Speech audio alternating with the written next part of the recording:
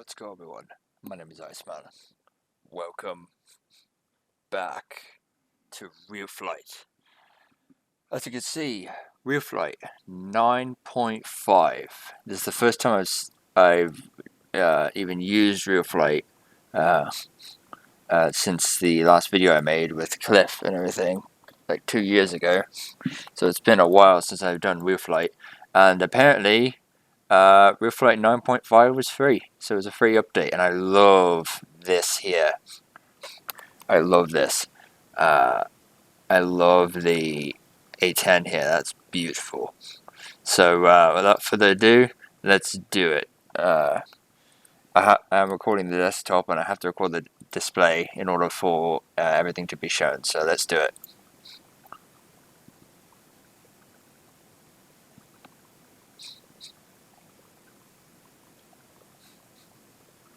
Come on. Oh, I forgot to plug it in. Let's plug it in real quick. There we go. So let's do it. We're going to be doing the training in this because I figure, might as well see everything about the product. So I'm going to do the training in this. Let me maximize that. Let's see. Tip of the day. Access using manual for flight, selecting flight health from the main menu, select an aircraft, choose scenario, select the flying site, take a lesson, watch a training video. I'm going to watch the training video. Oh, there's a lot. Interlake Elite. There's my old one.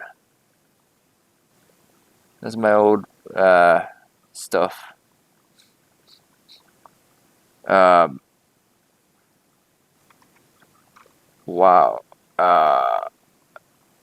We're going to be doing the training. We're not going to be doing much flying in this, I don't think.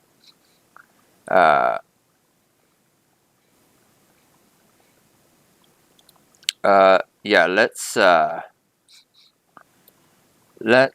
do the Real Flight overview. Real Flight, let's see. Real Flight, the one true choice for professionally accurate flight simulation. I'm not entirely sure if I'm allowed to do this or not, but yeah, let's do it. Alright, so I'm gonna look at the overview and everything. I'll be quiet. I'll mute my mic through the videos and then comment afterwards. Just so that way I don't make so much I don't annoy anyone who wants to watch this shit. So Real Flight overview, we're gonna do this first. Real Flight, the one true choice for professionally accurate flight simulation. I'm gonna mute my mic. What makes Real Flight the best RC simulator available? Over 80 aircraft and more than 30 flying sites with endless customization options. The most realistic physics model for a true-to-life flying experience. A controller that looks, feels, and operates just like your RC transmitter, and includes a reset button for resuming your flight in only seconds if you crash.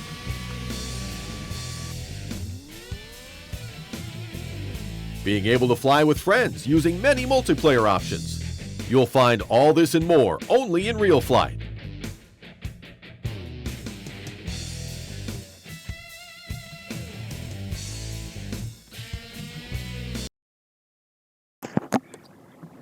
Next video starting in 70 seconds. Yeah, that was not bad. Yeah, it's what I expected. Look at the little video player here. That's nice. Expansion packs. 8 expansion packs to choose from. Collect them all. Oh, I'm going to at some point. Let's see what this is. Think you've experienced everything Real Flight has to offer? With Real Flight expansion packs, there's always more to explore.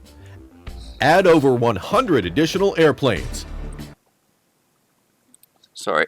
Damn it. Nearly 3 dozen helis. and almost 30 new flying fields ready to explore with your new aircraft as well as your old favorites. You can also download hundreds of flying sites and thousands of planes and helis for free at realflight.com. You'll always have new fields and aircraft to enjoy with RealFlight.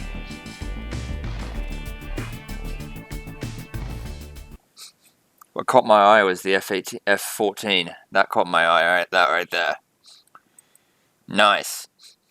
So now we're going to do guided tour. I know we're doing this out of order, but I'm going to do guided tour. Guided tour. Lee Marcus introduces RealFlight 6's features. RealFlight 6, that's old.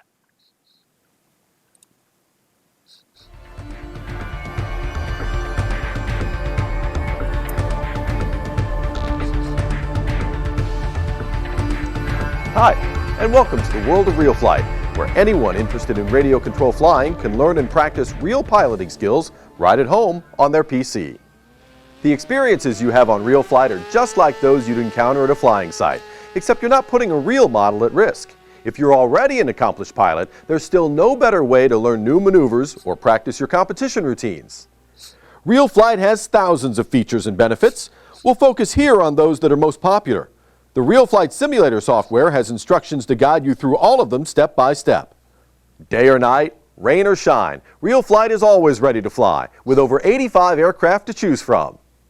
There's something for everyone. Gliders, helicopters, trainers, sport planes, biplanes, aircraft from both world wars, even a P-51. Hey, I'm on your side!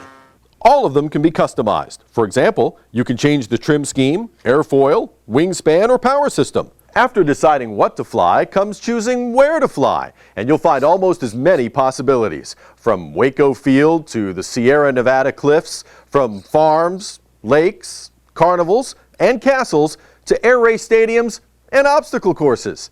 RealFlight includes over 30 flying sites, all with legendary razor-sharp detail. Like the aircraft, RealFlight flying sites can be customized with buildings, trees, and other objects. And your options don't even end there. More aircraft and flying fields are available separately in low-priced RealFlight mega packs and expansion packs. Not to mention the hundreds that you can download for free at realflight.com. Do the math. There are literally thousands of unique simulations to try out on RealFlight. The possibilities are endless. But as impressive as that is, there's more to RealFlight than variety. It's also the perfect pilot training tool. RealFlight can teach you how to fly with confidence, while that trainer you bought stays safely on the ground. Until you're ready for it, that is. Learn how to make a smooth takeoff and landing, even how to hover a helicopter, with no risk of damaging your real model. You'll save yourself some time, money, and worry when you master the basics here. After you've grown beyond the basics, practicing on RealFlight will keep your skills sharp in any weather or season. Graduating to more advanced maneuvers comes easy with the help of RealFlight's training aids. Virtual flight instruction provides coaching from acclaimed pilots, along with videos that demonstrate proper stick movements. Some modelers are a little intimidated by helicopters. You don't have to be one of them. From hovering to advanced aerobatics, learn it all safely on your computer with RealFlight. That was awesome. Sure, crashes still happen. In fact, RealFlight models react to impacts with brutal honesty, and that's a good training tool. Aren't you glad this lesson came on RealFlight? Yep. RealFlight's remarkable accuracy even includes its controller. The Interlink Elite controls nearly every function of the software. You'll never have to juggle your keyboard and mouse. Holding the controller, you'll literally feel the realism. It's based on a Futaba transmitter, complete with digital trims. Best of all, it's the only RC flight simulator controller with a reset button. If you crash, one press gets you right back into action, no reprogramming needed. Want to study a specific moment from your last flight? The controller lets you rewind, fast forward, and pause. A great way to learn from mistakes. To fly some RC simulators, you have to use the same transmitter that you take to the field. You can do that with RealFlight, but the Interlink Elite saves a little wear and tear on your radio equipment. And it lets you enjoy RealFlight with another pilot at the same time on the same PC. Using a built-in interface, one pilot flies with his own transmitter while the other uses the Interlink Elite. Only RealFlight allows that. And RealFlight offers so much more. Check out this night flying feature. And the water takeoffs and landings. The timer gadget is handy for sailplane countdowns, while the Sky Grid is a neat tool for practicing perfectly timed symmetrical maneuvers at home. Movable camera angles provide a variety of perspectives on the action. With first-person video, you're right in the cockpit, enjoying a true pilot's eye view. RealFlight gives you control over flying conditions, like wind speed and turbulence, to practice for facing those same conditions out at the field. Need a break from serious flying? Try your luck at the fun combat features, including dead ringer, streamer cut, and paintball.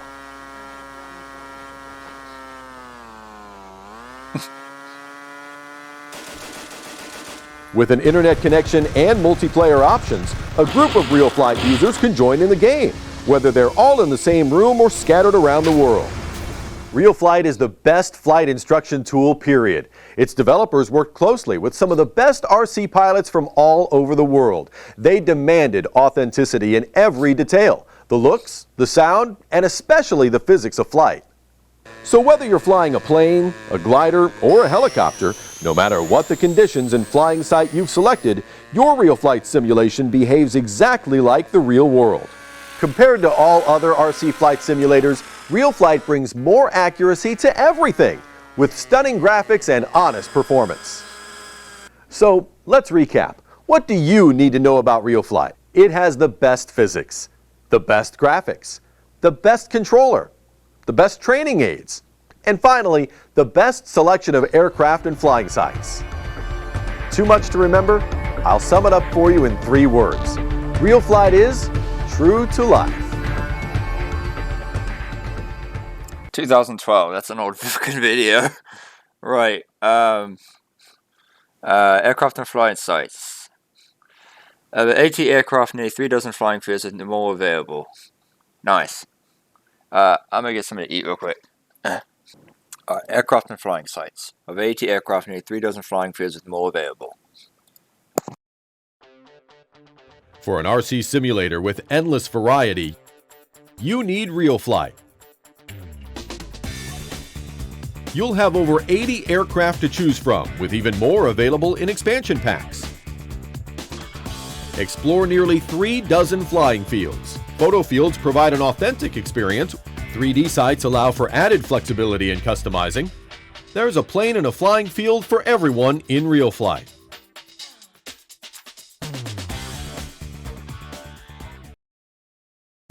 I already knew that. Collisions. Actually, we'll do those. We'll do these last. Customization. Endless customization options for your aircraft and flying sites. With its endless options for customization, Ah, damn it, sorry. there's always something new in RealFlight. Each of RealFlight's 80-plus aircraft can be customized with different trim schemes, airfoils, and power systems. And you can customize the flying fields too. Add and arrange obstacles and scenery for a unique flying experience every time.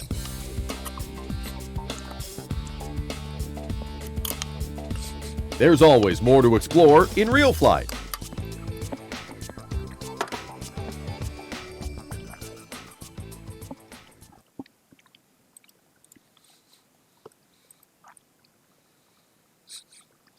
First-person view and movable camera. Experience RC flying from the pilot seat, mounted cameras, and more. Only thing I don't like about the first-person view is that you can't move the camera in the first-person view. You can't, like, move to the left or right or anything like that. It's only straight on, and you can't move up or down or anything, so you can't see. Put yourself in the cockpit of your favorite RC models with RealFlight. RealFlight lets you experience RC flying from the pilot seat.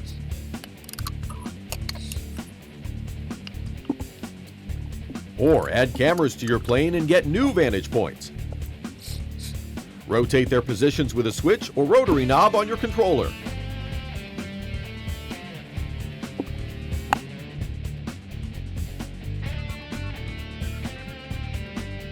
You can count on RealFlight for a unique perspective on RC flying.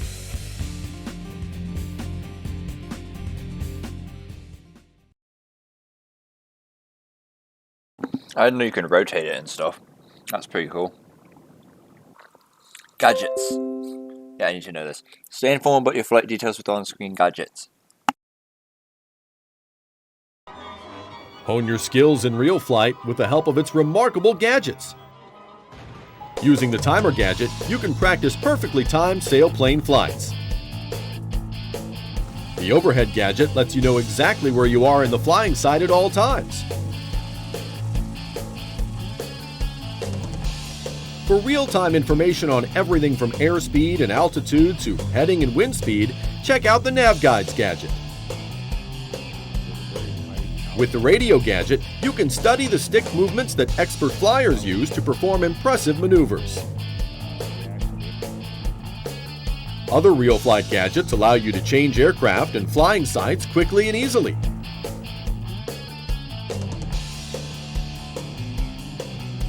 These gadgets and more give you the tools you need to become the best pilot you can be.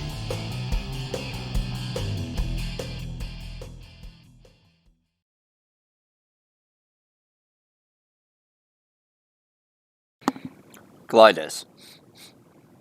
Soar to the skies with advanced thermal modeling, bungee launch, aerotow, and more. Ooh, that's new. Aerotow. Nice. Soaring is better than ever in real flight. The advanced thermal modeling of real flight makes soaring and gliding more realistic than ever before. And be sure to check out the launch options. Choose a bungee launch, or select an aerotow to be towed and released at altitude automatically. Either way, you'll be soaring to new heights with real flight.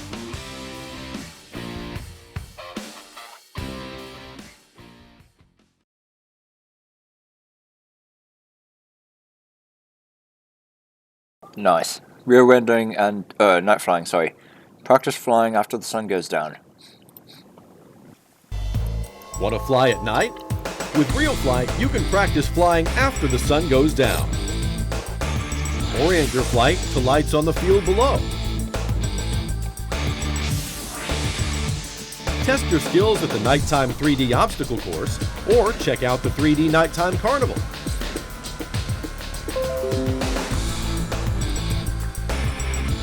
Real flight adds incredible variety to your flights, and night flying is just one example.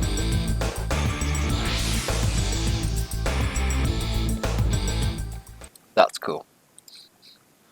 Rear rendering with and depth of field. Incredible attention to visual detail with rear rendering and depth of field. For the most realistic looking RC flight simulations, nothing compares to real flight. Turn on real rendering for added detail.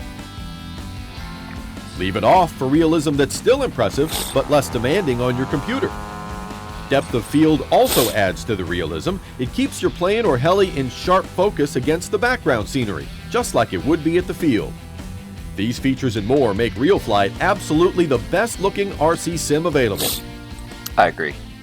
There's another sim, I don't remember what it's called. I think it's called like, fuck, I don't remember what it's called. Let's see, let me look it up real quick. Real flight versus 9 versus there's another sim. I don't remember what the other one's called. Damn it. There was another sim that I heard about a long time ago and I don't remember what it was called. Whatever. Anyways,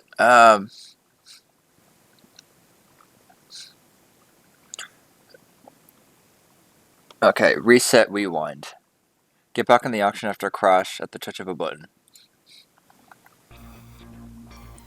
Exclusively in real flight, the reset button keeps you in the action.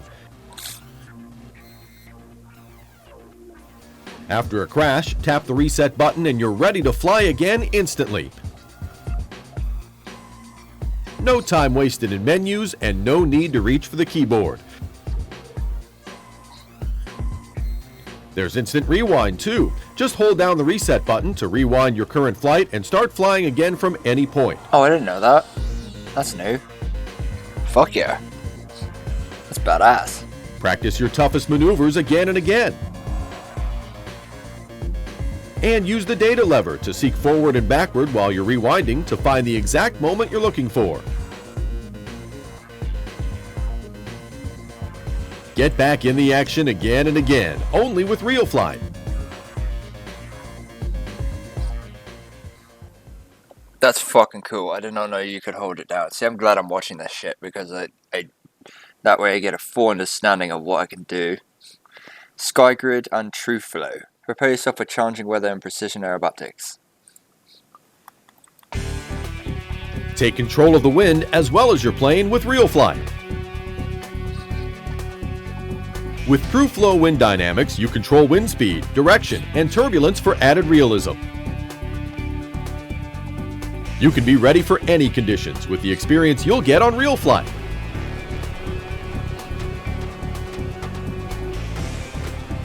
And using the Skygrid, you can also practice flying perfectly symmetrical maneuvers. How? RealFlight gives you the tools to prepare for everything, from challenging weather to precision aerobatics. How the fuck do you use a Skygrid?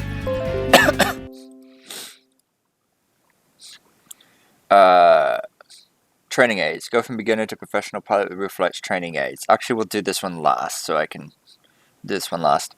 Water takeoffs and landings. Actually, no. Yeah. We'll do this, then this, then this, then this. Water takeoffs and landings. The most realistic water takeoffs and landings of any RC simulator. Want to fly seaplanes? RealFlight offers the most realistic water takeoffs and landings of any RC simulator.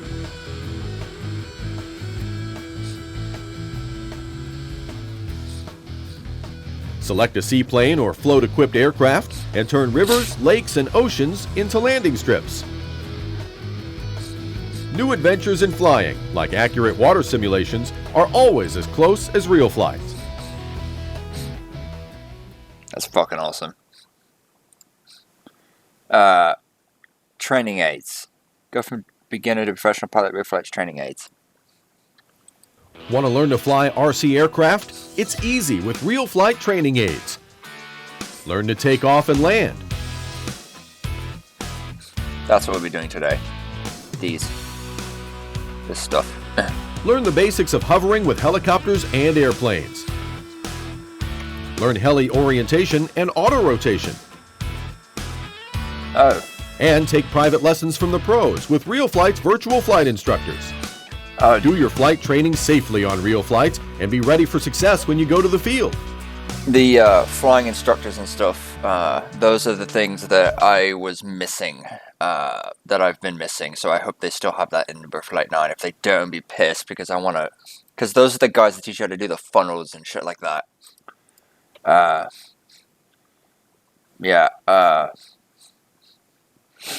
Last two videos of this anyway. Collisions. Full coverage collision detection for the most realistic crashes. Want to see exactly what would happen in real life if you crashed? Without having to spend time and money on repairs? Then you need RealFlight RC Flight Simulator. Ow. The full coverage collision detection feature in RealFlight covers every aircraft with hundreds of sensor points. As a result, RealFlight models react to impacts with brutal realism.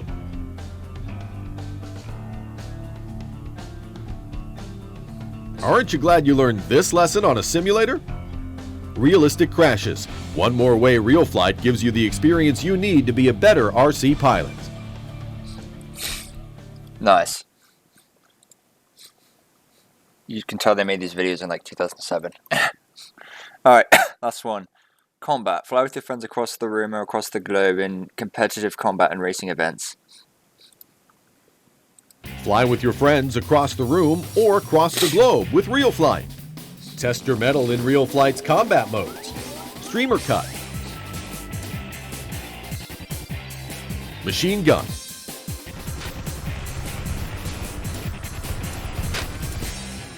Rocket.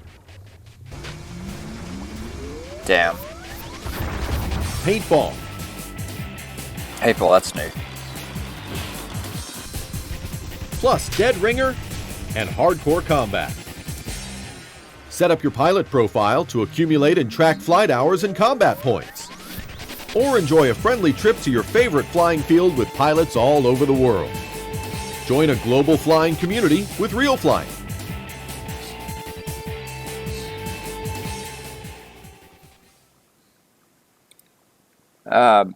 Alright, so that's all that. Now, training. Interlink Elite. Interlink Elite controls so much more than the aircraft. I don't have this. I got a bit, obviously a way better version, but we might as well watch this anyway.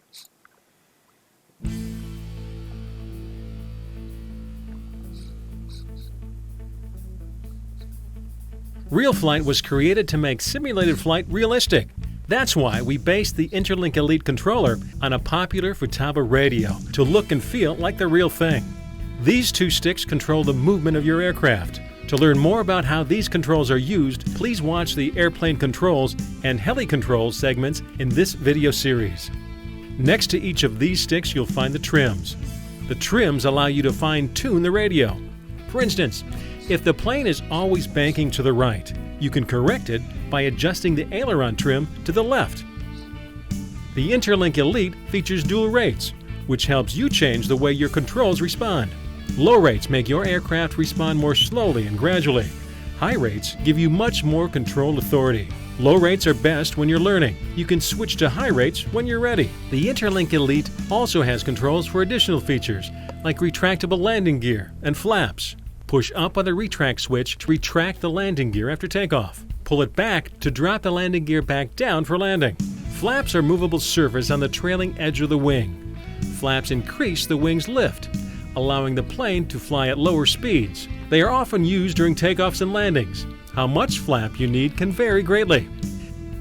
This rotating knob lets you dial in as little or as much as you need. The dual rate and retract switches on the Interlink Elite serve other purposes too. In combat flying, the dual rate switch also fires weapons. The retract switch lets you release clouds of thick, billowing smoke. The Quick Select panel is unique to the Interlink Elite and is full of conveniences. If you crash, just press the reset button, and you're instantly back on the runway, ready to take off. You can also hold down the reset button to rewind to any point in your current flight and start flying again from there. The Quick Select panel is also the fastest way to choose aircraft and flying sites. To change planes, press the Menu Select button, and you'll see the Quick Select tabs. Use the data lever to highlight the aircraft icon. Press Menu Select again, and you can see all your choices. Scroll through the list with the data lever, then press Menu Select, and you'll be on the runway with your choice. You can change flying sites the same way. Press Menu Select, highlight the runway icon, and press Menu Select again. Make your choice, press Menu Select a final time, and the selected flying site will be loaded. You can press the Cancel button to exit the Quick Select menu and cancel any changes. When you're ready to fly, reach for success with Real Flight and the Interlink Elite. That's a different Interlink Elite than mine. Oh, than my old one. Before we continue, I do want to check. Well, actually, no, we'll just finish these, and no, I'll check it before I forget.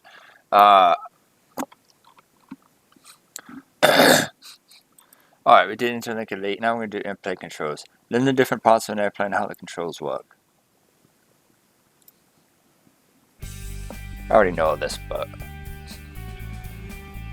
yeah, I might as well just watch it just so I can have it. Like most new pilots, you're probably anxious to fly like this.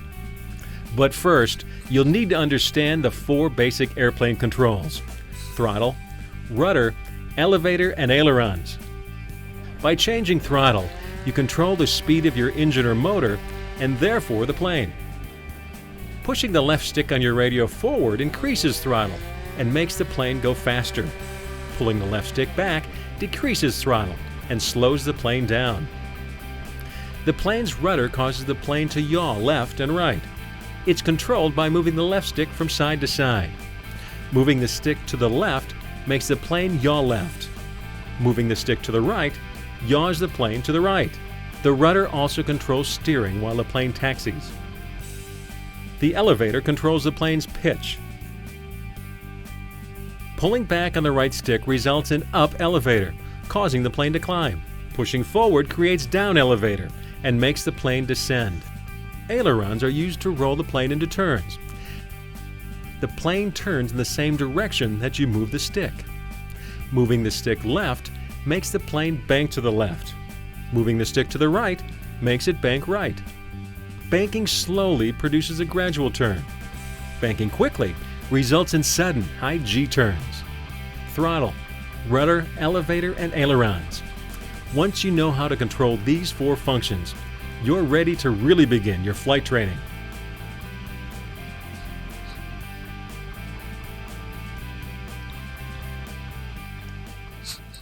That was a very good video. That explained it perfectly. The only constructive criticism I would have is when he said, use aileron right to turn and shit like that. He should have said that in some planes, to actually, because the road just banks, to actually turn, you bank and then pull back on the elevator just a little bit. He should have said that. But other than that, it was perfect. Airplane takeoffs. Practice these tips, you'll master the basic skill in no time.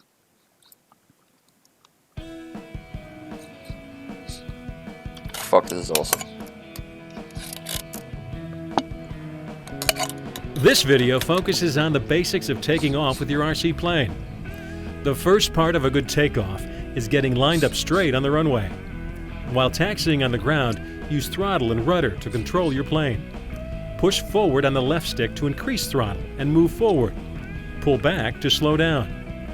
By moving the left stick to the left and right, you can move the rudder and nose wheel, making the plane turn. In general, taxiing requires only small stick movements. Once you're centered on the runway, take a big breath and ease the throttle forward. Use the rudder to keep the plane moving straight. Increase throttle gradually. Once you're up to speed, pull back very gently on the right stick to add up elevator. The plane will lift off the ground. Hold a slight amount of up elevator to maintain a gentle climb and result in a successful takeoff. With practice, you will gain confidence and takeoffs will become almost automatic. For more help with the basics of flying, be sure to watch our videos on landing and turning.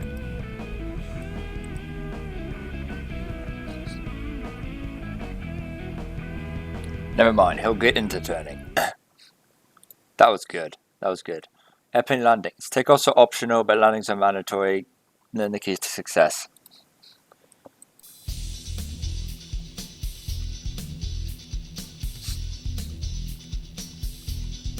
In this video, we'll cover the basics of landing an RC plane.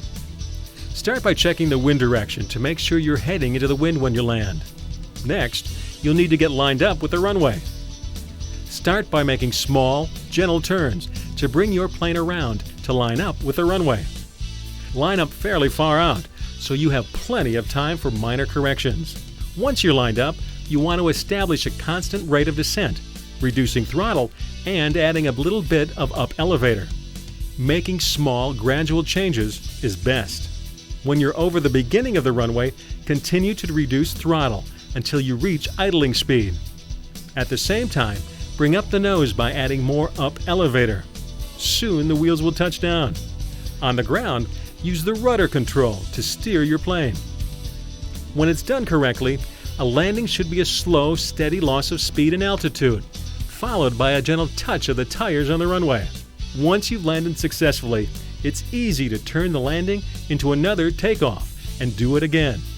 Flying touch and goes, landing and taking off repeatedly, is a common way to build experience and skill in a hurry. As with taking off, learning to land well right at the start will pay off in confidence and faster progress down the road.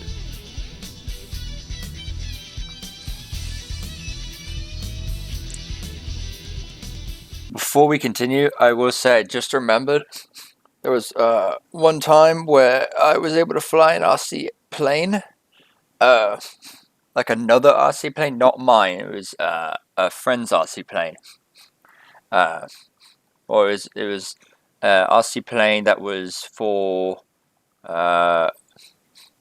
a friend, his kid, and he had me fly it for the first time. I was the first one to take it off and stuff like that.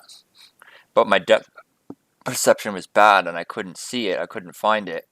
I couldn't see it, and I just took off. But then I turned to the right, and it went out of my view, and I ended up landing it blindly, not even seeing it at all. I landed it blindly, like I had it in a bank, and it started to do this, and as it did this, it went behind some bushes, and then I thought, oh shit. So without even seeing it, I leveled the wings and I landed. No damage at all. No damage at all. And yeah, that was pretty damn cool. The fact I was able to do that. Alright, so turning airplane. The fundamentals of a good turn-up are more than just banking the airplane. Yep.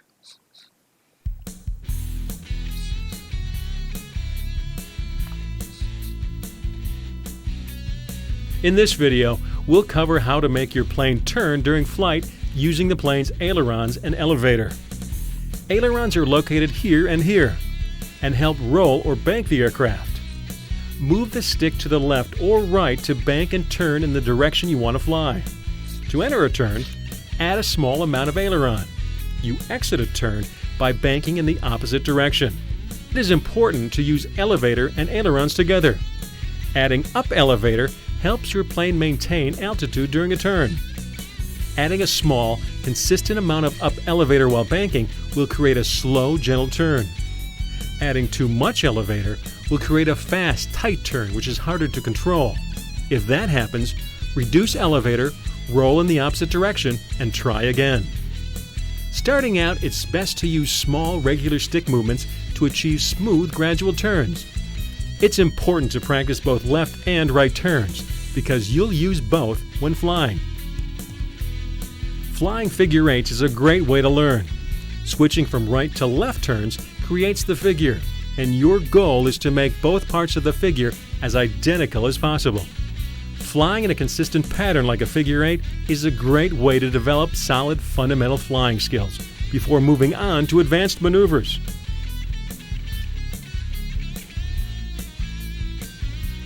One thing he needs to say also is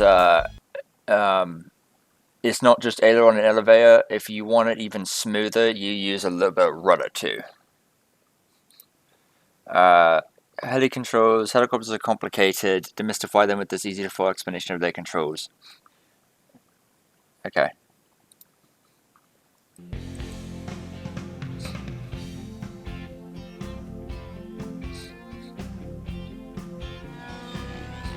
Go to a field or a flying event and you'll be amazed at what a pilot can make a heli do.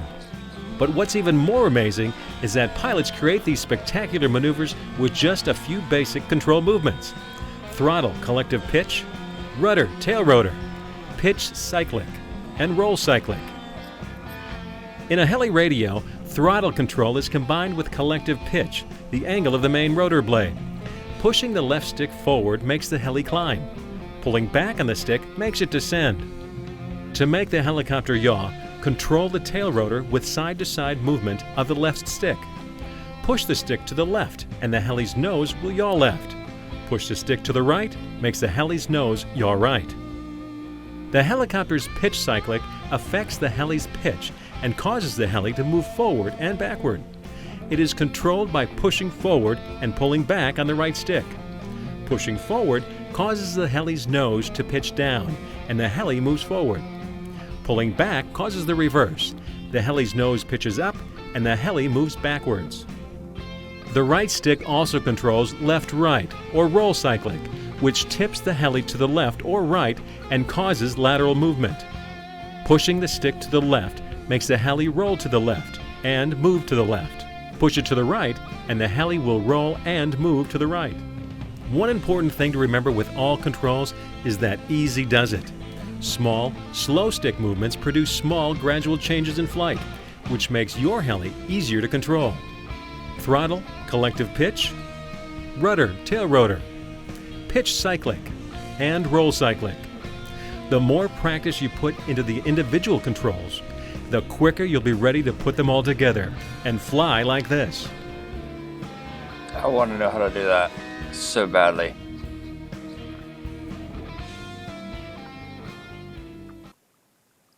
I want to know how to do that shit so badly. Not gonna lie. Shit's fucking awesome. Anyways, so we're done with all that. Oops. Now, welcome screen. Take a lesson. Oh, it's the basic flight training, right? So training. New, classic.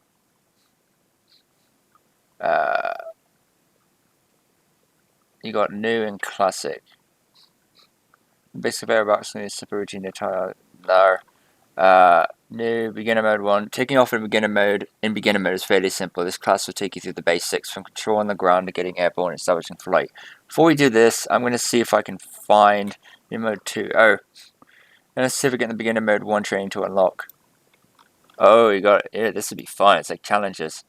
One thing I want to find is this here. Where is it? Yeah, training aids. With Real Flight's virtual flight instructors. This. The virtual flight instructors. Where is that? Instructors. With Real Flight's virtual flight instructor. Yeah, where is that?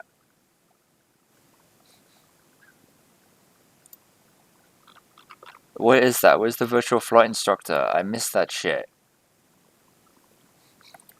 Let me look up, see if I can find it. Yeah, I have no fucking idea. I think the only training we have is this, so I'm gonna go through all the training in this. So beginner mode 1, take on beginner mode speed, symbols, trust through the basics, control the ground, getting aboard and establishing flight. Okay. So let's do it. Oh, so you have multiple things. Okay. Beginner mode 1. Okay. Taxi. In order to take off successfully, you need to be able to control the aircraft on the ground. This is called taxiing, and this lesson will teach you how. I already know how to do this, but let's do it. Actually, yeah. That's fine. Let's do it.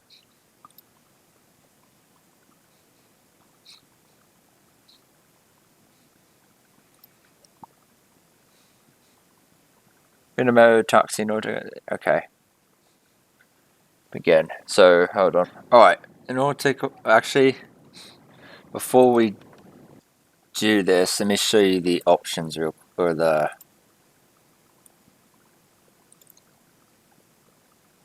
me show you what I got for this. So, I have everything as such. Okay, that's what we got. Just so you know. And I turn this off, whatever that means.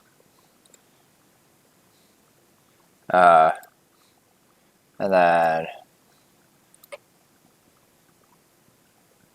yeah, right. So flight training. Mode 1, taxi. Begin. All right. Begin. So welcome to our first lesson for flight training, and before we can take off we have to start by taxiing, and so we're going to use the left hand stick here, which controls the rudder. You can see the rudder moving back and forth, and also the nose wheel is moving back.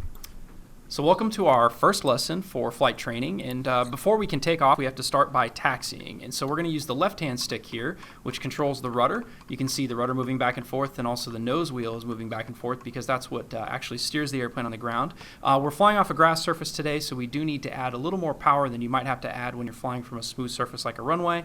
In this case, you can see I can bring the throttle up until it's just starting to move. It takes a little more throttle again than you might expect. And then once it's rolling, we can move the stick to the left. The airplane will turn to the left. We can move it to the right. The airplane will turn to the right.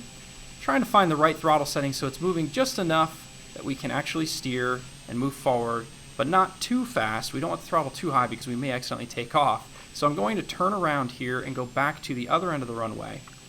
Taxi down there. So that way we can set up for a takeoff.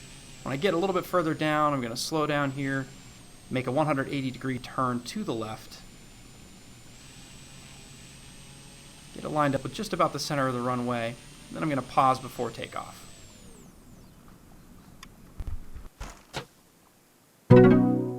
Lesson 1 complete. Congratulations. Alright.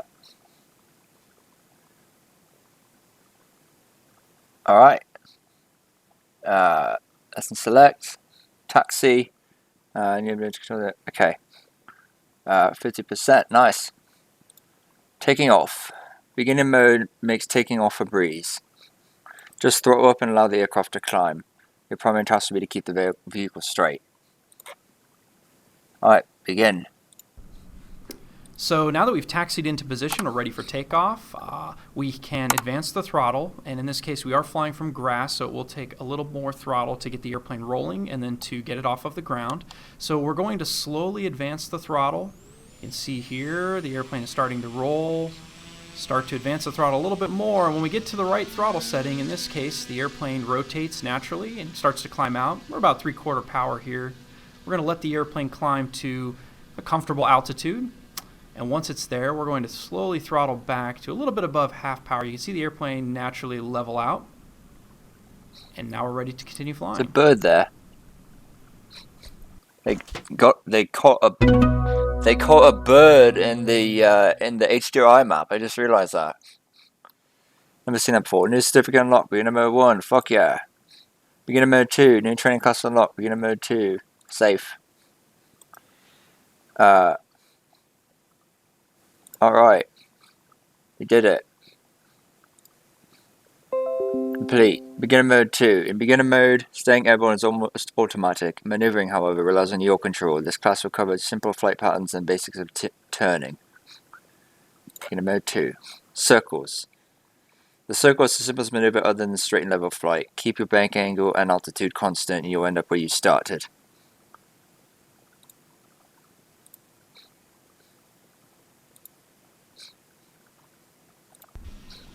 So now we're going to make some Damn it. turns. So in this case, I'm going to start a nice left-hand turn. So now we're going to make some turns. So in this case, I'm going to start a nice left-hand turn. Fucking Keep goddamn it it. somewhat shallow. Sorry. Fucking goddamn it. So annoying.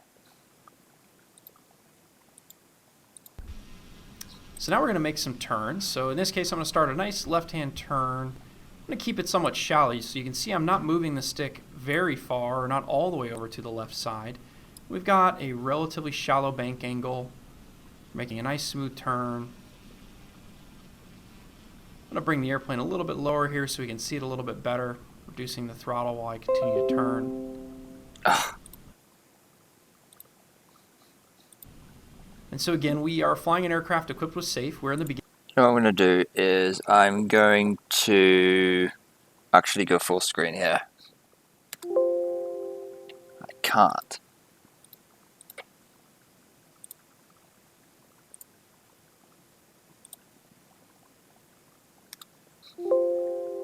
There we go. Right, so how do I change... I don't know how to change the modes. But, I have no idea how to change the modes. But whatever. Yeah. To go here. You have to just guess where it is, because I can't actually see it. I have to guess where it is. So flight training. I don't know if any... Yeah, let's do it. Circles. So now we're going to make some turns. So in this case, I'm going to start a nice left-hand turn. I'm going to keep it somewhat shallow, so you can see I'm not moving the stick very far, or not all the way over to the left side.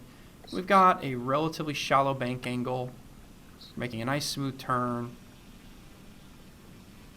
I'm going to bring the airplane a little bit lower here so we can see it a little bit better, reducing the throttle while I continue to turn. And so again, we are flying an aircraft equipped with SAFE. We're in the beginner flight mode. And when I move the stick all the way to the left, you can see the aircraft banks tighter to the left. So the turn is tighter. I'm also having to pull a little bit of up elevator to keep the airplane from descending.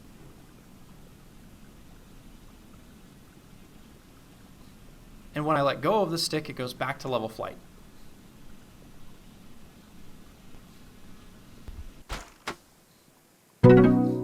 Nice. Lesson 1 completed. Congratulations. Next lesson. This lesson turns in safe beginner mode. This lesson gives you a quick primer on the differences between turning in beginner mode and turning in experience mode. More information on experience mode is available in a later class. Fuck yeah, finally, I'll be able to tell how to fucking turn this shit off. Gives you I learned what this button was. This button up here. It's the panic button. I don't know what that means, but it's the panic button. If a plane is equipped with panic, it will. If a plane is equipped with panic support, you can hit that and it will panic. I don't know why you would do that, but it's there. Now that we've reached a comfortable altitude, I'm going to turn the airplane around here so it doesn't fly too far away. I'm also going to take this opportunity to point out that we're flying an aircraft equipped with SAFE technology, and we're flying in the beginner flight mode. And the reason that's important is because you can see here when I move the aileron stick all the way to one side, I can just make a nice smooth turn. The airplane does not roll upside down. Now if I switch to the experienced flight mode, you can see the airplane will roll all the way upside down. Now I'm going to switch back to beginner mode, and I go back into an angle limited turn. So in beginner mode, we have bank angle limits and pitch angle limits. And those angle limits keep the airplane from rolling upside down and going out of control. So also in beginner mode, when I let go of the stick, the airplane goes right back to level flight automatically. Oh, nice. In the next lesson here, we're going to talk about how to make some turns. Actually, I'm going to replay that because I don't know what he used now that to we've reached turn a it off. aircraft equipped with SAFE technology, and we're flying in the beginner flight mode. And the reason that's important is because you can see here when I move the aileron smooth turn, the airplane does not roll upside down. Now if I switch to the experienced flight mode, you can see the airplane will roll all the way upside down. Now I'm going to switch back to beginner mode, and I go back into an angle limited turn. So in beginner mode, we have bank angle limits and pitch angle limits. And those angle limits keep the airplane from rolling upside down and going out of control. So also in beginner mode, when I let go of the stick, the airplane goes right back to level flight automatically. And the next... So...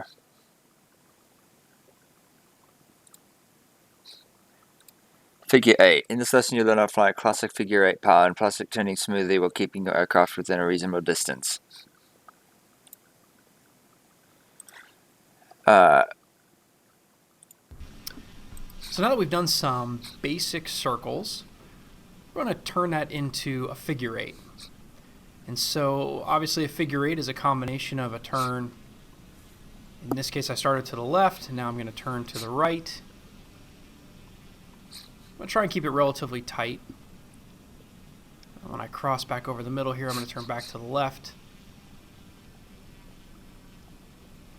And during the process of this, you can adjust your bank angle, how much aileron input you're giving.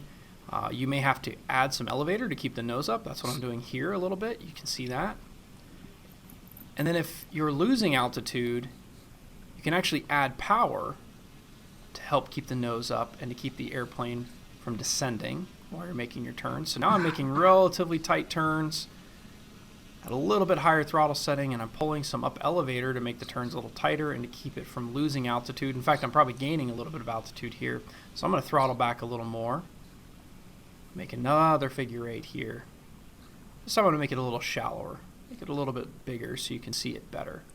And so I'm using a combination now of the elevator, a little bit of throttle to keep the airplane from descending and also keep it from climbing too much as well.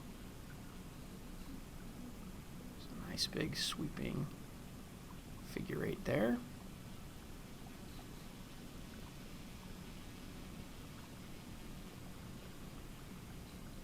So the goal is to try and maintain altitude the best that you can using that combination of throttle and elevator to make a figure 8 at the same altitude.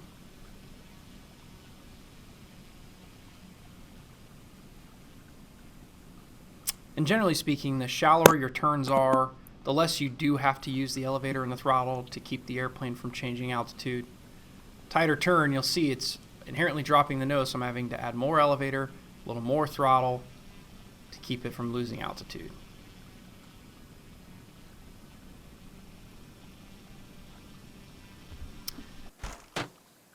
It's 3 completed. Congratulations. Nice. Next lesson. That was easy. Beginner mode 2. Racetrack button. Traffic button.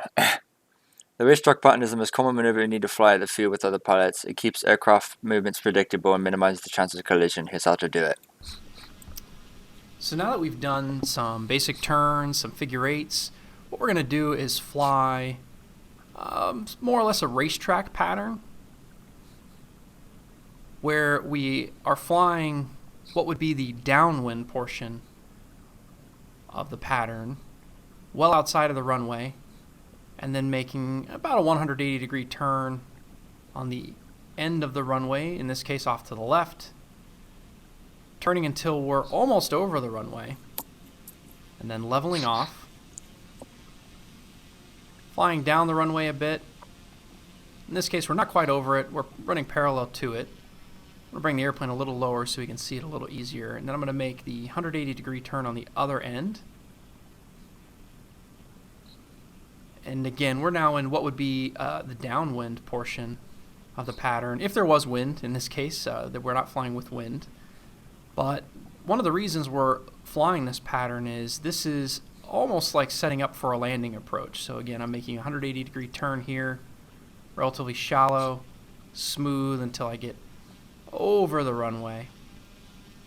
Then I'm going to level off. I'm going to fly that pattern one more time, and I'm going to go a little bit further on the downwind portion. So that way I make my turn to upwind and over the runway further down, just as though I was setting up for a landing approach. So I'm flying a bit further out, further down. Now I'm going to start my shallow left-hand turn here. And you'll be able to better see the runway and the airplane relative to the runway now. And so in this case, I'm about over almost the center line of the runway, maybe just a little bit outside of it. So it's really important to practice these racetrack patterns, both for making landing approaches, and then also when you're flying with other people, it's good if you guys all fly the same pattern. So you fly the upwind portion over the runway or just outside of the runway, and then you make your left-hand turns in this case. You would turn out beyond the runway, and then again make a left-hand turn in toward the runway. Turn a little tighter this time. And there I am, over the runway. New certificate unlocked, beginner mode 2, nice. New training class unlocked, beginner mode 3, nice. That was utterly boring. I was honestly bored sick with that, because it was so easy. Beginner mode 3, using the pilot assistance features of beginner mode, this class will teach you to set up your approach and land the aircraft. Setting up your approach. The key to a good beginner mode landing is your approach. When set up correctly, the actual landing becomes much easier. This is how to make that happen.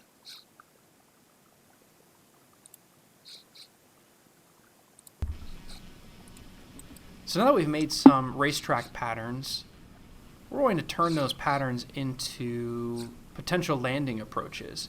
So in this case, I'm flying what would be the equivalent of our downwind leg here. And first I'm going to show you what happens if you don't go out far enough before you make your turn onto final or onto the upwind leg. So I'm going to turn a little bit shallow here.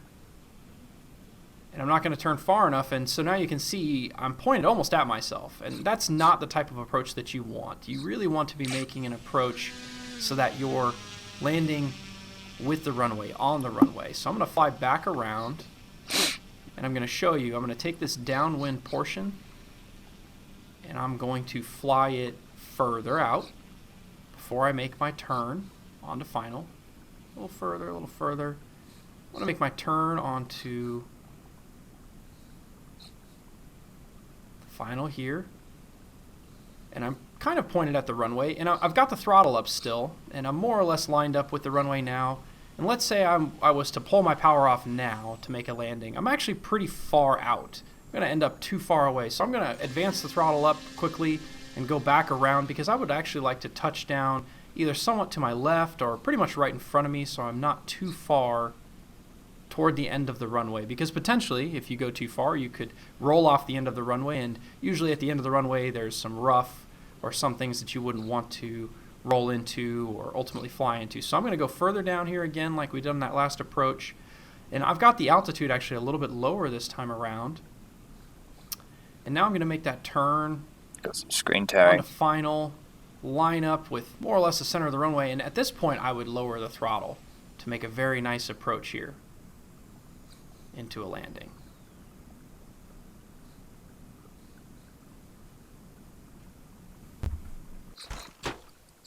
Alright, before we continue, I'm going to do two things. One, I'm going to test something. I'm going to test if you hold reset, you do the rewind. If I hold spacebar, do I do the rewind? No, I do not. Okay, whatever. Let me see to that.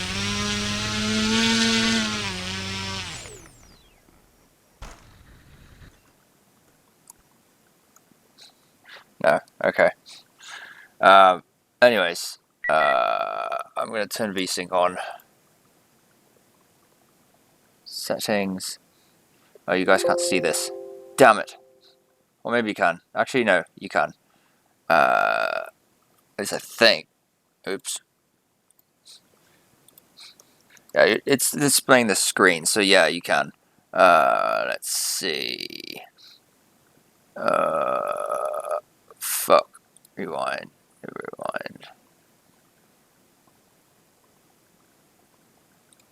Let's say. I would say no for that. Safety alerts. Let's see. 200 suggestions, yes. Camera, no. Fuck, what do we need? Oh. Quality. Physical sync. Image tearing.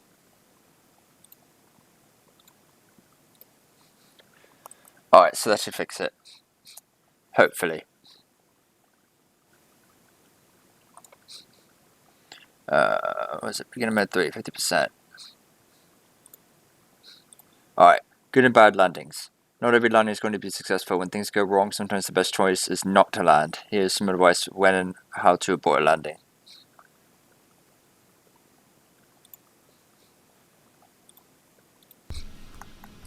So in the last lesson we showed you making approaches and making a nice smooth landing. Much better. In this case, we're going to show what would happen if you Much better. don't necessarily have yourself lined up for a good landing. And Never you know, screen oftentimes tearing. when you're learning to fly, Never your screen first few tearing. landings That's won't good. be great. And sometimes it's better to abort a potentially bad landing and to go around Let than me it is to try and rewind, because I was talking. make it. So in the last lesson we showed you making approaches and making a nice smooth landing. In this case, we're going to show what would happen if you don't necessarily have yourself lined up for a good landing. And you know, oftentimes when you're learning to fly, your first few landings won't be great, and sometimes it's better to abort a potentially bad landing and to go around than it is to try and make it a landing. So in this case, I'm coming in kind of the wrong angle, a little too fast. And let's say I'm going to bounce very hard. I'm going to go ahead and advance the throttle quickly. Rather than let the aircraft continue bouncing, I advanced the throttle, pulled back on the elevator stick, and flew out of that approach into a bad landing. Now I'm going to go around and make a better approach and make a better landing. But what I will also demonstrate here is what would happen if I did not flare. So right before, I'm going to let the airplane come down naturally on its own. You can see it kind of bounces into a landing. It actually wasn't much of a bounce, but it wasn't as smooth of a landing as we could make if we were to flare the aircraft. So I'm going to take off really quick, fly into a quick approach here. And this time, before the aircraft touches down, I'm going to pull back gently on the stick to flare the airplane. On the elevator. That'll help get the nose up. get the airspeed down just a little bit lower so it touches down softly. So I'm pulling the throttle back, and I'm just starting to pull back on the elevator. You can see it lift the nose gently and see how smooth it's set down and soft it's set down. So that flare is very important to have to make a very good landing. New certificate unlocked. Beginner mode 3. Nice. New training class unlocked. Experience mode 1. Yes. Hell yeah. Now for the fun stuff. Actually, we have this here. We have Habu beginner mode, whatever that means.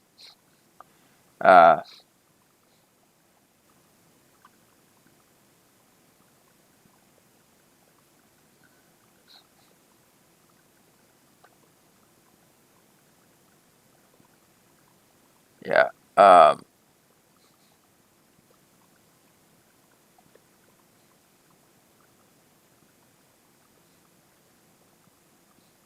You know what? Let's do this a little bit out of order. We'll do the Habu after we do the experience mode. We're going to do this. Actually, we're going to do safe technology. Safe technology. Safe technology provides multiple modes of assistance to new pilots. This class will teach you what to expect from each mode. Yes, that's what I need.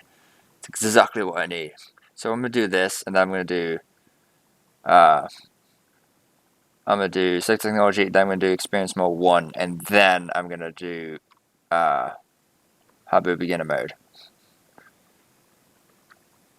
So safe technology. Let's do it. Yaw, where the control isn't very different between beginner and experience mode, but it's worth taking a look at the differences. Fuck yeah. Actually, you know what? I'm going to go back and do the experience mode, just get to the flying, and then I'm going to do safe technology. So experience mode 1. Experience mode, the airplane will not help you stay aloft. If you're not prepared, you may crash. This class will cover what to expect while flying in experience mode.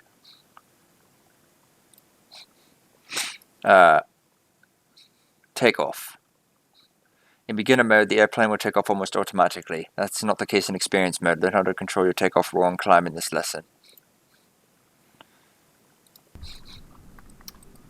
So in this lesson, we're going to show you the difference between taking off in the beginner flight mode versus taking off in the experienced flight mode. So in the beginner flight mode, and you guys may see this, as you add power, the elevator actually moves upwards a little bit. When I want to take off in beginner mode, I basically just need to advance the throttle a bit above half, roughly 3/4, and the airplane will naturally fly off the ground pretty much on its own. So here I'm going to start advancing the throttle.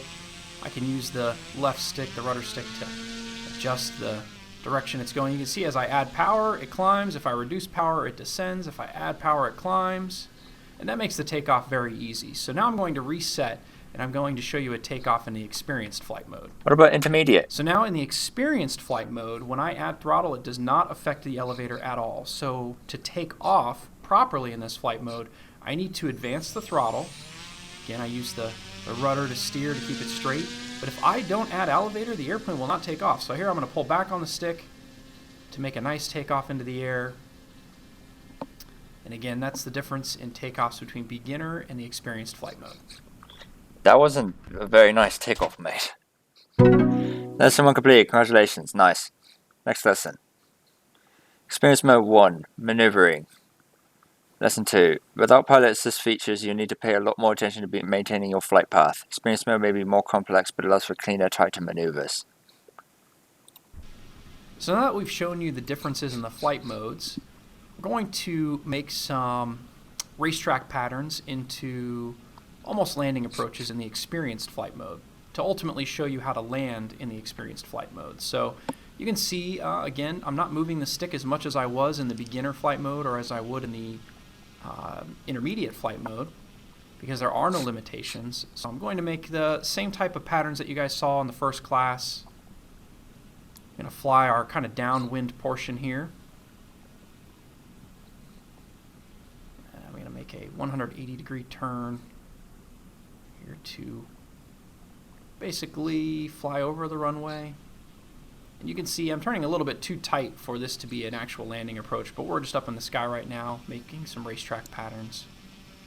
Fly straight for a bit. Another 180-degree turn here. So you guys can see I'm not using a lot of aileron nor a lot of elevator input. I'm taking and flying the airplane back to level effectively. So I'm flying downwind. I'm going to go a little bit further this time to set up for what would be a much better potential landing approach. Make a nice shallow left-hand turn here until I'm more or less over the center line of the runway.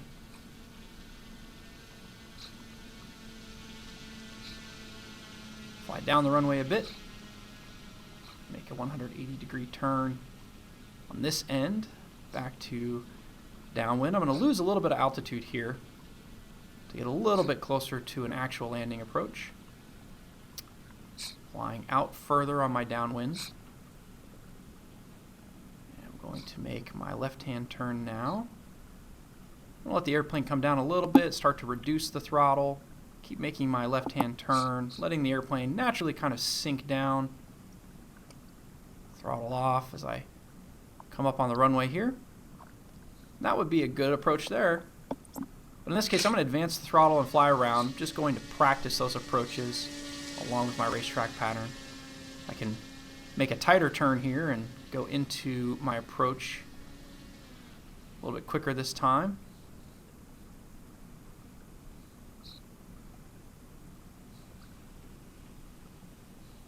See, I'm flying around here.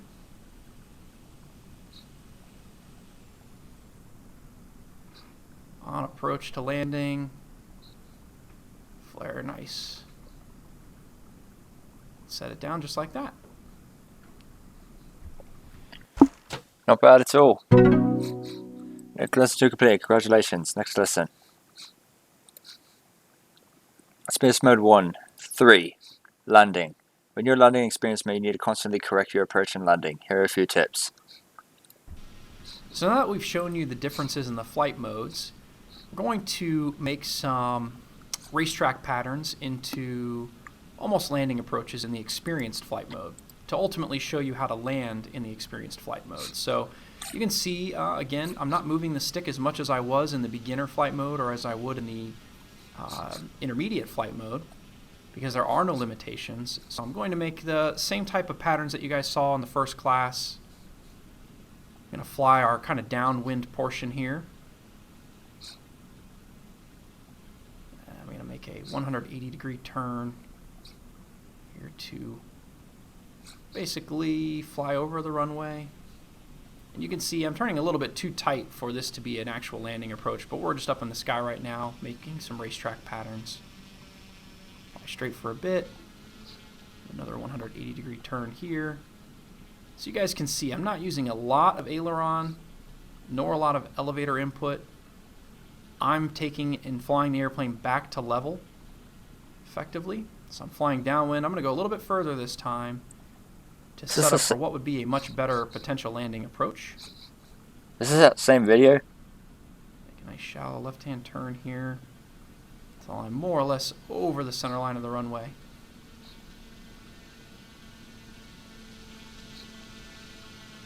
Fly down the runway a bit. Make a 180-degree turn on this end back to downwind. I'm going to lose a little bit of altitude here to get a little bit closer to an actual landing approach. Flying out further on my downwind. And I'm going to make my left-hand turn now. I'm going to let the airplane come down a little bit, start to reduce the throttle, keep making my left-hand turn, letting the airplane naturally kind of sink down. Throttle off as I come up on the runway here. That would be a good approach there.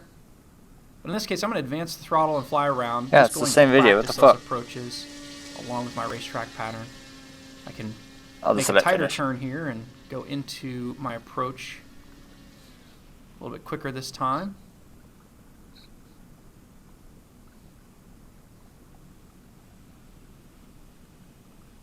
See, I'm flying around here.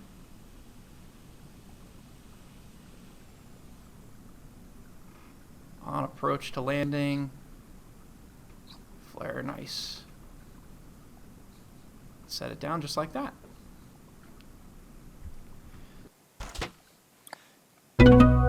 Experience mode new certificate unlocked.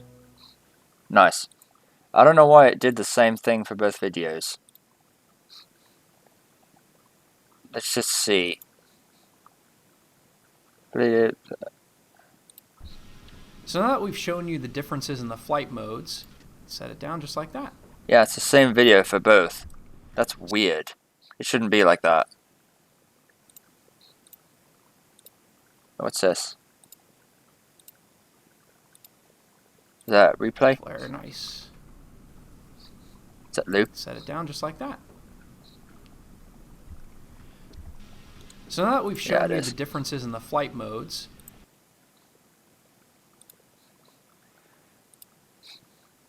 Landing. Your landing experience menu needs constantly correct your approach and landing. Here are a few tips. So now that we've shown you the differences in the flight, set it down just like that. Yeah, it's the same thing. I don't know why. It shouldn't be like that.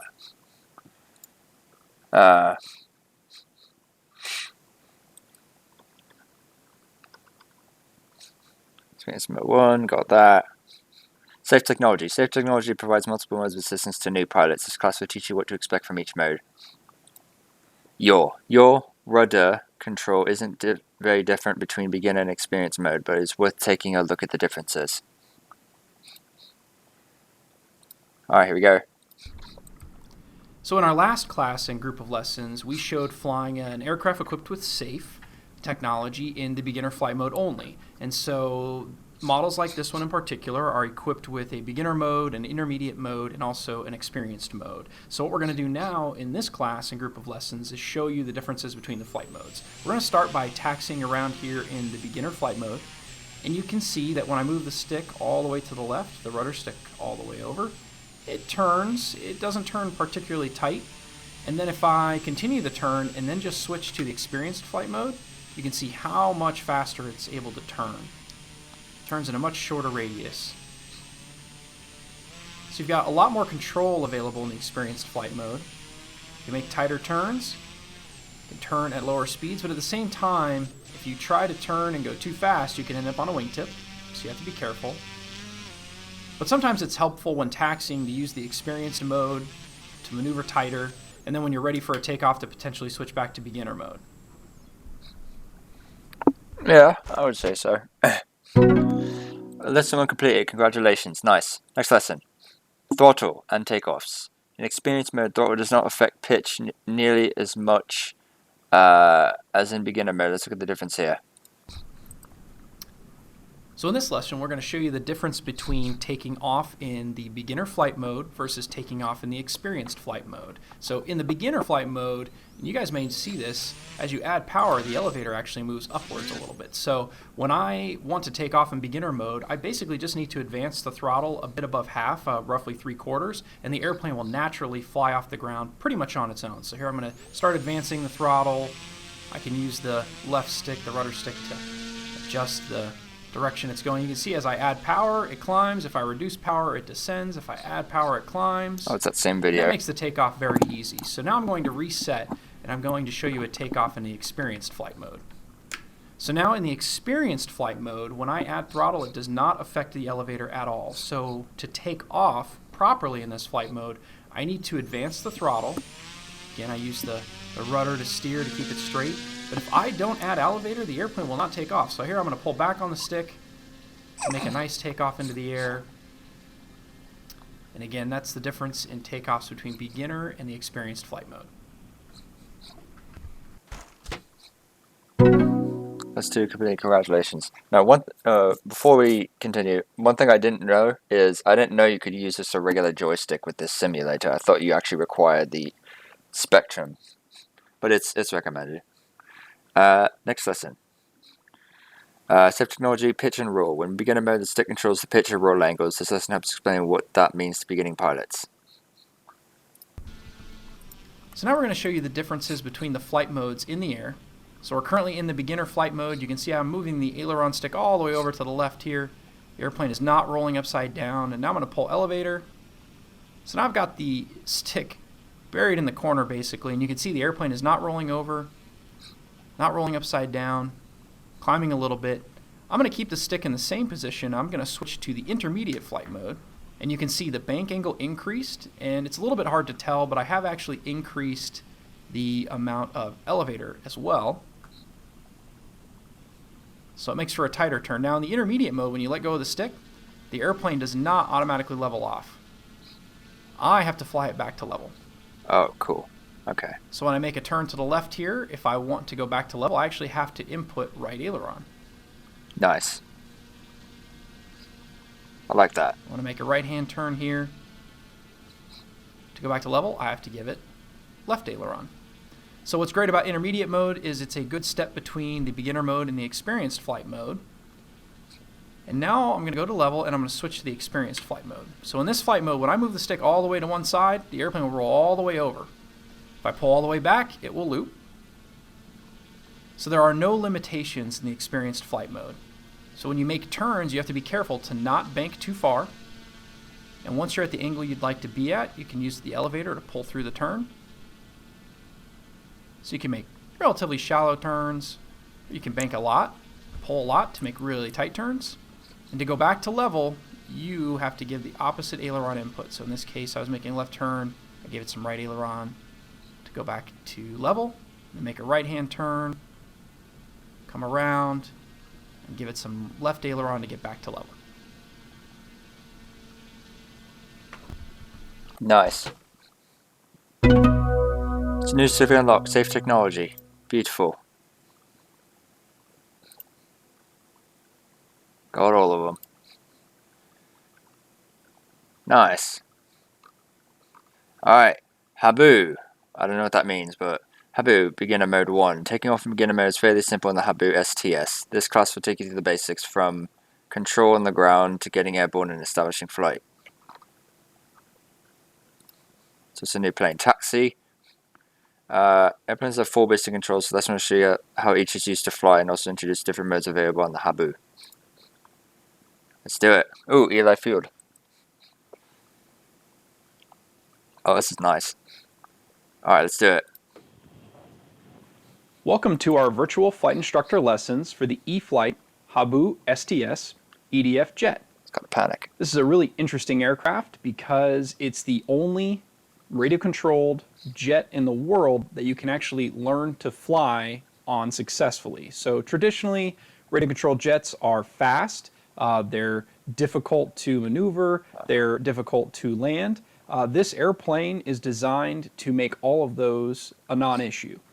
It's not only the easiest jet that I've ever flown as an experienced pilot, but it's also as easy, and if not even easier to fly than many traditional trainer aircraft. So the engineers did a fantastic job on designing the aircraft to make that possible.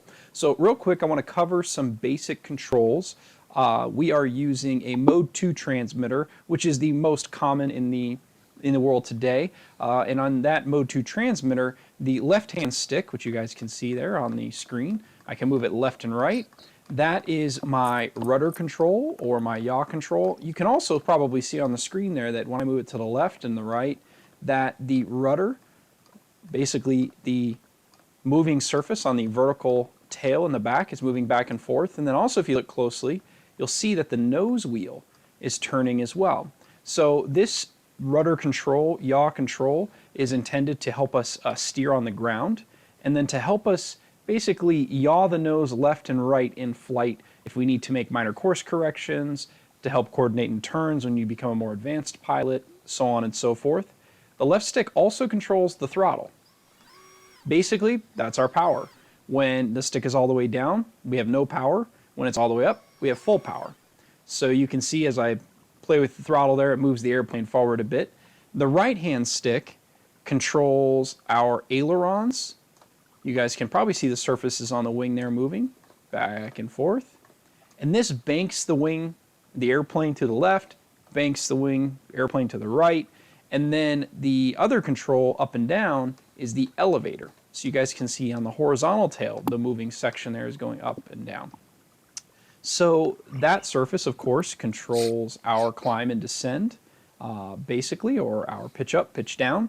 And a very interesting fact, when you pull back, that is up. When you push forward, that is down.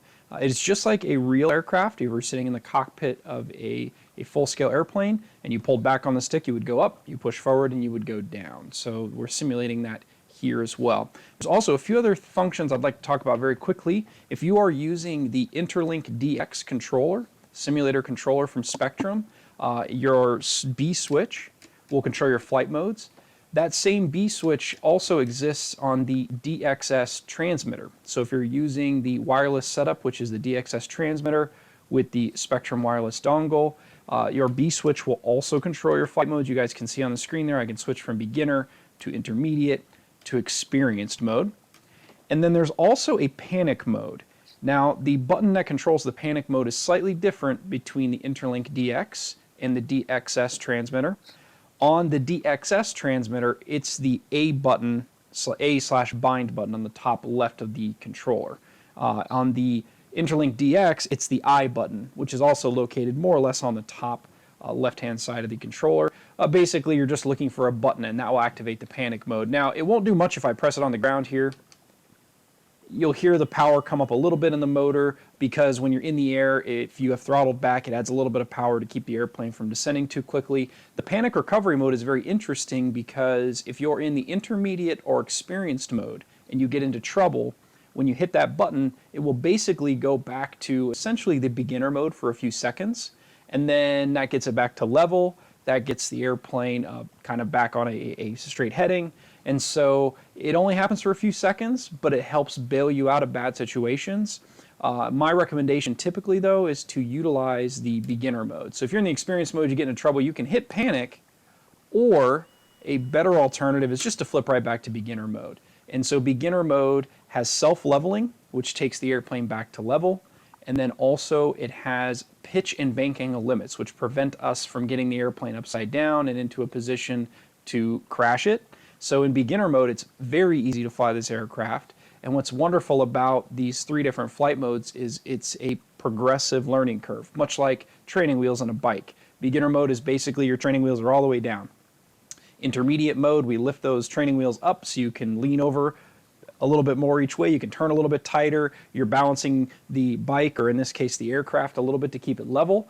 And then in the experienced mode, you have no limits whatsoever. You can fly airplane upside down. You can perform aerobatic maneuvers.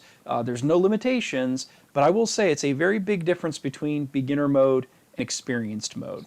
So something to keep in mind, that it is a learning curve, and it's wonderful that you have the Real Flight Simulator so you can take advantage of practicing and learning to fly here on the simulator before you go out and fly in the real world. And we have shown time and time again that many people are much more successful in a shorter amount of time with less crashes of their real airplane by flying here on the simulator on your PC, your desktop at home, your laptop, pretty much anywhere else. And then, by the way, I am flying the Habu STS 3S variant. So you will notice within the simulator, you can choose different variants of the aircraft. This is basically the box stock ready to fly version model, RTF model. And so it's powered by a 3S LiPo battery.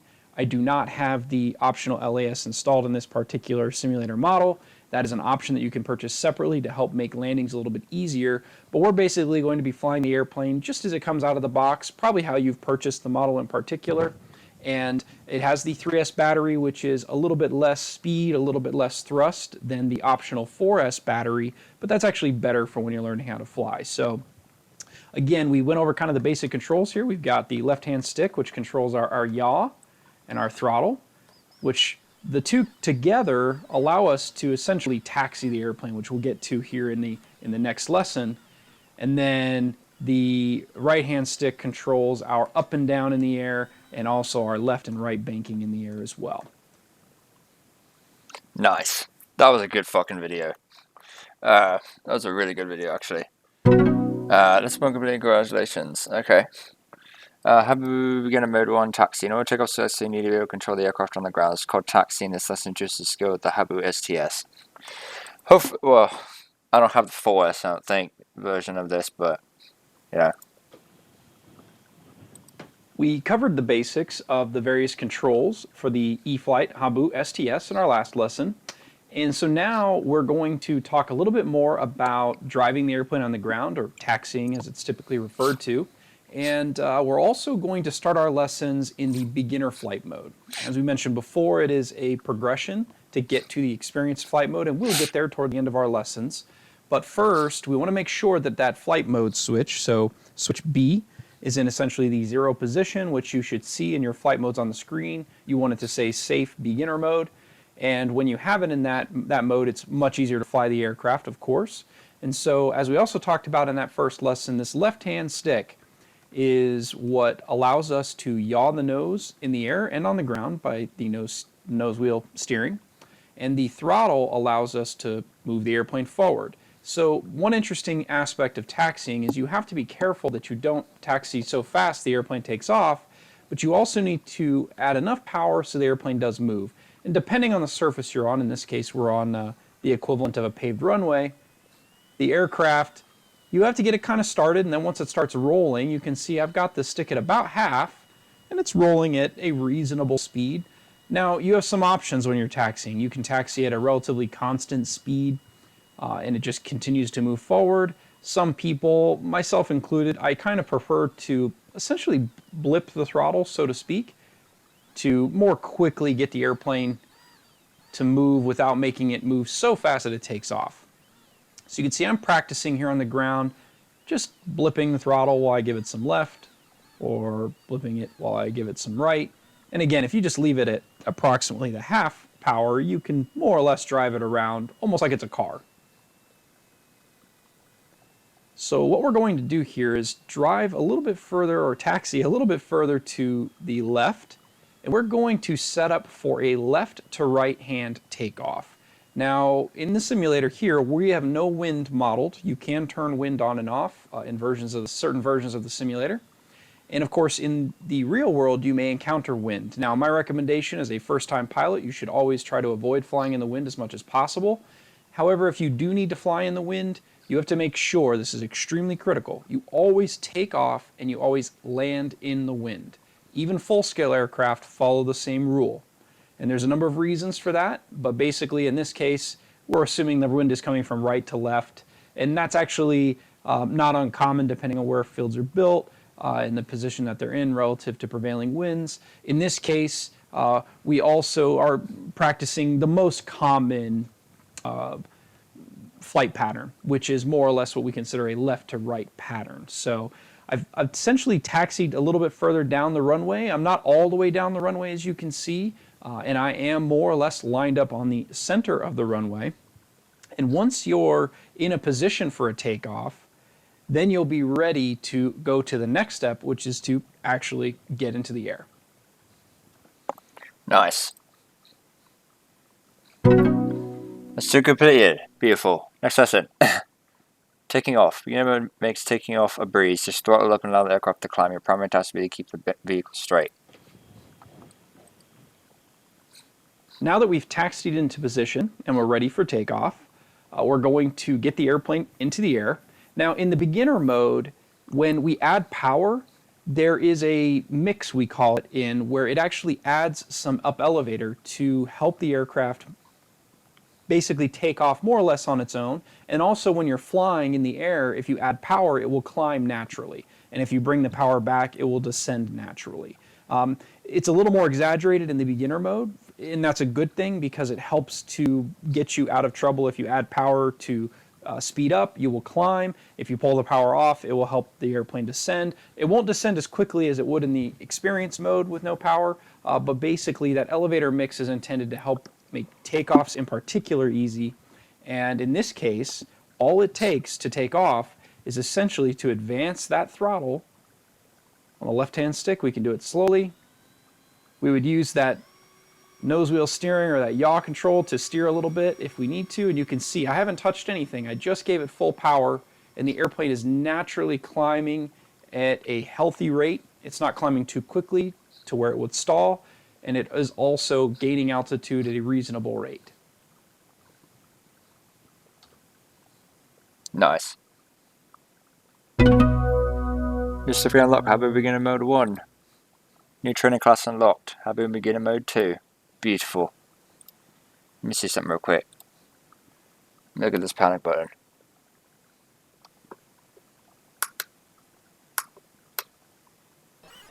It doesn't work.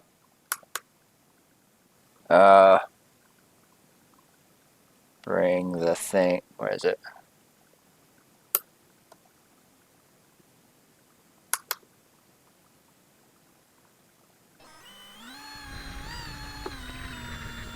Get it here so I can hear it.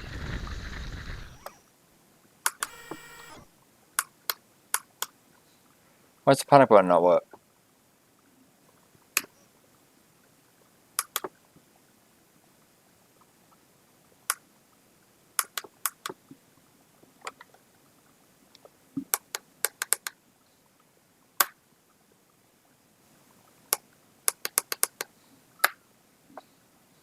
Panic does not work.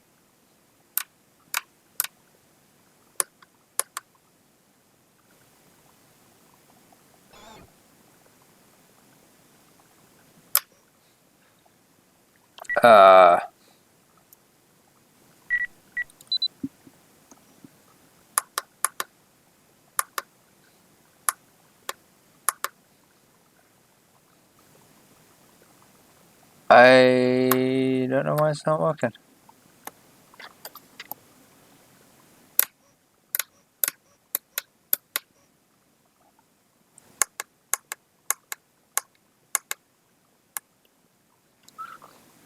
Huh, weird. Maybe it's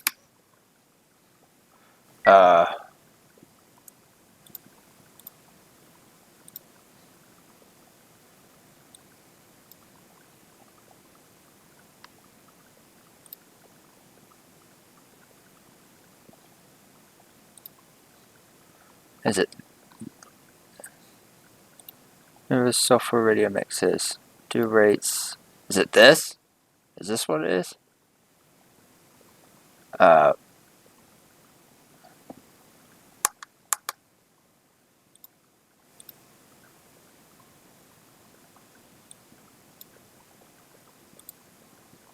Is this it? Oh.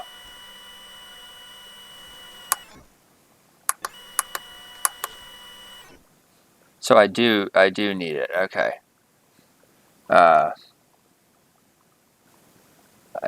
I do need that, whatever that means.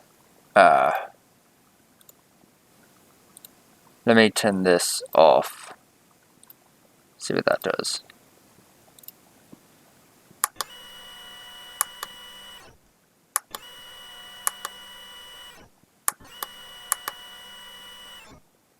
Alright, so that works. But if I turn it off,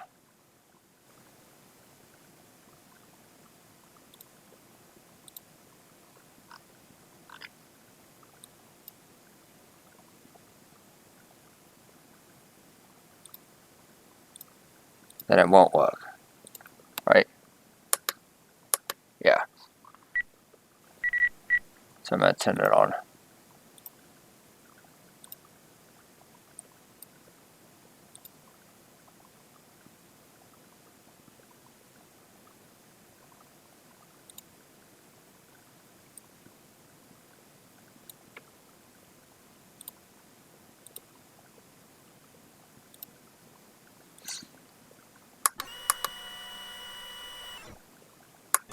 Let me see something. Oh, it stays on. Okay. I wonder if I do.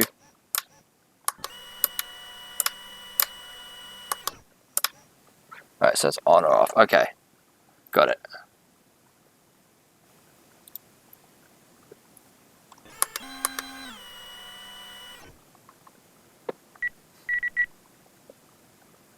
Alright, so let's continue with what we were doing.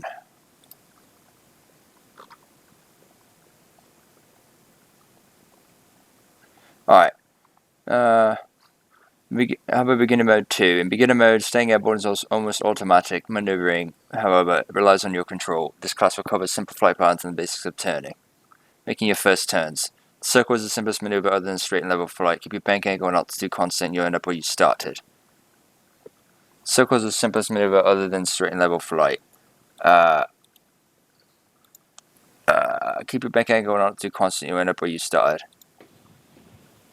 In the last lesson, we talked through taxiing into position for a takeoff, and we did show you a takeoff in the beginner flight mode.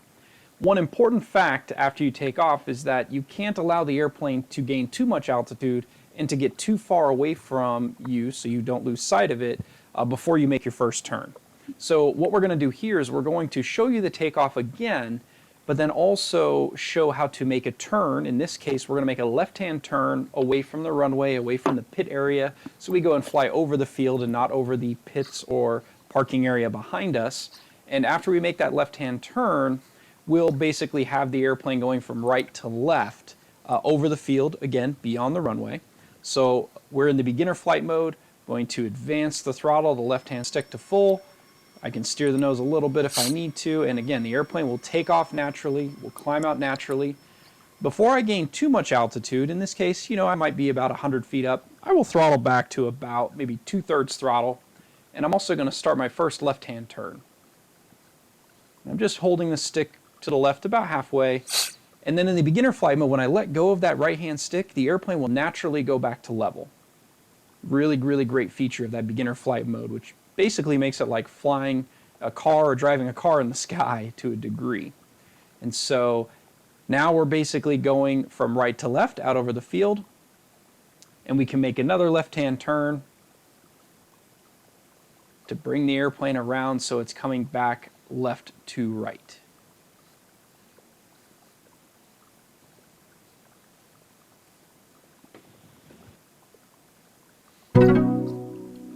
Beautiful. Next lesson. Turns in safe beginner mode. This lesson gives you a quick primer on the differences between turning in beginner mode and turning in experience mode. More information on experience mode is available in a later class. Now we're going to talk about making turns while you're in the air. And in the beginner flight mode, making turns is very easy. In this case, if I hold the stick all the way over to the left, and again, I've got the throttle at about 2/3 or so now, which helps to maintain altitude. If you have more throttle, it will climb. If you have less throttle, it will descend. But you can essentially see the airplane is making a relatively tight left-hand turn, even if I hold the stick all the way over. Now, in the experienced flight mode, it would continue to roll over until it crashes, and we'll show you that in a later lesson. But for now, we wanted to point out that you can make tighter turns by holding it all the way to the left. Or if I reduce the pressure a little bit, you can see now if I'm holding about half of the left input, it's making a shallower turn. I can actually bring the airplane down here. I'll bring the power off to lose some altitude so you can bring it a little bit closer so you can see it a little bit better. Then I'll add the power back to about 2/3 and also show you the same thing to the right. It's symmetrical, so if you hold it all the way over to the right, it'll make reasonably tight turns. If you hold a lesser amount of right, it'll make a shallower turn. And again, one of the best aspects of the beginner mode is not only is it preventing you from rolling upside down and crashing, but if you let go of the right-hand stick, the airplane always goes back to level. So that's what we call the self-leveling feature. And then the limitation that keeps you from rolling upside down is what we call the bank angle limits. Or in the case of the elevator control, which is the up or down control, you also have pitch angle limits. So in the beginner flight mode, when you are flying level and you pull back, it will climb some, but not a lot. If you push forward, it will descend some, but also not a lot. Even though you can see I'm pushing the stick all the way forward, it's coming down at a still relatively low rate. And when I let go, it will climb up a little bit because I have a little bit of extra throttle there. And so again, you can just practice making some right-hand turns and left-hand turns. I will say one of the mistakes that I see a lot of new pilots make is not committing to a turn. They start to turn one way, and then they change their mind and they try to turn the other way, and then they think, I'm going to go back the other way. And before they know it, you can see what's happening is I'm basically zigzagging or snaking out almost so far away that I can't see the aircraft. So it's really important when you make turns to make a deliberate decision which direction you want to go, how much you want to turn, and to stick to it. You don't want the airplane to get too far away to where you have a hard time seeing it. And so if you want to bring the airplane closer, in this case I'm going to make a left-hand turn. I'm also going to lower the power a bit because I'm still climbing and gaining altitude. You can see I just can make a nice left-hand circuit. Lose a little bit more altitude here by bringing the throttle down some more. And so at first, once you're in the air, I just recommend making some turns left and right, kind of getting a feel for it. Again, follow through on your turns. Don't change your mind partway through. Try to keep the airplane, in this case, in front of the pilot's position, out over the field. You don't want to fly behind you, especially if you're in an RC flying field. Just make turns back and forth, get a feel for it, make tight turns, make shallow turns. And that's the first step to learning how to fly.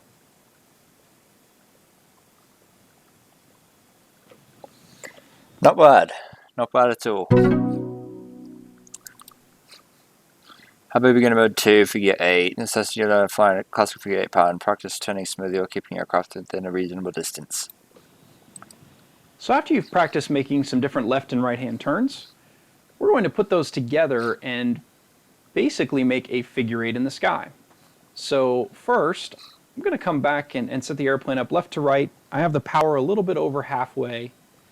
And at first, I'm going to make a left-hand turn. I'm not going to make it too tight. I'm going to keep it somewhat shallow, so I'm only going to have the stick over about halfway. And after it comes around most of the way, up until about a 45-degree angle to us, I'm going to let it go that way for a little bit. Then I'm going to make a right-hand turn. Also somewhat shallow. Get it to about the 45-degree angle to us again and let go. And there it is. We've essentially made our first figure 8 in the sky. Now we can make tighter turns to make that a tighter and faster maneuver. So we can go to about the 45-degree and then off to the right, hold it all the way over, go to about a 45-degree mark and then let go back to the left. And we can just keep doing this back and forth. You can also change up the angle that you cross over at. So in this case, I can make a left-hand turn until it's basically on a 90-degree heading to myself, and then I can make my right-hand turn.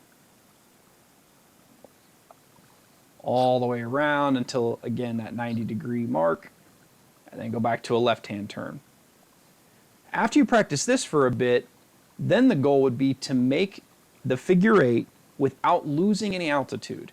And so when you're making turns, you'll notice that if you turn tighter, the nose of the airplane will go down a little bit.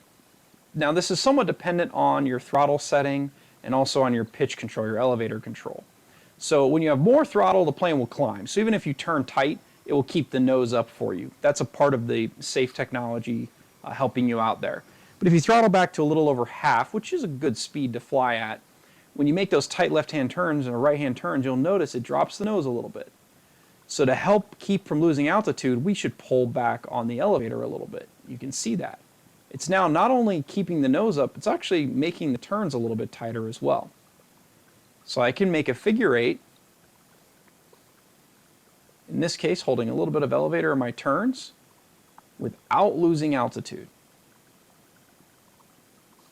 So I'm using a combination now of the aileron and the elevator to make turns without losing altitude.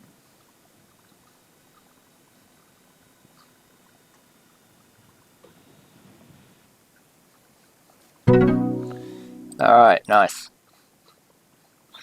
Alright, beginner mode 2, racetrack plan. The racetrack plan is the most common maneuver you'll need to fly at airfield with other pilots. It keeps aircraft movements predictable and minimizes the chances of collision. Here's how to do it. Now that we've practiced making turns and figure 8s, we're going to go to the next step, which is going to get us a little bit closer to learning how to set up for a landing. We're going to fly a racetrack pattern. So if you remember earlier, we took off from left to right. And so when we're close to the runway, we should be flying left to right. And then when we're outside the runway, out in the field, we should be going more or less right to left. And so the idea here is that we can make essentially an oval to a degree with 180-degree turns on either end. So in this case, I'm going to make a left-hand turn as I get a little bit closer to the end of the runway. And I'm going to continue turning until I'm almost over the runway. Then I'm going to let go of the stick and let it go back to level. And that's the first portion of my racetrack pattern. And I'm going to let it fly basically parallel to the runway now down a little bit further toward the end of the runway. Then I'm going to make another left-hand turn, 180-degree turn, until I'm essentially parallel with the runway again, and then I'll let go, let it go back to level. And so that's the outside of our racetrack pattern. You can also, instead of making 180-degree turns on either end, you can make closer to, say, 90-degree turns. So in this case, I can make about a 90-degree turn, then let it go straight for a little bit, and then I can make another 90-degree turn, so I'm essentially parallel to the runway again. And flying this racetrack pattern is important because when you're making landing approaches, you'll be making your downwind leg, which is, in this case, would be your right to left leg, beyond the runway, well beyond the runway. And then when you're turning to make your landing, you should be lined up with the runway. So when you're doing the racetrack pattern, at first try and stay outside the runway, even when you're flying left to right. But to get us a little bit closer to making a landing, we would actually want to go further down to beyond the end of the runway. And then when we make our turn, 180 degrees or a combination of 90-degree turns, we essentially want to end up making our upwind leg over the center of the runway. And depth perception and lining the aircraft up relative to the runway, these are all things that definitely take practice, and the simulator will help you with that. And then out in the real world, it's something that you'll have to pay very close attention to because you don't want to miss the runway if you're flying on pavement in particular. And so in this case, I'm letting the airplane kind of lose a little bit of altitude, so it's a little easier for us to see. So I brought the throttle back closer to half. And so I'm essentially setting up, using a racetrack pattern, almost the equivalent of a landing approach. And it's very important that you don't make your turn onto a landing approach too soon, because then you'll end up either too close to yourself or too far past the end of the runway to land. So you want to make these turns beyond the end of the runway. So there you go. You can see I'm sort of lined up with the runway. I'm actually on the outside of the runway right now, so I should have made that turn a bit more shallow to end up over the runway.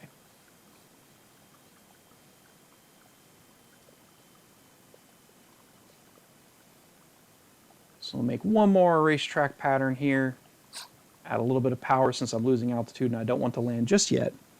And again, I'm going to fly this downwind leg, my right to left leg, and not make my turns at this end until I'm beyond the end of the runway. And then when I make this turn onto what will essentially be the final, I want to end up pointed more or less down the center of the runway, which we did there.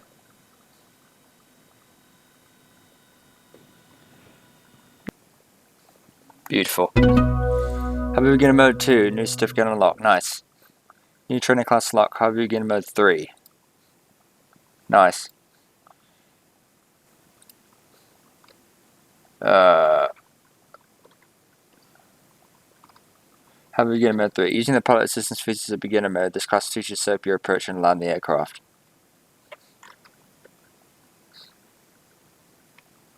Oh, sorry.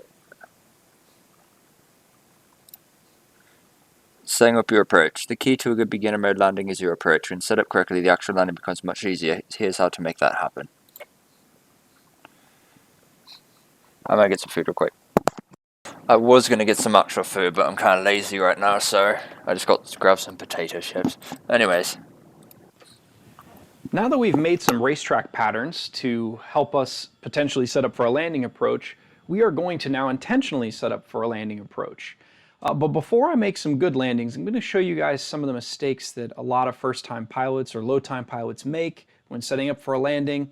I mentioned in the racetrack lesson that if you make your turn on the downwind too soon, what will happen is you'll basically end up on your final approach over the runway too close to yourself or too close to the other end of the runway. So in this case, I made that turn far too shallow. And even if I was making a landing, of course I'm much too high to make a landing now, I would have ended up probably rolling off the end of the runway on the other end. So it's important that you make your final turn or your turn from the downwind onto ultimately your final approach far enough down that you're beyond the end of the runway so you can fly down to the runway. So in this case, it takes some time to learn the right altitude to be at on your downwind leg. It's somewhat dependent on speed and wind. In this case, I'm probably approximately 100 to 150 feet high. You can see I'm waiting until I'm beyond the end of the runway to make my turn onto final. Now I'm going to bring the throttle lower so the airplane naturally descends. And I can tell you, I already know from experience, I'm far too high right now. If I allow the airplane to continue coming down, I will definitely end up past the end of the runway. So I'm going to add some power here, go back around, make another racetrack approach. So again, you don't want to be too low, nor really too high. You don't want to make your turns too soon. It's a big mistake most people make. So I've got the power at about half now. I'm going to make this left-hand turn. Bit shallow here. Line up off the end of the runway. Bring the power down some more. And I'm in the beginner flight mode, and I'm basically going to let the airplane come down all by itself. And there you can see it essentially landed itself. It did bounce a bit, and we'll talk about that here in a moment. But that was essentially a good setup, good approach into a not so great landing, but a safe landing nonetheless.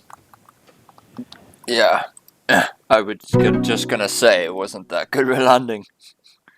Next lesson. Good and bad landings. Not every landing is going to be successful. When things go wrong, sometimes the best choice is not to land. Here's some advice on when and how to abort a landing.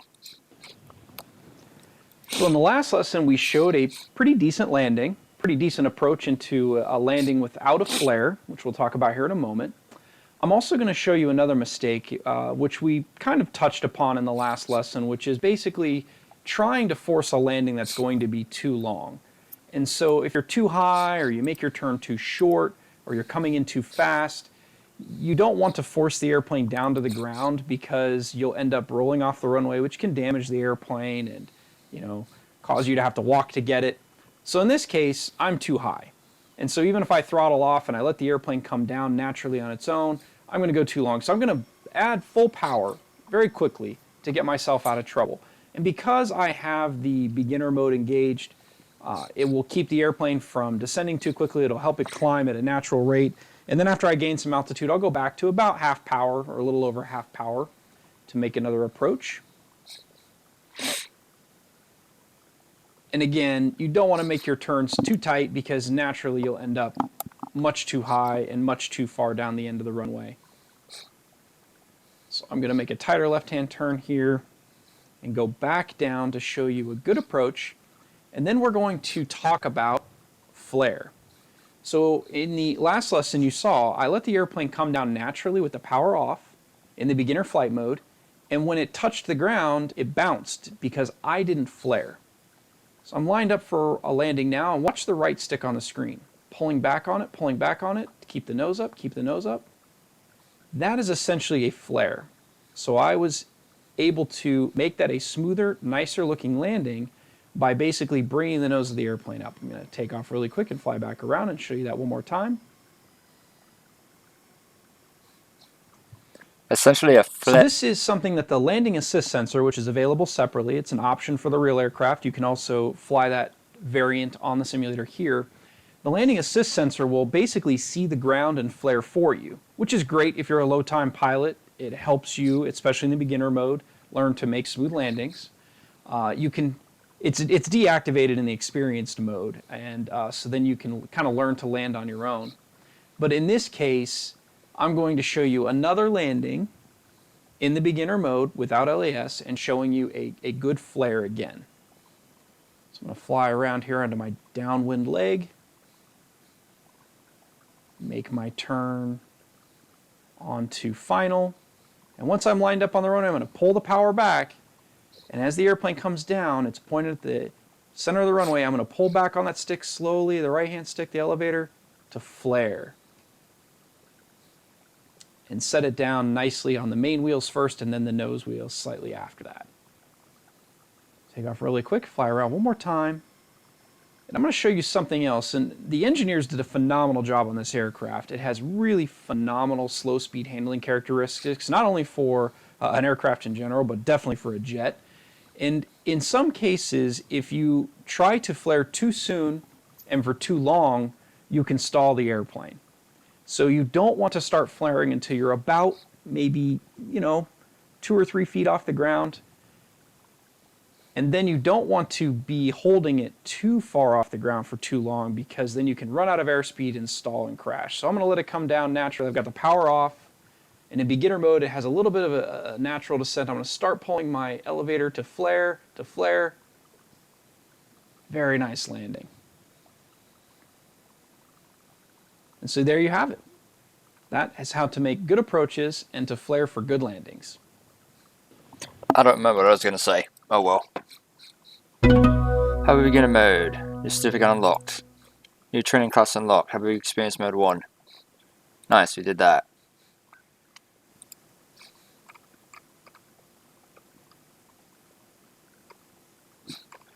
Alright, Habu experience mode 1. The Habu STS can take you a long way as a pilot, from trainer to sport jet. This class covers how to fly in experience mode and even offers an aerobatic flight demo. Fuck yeah!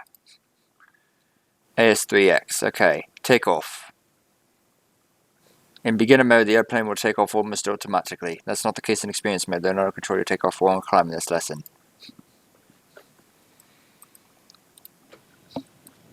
Now that we've shown and you've hopefully practiced some flying in the beginner flight mode, we're going to show you the differences between the different flight modes. So as we talked about before, in the beginner flight mode, we have bank angle limits. You can see that there.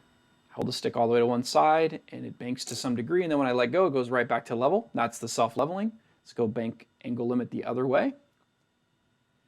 And then if I pull back on the stick, I've got my pitch angle limit. It lets me climb just a little, but not too much. And if I push forward, it lets me descend a little bit, but not too much. So in the intermediate mode, we have higher bank angle limits and higher pitch angle limits. That allows us to turn tighter, to climb faster, and descend faster. And then also, when we let go of the right-hand stick, it does not go back to level, like in the beginner mode. It's a big step up in control, and it's very easy to get out of control very quickly in the intermediate mode. So, I'm going to show you that difference here. Flip to the intermediate mode. And already I can tell that I need to add a little bit more power in the intermediate mode because it's not mixing as much elevator in for me. So now I'm at a little bit higher throttle setting, closer to 2/3 or almost 3/4 power. And now, if I hold the stick all the way to one side, it will bank much tighter. But I also have to pull more elevator to keep it from losing too much altitude. So, although I can keep the stick in the corner and it won't roll upside down and crash, I do have to use more elevator control to maintain altitude than I did in the beginner mode. Also, after I make a turn, if I don't do anything, the airplane will just continue falling. I have to fly the airplane back to level. So if I'm making a left-hand turn and I want to stop making left-hand turn, I have to give it right aileron to get it to level. I essentially have to fly the airplane back to level in the intermediate mode, which is much closer to the experienced mode. So you can see I make a left-hand turn here and I want to go back to level. I need to give it a little bit of right. I want to make a right-hand turn. I can do that and pull a little bit of elevator to keep altitude and then go roll back to the left to get it back to level. So again, the intermediate mode is a big step up in the amount of control you have, and because now it doesn't self-level, you have to fly it back to level between maneuvers. And again, don't worry, if you ever get in trouble in the intermediate mode and you feel like you're about to crash, you can either flip back to beginner mode, which is what I always recommend, or you can also hit the panic recovery button. And something else I'll show you about the intermediate mode is that if you get close to about 30 to 40 feet off the ground, so let's say I'm out of control in the intermediate mode, I hit that basically kind of invisible floor to a degree. And so around that 30 to 40 foot altitude mark, we have the airplane go back into the beginner mode for you briefly. And that keeps you from losing too much altitude and crashing too quickly in the intermediate mode. Now you'll need to climb higher than that 30 to 40 foot floor to be able to have more control in the intermediate mode again. So here I'm going up in altitude, and you can see when I put the stick in the corner, I can make nice tight turns in the intermediate mode. And I'm going to use this to demonstrate the biggest difference between intermediate and now experienced mode. So see, I've got the stick buried in the corner. Now watch what happens when I flip to experienced mode. the airplane goes out of control and will crash. I switched right back to the beginner mode very quickly before it crashed to help get it back to level, and now it's much easier to fly again. So you can see if you hold the controls over all the way into one direction in the experienced mode, the airplane will continue going that direction until it either goes all the way around, or if you stop partway through it, it may go down to the ground and crash. So you have to be very careful in the experienced flight mode. So I'm going to go from, and typically, by the way, I do recommend switching between flight modes in level flight. You shouldn't do it while you're turning because you can get yourself into a lot of trouble. So here I am, I'm in the beginner flight mode. I'm going to bring it back left to right, and I'm going to switch to the experienced flight mode and show you a little bit more of the control in that mode. So I'm in the experienced flight mode. It's losing altitude now that I don't have as much power, so I need to add some power up to keep it from losing altitude. So now I'm closer to about 3/4 throttle in the experienced flight mode. And you can see that if I hold the stick all the way to one side, it will roll all the way over, which is a neat aerobatic maneuver, a roll. But if you stop partway through, you can get yourself into a lot of trouble.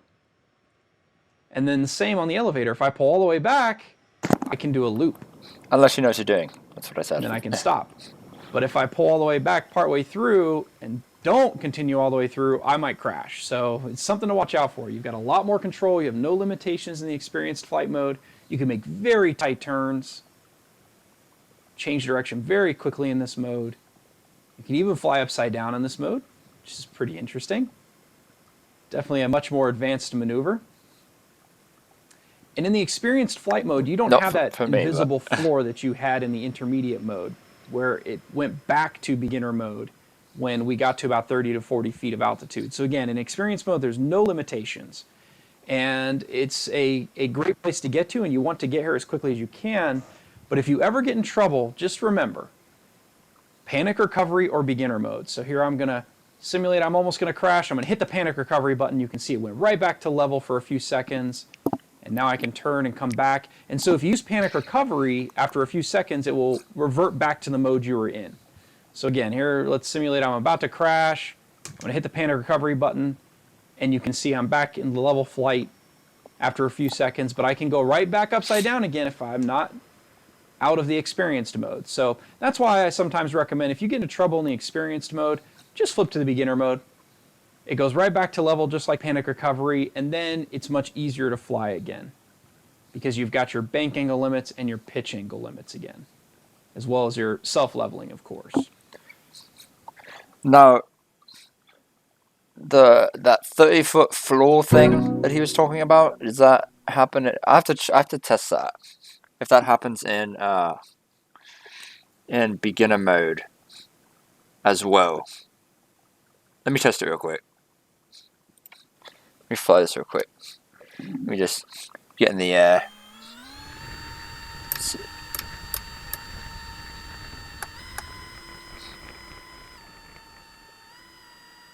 Oh yeah, this is really weird. So if this is intermediate mode,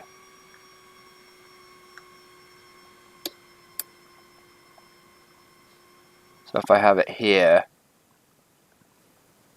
yeah, there's a floor there. Does it happen in beginner too?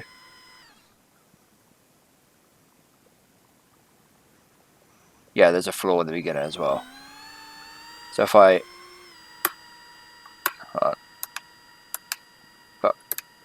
if I do this, then I do.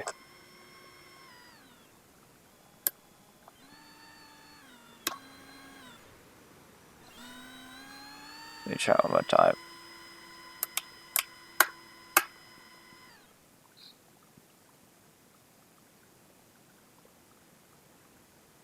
Yeah, there's a 30-foot floor there. Anyways, yeah, that's really weird flying that. That's really weird. It feels so weird.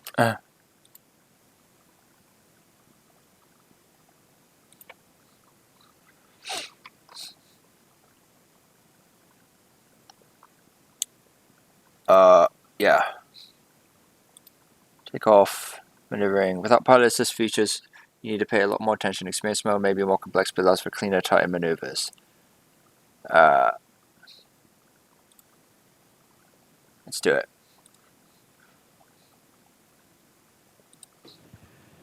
now that we've shown you the difference in the flight modes in the air, we're going to show you the difference in the flight modes when it comes to takeoffs and landings. So because of that invisible floor that we mentioned in the previous lesson, when you're in the intermediate mode, when you're below 30 to 40 feet, beginner and intermediate mode are basically the same. It's just beginner mode. So your takeoffs and landings in intermediate mode are much like if you made them into beginner mode. So we'll just focus on showing you a quick takeoff in the beginner mode, quick landing in the beginner mode, and then show you the same in the experienced mode, because there is a big difference. So one thing we mentioned in earlier lessons is that with takeoffs in beginner mode, when you advance the throttle all the way to full, it adds some up elevator and it helps the airplane rotate and climb out naturally. So we'll do that here. We'll show you advancing the throttle, and then we'll watch the airplane rotate and lift off and then climb out all by itself. Throttle back a little bit, make a tight turn here. We'll make a quick landing in the beginner mode. And so what's nice about the beginner mode is when you're making your landing approach, the airplane doesn't descend too quickly. There is some elevator built in to help prevent that. And you mostly just have to worry about adding up elevator and back pressure when you're ready to flare. So I'm going to turn here onto final, keeping the power at about half. Now I'm going to pull the power all the way off and let the airplane come down naturally. And again, once it gets to about 3 feet or so off the ground, I'm going to start my flare. There, flare, flare, flare, flare, flare, and touch down nicely. Okay, we'll let it roll out a bit.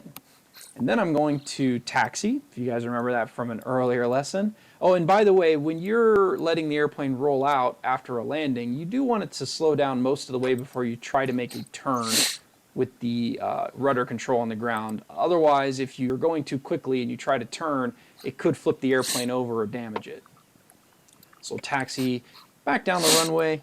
And traditionally, it's respectful to taxi towards the inside of the runway, so you're not in the middle of the runway in case somebody else has to make a landing very quickly, which they should call out if they have to. So we're just going to taxi back to about where we took off from before. And again, I'm using that balance of the throttle and also the rudder control to steer it. I'll line it back up on this mark on the runway. Okay, now I'm going to switch to the experienced flight mode. In the experienced flight mode, there is no elevator to throttle mixing. So when I give it full throttle, the airplane will just continue to drive across the runway until I pull back on the right stick to give it some elevator to help the airplane rotate and climb out. So after it breaks the ground, I have to hold some back pressure. If I let go, the airplane will nose down again in the experienced mode. So again, in the beginner mode, we've got that elevator mix built in to help the airplane climb out at full power and to keep it from descending too quickly even when you power off. But in the experienced mode, we don't have that. So I'm now going to advance the throttle. I'm going to use that left-hand stick, that rudder, that yaw to keep it going straight. And then when I feel like I'm up to the right speed, I'm going to pull back on that right-hand stick a little bit and climb out. You can see if I let go of the stick, it starts to descend again, so I need to continue holding back on the stick to climb out. And then I'll throttle back a little bit and make a left-hand turn here in the experienced mode. Again, it is a much more big difference, much bigger difference between beginner mode and the experienced flight mode when you're taking off, flying around, and landing. So you can see here I have to fly the airplane back to level again. When I let go of the sticks, it does not self-level in the experienced flight mode like it did in the beginner mode. And so now I have to fly the airplane around much more so to this final approach. And when I'm on this final approach, if I throttle off now and I don't touch the elevator, it comes down very quickly. So I have to hold almost constant pressure on the elevator, just a little bit, to keep the nose from coming down too much. All the way to that 2 to 3 foot mark so I can flare. So I'll take off very quickly again and show you that a landing again in the experienced flight mode. And you can see that in the experienced mode, you can take off a little bit faster and turn a little bit tighter, and so you can make your takeoffs and landings quicker.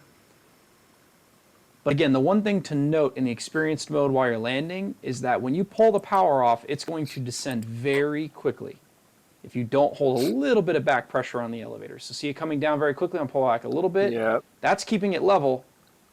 And now I'm going to start my flare as I slow down and get closer to the ground. Touchdown, and you can see I'm very far down the runway, so really that approach was not a good one because I ended up too far down the runway. So I'm going to let it taxi down to the other end, slow down a little bit, and then I'll taxi it back. Using that throttle. Again, I'm going to go to the inside of the runway. Bring it back towards us.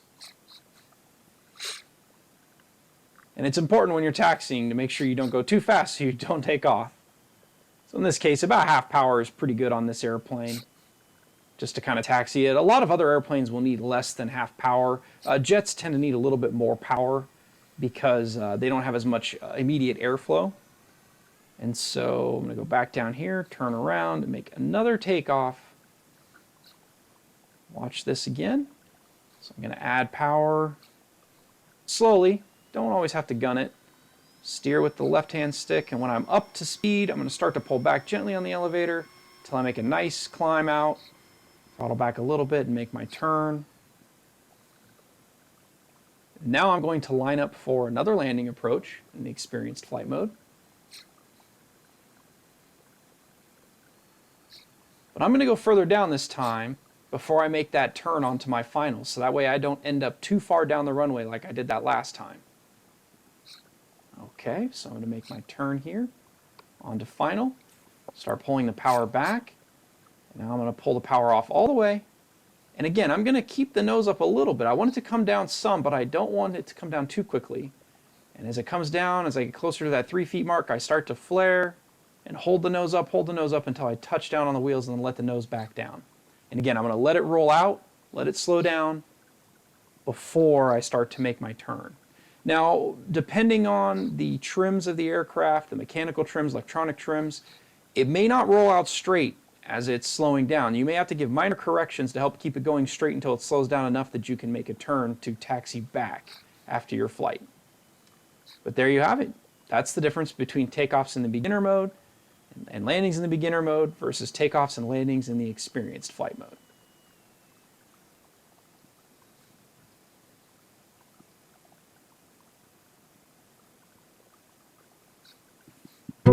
Nice. I'm just going to check how much space I have real quick. Oh, I'm really good.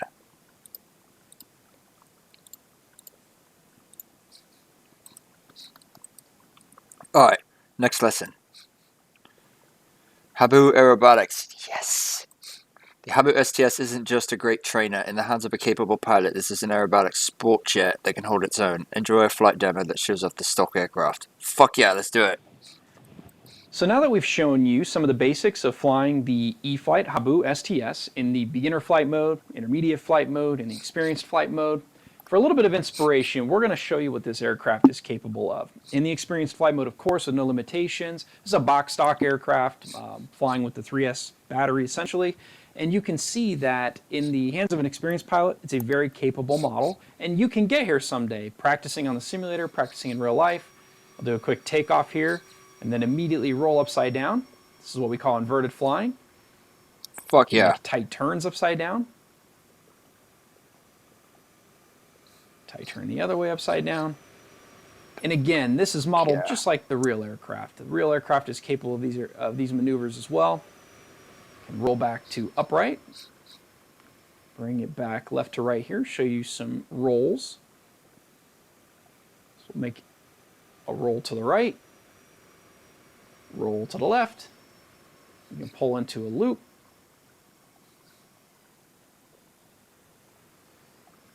Make a nice tight turn back this direction. Do another loop.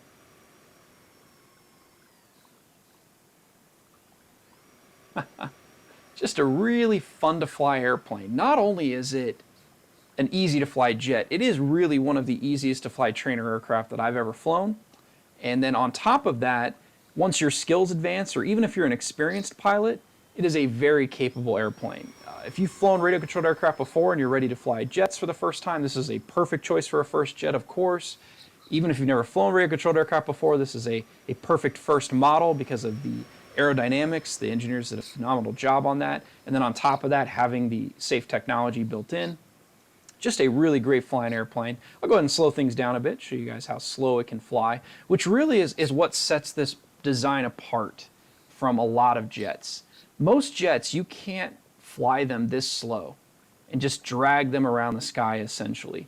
This airplane is so well mannered. for a number of reasons, the airfoil chosen, the shape of the wing, the amount of the wing area relative to the weight of the airplane. It's just a fantastic handling aircraft with no bad habits. Again, many years ago, I would have never probably told someone that a jet would be this easy to fly, but this genuinely is easier to fly than most traditional trainer aircraft. It truly is phenomenal. You can see I'm making some really tight turns, even very, very slow right now. And then I can add the power and go back to higher speeds. And of course, you can install the optional 4S battery for even more speed, more thrust, more aerobatic capability.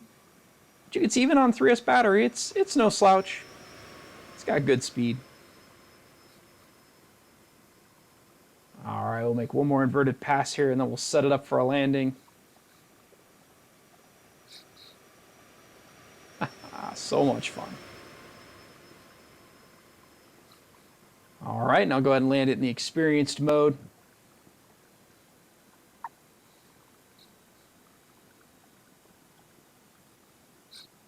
Just a really unique aircraft, a really fantastic addition to our industry, because now, if you've always wanted to learn to fly RC airplanes and you wanted to do it with a jet, you can actually do that now.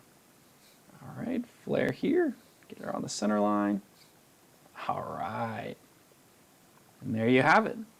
That is the E-Flight Habu STS. A little bit of a demo flight there for you guys. Be sure to practice on the simulator. Never get discouraged. Follow our virtual flight instructor lessons. Find an instructor in your area if you can. But either way, make sure you put plenty of time on the simulator. It really is beneficial to teaching you fly out in the real world. That's exactly why we call it real flight. Thank you for checking it out. That was a nice flight. Big experience round one. We did it. So we did all of the trainings. Now we're going to do the classic.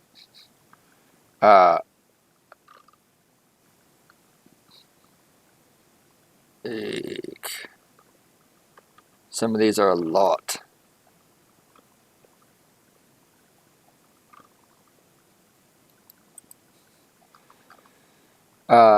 Airplane Aerobatics 1. Learn the basics of aerobatics. Oops, let's see. Airplane Aerobatics 1. Learn the basics of aerobatics, including a simple routine to tie it all together. There's 12 lessons in these, oh my god. Alright, let's do it. Shit. Straight and level flight. This lesson demonstrates the first building block that is essential for mastery is sport aerobatics. Straight and level flight. Want some food? Oh yeah, flight school. Fuck yeah.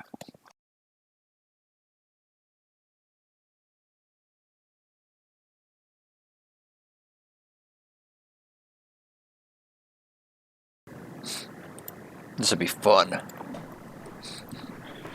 Most of the available instructional materials regarding aerobatics concentrate on precision. While this is valuable for advanced pilots, beginners and intermediate pilots need help mastering the building blocks. The most basic building block is straight and level flight. I can barely see. While simple, it is worthy of practice. Many people are able to fly loops and rolls, but when these maneuvers are connected by wavy spasmodic transitions, the overall effect is diminished. The key to straight and level flight is to keep the aircraft at a constant altitude. Practice until you are able to make several passes without significantly climbing or descending. One of the reasons to practice straight and level flight is to get practice using the aircraft's rudder. The rudder allows you to make corrections to the aircraft's ground track without banking. You may find the rudder difficult to use at first, but it is the key to gaining mastery in aerobatics, and it should not be avoided. Straight and level flight becomes more complicated in crosswind situations. I've turned off the wind for the recordings I'm making, but you should turn it on and practice with various wind settings until you've learned to keep the aircraft where you want it.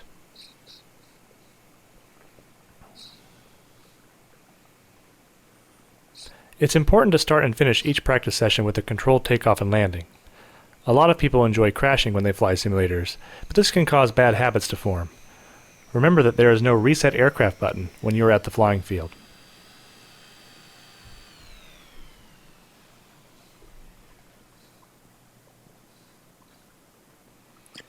I could barely see that thing.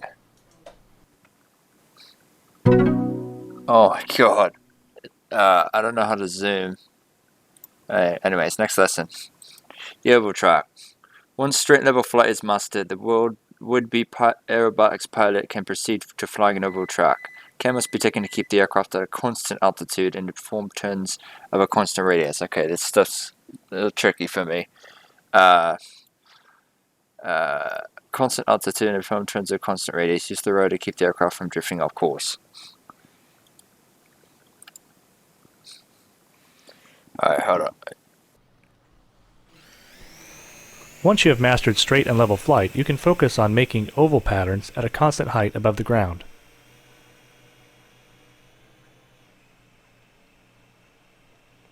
I'm now flying on a line parallel to the runway at a constant height.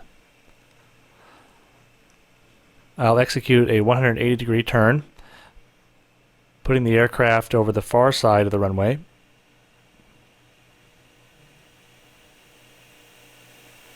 There we go. And now I'll perform another 180-degree turn and establish the parallel track again to complete the oval.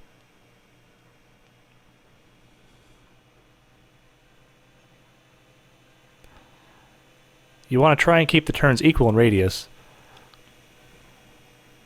At first you'll find it difficult to keep the straight parts of the oval parallel to each other. There's a natural tendency to fly toward the pilot. Practice is the key to that. Once you've mastered ovals, you can try doing figure eights. And just like with straight and level flight, it's important to practice with various wind settings. A crosswind makes oval and figure eight tracks more difficult, and a headwind can make it difficult to make constant radius turns. Remember to use the rudder to make course corrections during the parallel segments of the oval. A small application of rudder is usually all it takes to keep the aircraft on its track. You want to practice holding in a small input rather than jerking the stick. There's a natural tendency to over-control when learning new things. It's just kind of a normal part of the human learning process.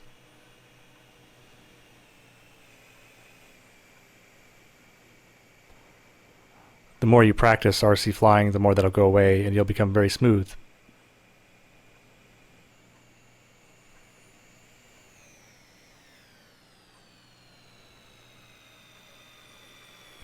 I'll bring it in for a landing, and that completes the lesson. Easy. For me, anyway. Well, it's easy for me, but they are hard. It is hard to do it. I'm probably still rusty at it at this point, so I haven't played in 2 years. The loop. The loop is the simplest of aerobatic moves. Jim shows the importance of using the rudder to keep the aircraft oriented parallel with the runway. Loops should be performed at a constant speed and a constant radius, with the entry and exit at the same altitude. The loop is probably one of the easiest maneuvers to start with, but it takes some practice to get it right. Turn the aircraft around, and the first thing I'll do is just a basic loop by pulling back on the stick. I'm not going to pay attention to the other controls. I'm just going to let the plane follow the loop naturally.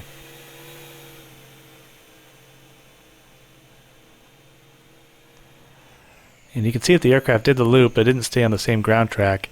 It left the loop in a slightly different direction than it entered. So again, the rudder comes in handy.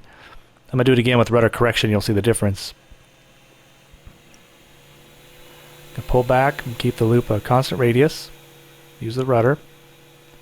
I'll chop the throttle at the top and pull out into straight and level flight. You should enter and exit the same altitude. Your first few loops are probably going to be like this. You're just going to go into it and give it full up elevator, and that definitely causes the plane to loop, but it doesn't look quite as good as it could. In order to make a nice looking loop, you're going to want to back off the elevator a bit. I'll do another one here. There's sort of a tendency to climb into the loop, to execute a climb just before starting the loop. Trying to do that. Then watch the radius, and remember to keep the starting and ending altitudes the same. And that concludes the lesson.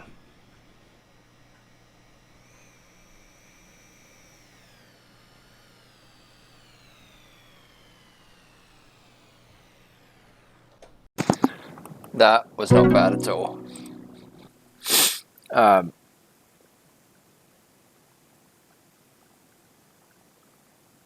Before we continue, I'm going to check something real quick. I'm going to check the...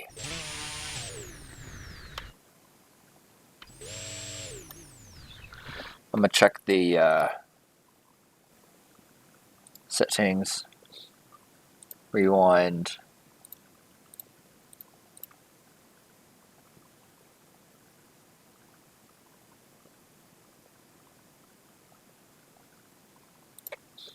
Let me test that.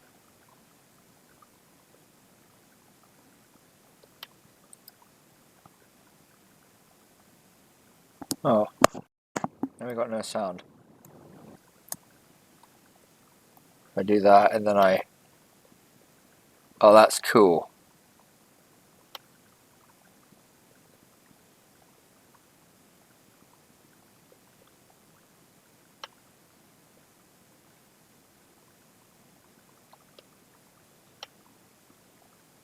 That's fucking cool. I just wanted to check that real quick. Make sure it worked.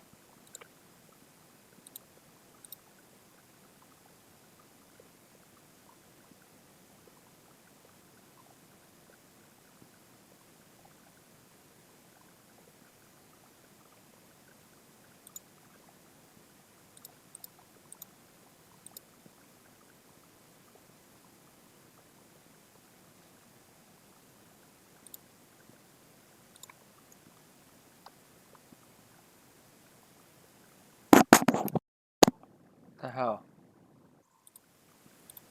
What happened? You can still hear me. There we go, that was weird. I lost the sounds. But anyways, this here is turned off. Rewind is off.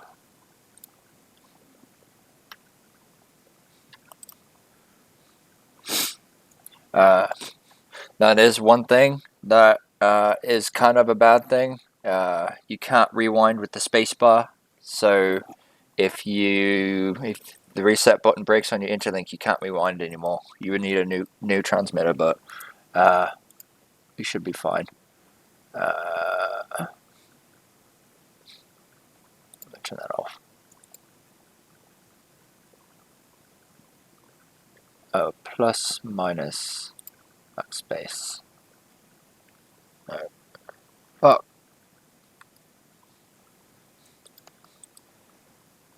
How do you zoom in?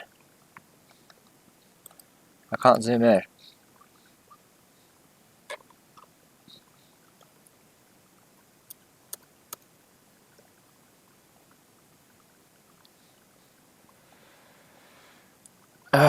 Oh well. I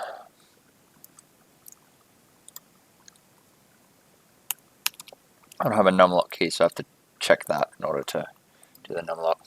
But anyways, let's continue.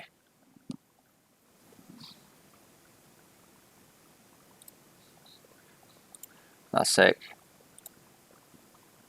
The roll. The roll is not as simple as most beginners think. A proper roll involves much more than a simple aileron input. Jim shows us how to progress from simple aileron only rolls to more advanced rolls that include elevator and rudder correction. This I do need to watch. I'm going to show you how to work up toward a well-executed roll. I'm going to do a turnaround move first called a reverse half Cuban 8. It's kind of a 45-degree angle followed by a half roll, then a sort of a loop. I'll do a roll without any extra input here, no corrections. You can see the aircraft point downward. Yeah. It's going to be like your first attempts to roll. It's going to be accompanied by a loss of altitude and a change in attitude. It's going to end up pointing slightly downwards every time. I'm going to do it again here. Just a basic roll using ailerons with no other correction. So you'll see the aircraft in straight and level flight, and then you'll see after the roll it's pointed slightly downward. Now obviously we don't want to have the airplane point down every time, so first thing we want to try and do to fix that is to add a bit of up elevator, put the plane to a slight climb before the roll. So I'll try that here. Some up elevator and roll. You can see kind of an arc motion. Do it again. I almost crashed. You can safely execute rolls once you learn this little trick. Just a little bit of up elevator. Puts the nose in the air. And then after the roll, you're back at straight and level flight. Once you practice that, you can try adding some down elevator at the midpoint. It's going to further reduce the arcing motion of the aircraft. There's another one. So you can use less up elevator when you do that. Watch the transmitter sticks here to see the down elevator command. Some down. Now that we've learned how to do that, the next step is to add some rudder. The rudder can be used to keep the aircraft from changing altitude during the portions of the maneuver when it's rolled sideways. It's kind of hard at first. To make it easier, we can remember that you first add rudder against the aileron command and then add it with the aileron. So for the first quarter of the roll, you'll move the rudder in the opposite direction. And then the second quarter, there'll be no rudder input. And then for the third quarter, you'll move the rudder with the aileron. You're going to need to try it a few times before you get the hang of it.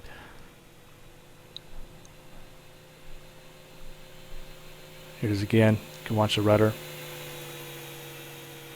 Makes it nice and straight, very smooth roll. I wouldn't bother adding rudder input to your rolls until you have the other controls worked out. There's a lot of planes that roll nicely without rudder at all, in fact. Now I'm going to use the rudder again to put the plane in the center line for a landing. Okay, yeah, that's exactly what I expected.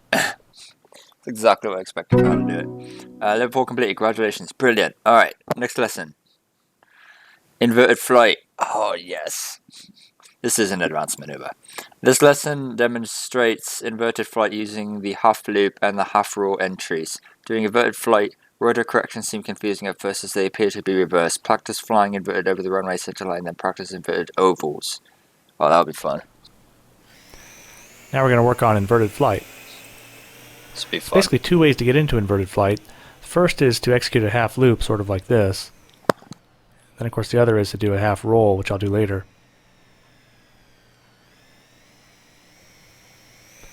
Do an inverted turn here.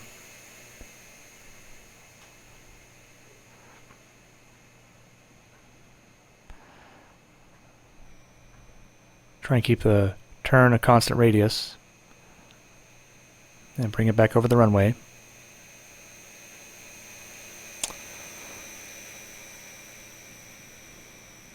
Now I'll roll out. I'll have to add some rudder to keep from losing altitude. You want to add rudder in the same direction as the aileron when rolling out of inverted. When you roll in, it's opposite. The tricky thing about inverted flying is that the rudder inputs seem to be backwards at first. It takes a while to get yourself into the right mindset. After a bit of practice, it will become second nature. But at first, you're probably going to apply the wrong rudder command. This time I'll do a half roll into inverted flight.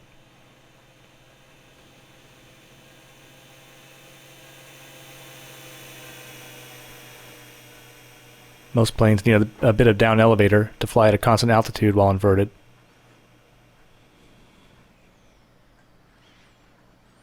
Do another pass here. Establish straight and level first. And then roll inverted. Hold it, just a little bit down elevator. Then roll out.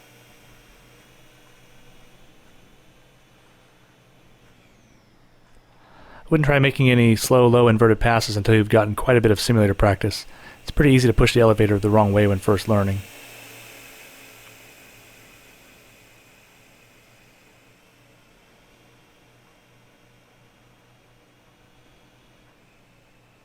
I'm going to roll inverted during the turn.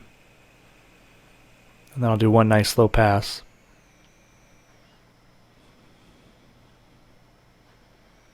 Practice that rudder.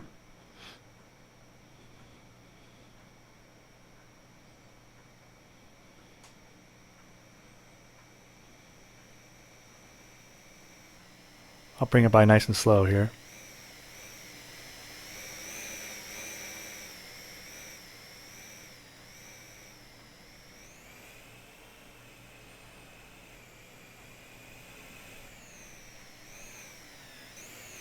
There we go. And that's how you do inverted flight.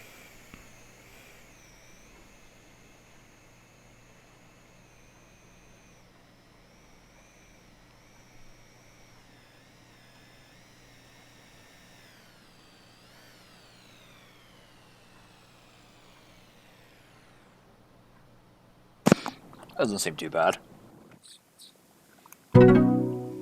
Squad complete. Congratulations. Next lesson.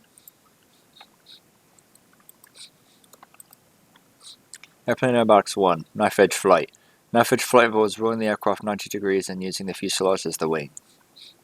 You learn how to enter and exit knife edge flight, how to correct for pitching and rolling tendencies, as well as advanced knife edge concepts like high alpha. Yes! Yes! High alpha. Love the high alpha.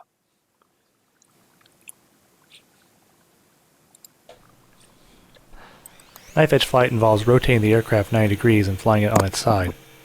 It requires a lot of airspeed or a lot of rudder. I'm going to try it first at high speed. I'm going to roll to the left and then apply right rudder. Use the throttle on the rudder to keep the aircraft from gaining or losing altitude. And roll out. Most planes need a bit of elevator and a bit of aileron to keep the plane in knife edge flight. It's possible to trim some of that out, but I'm focusing this recording on sport pilots, and the assumption is that the typical sport pilot doesn't trim out his plane to fly like a competition ship. A plane like the E-3D is difficult to fly precisely in knife edge, which is great for practicing the corrections. I'll do another high-speed pass here. That last one, I let it drift quite a bit. And that shows you the importance of the corrections right there. That was pretty good. Now I'm going to kind of do a half Cuban 8, but I'll use some knife edge here instead of a roll, and do the same thing with the reverse half Cuban. Just kind of add some variety to the turnaround moves. I'll do another pass.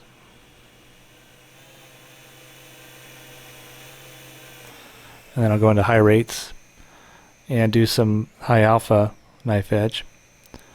Roll over to the side and give a burst of throttle. The corrections definitely become more important here. You have to slow the plane down. Then roll it. Give it the rudder and burst the throttle. And it'll pop in that high alpha.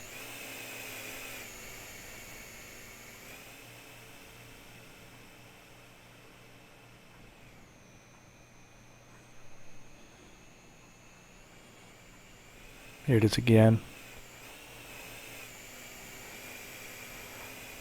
Now right there I didn't watch the correction well enough, so the ground track wasn't perfect. I'll do another one.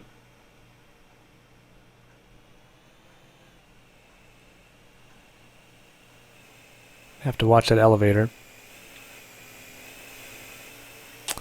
Now I'll do another turnaround maneuver, this time entirely a knife edge.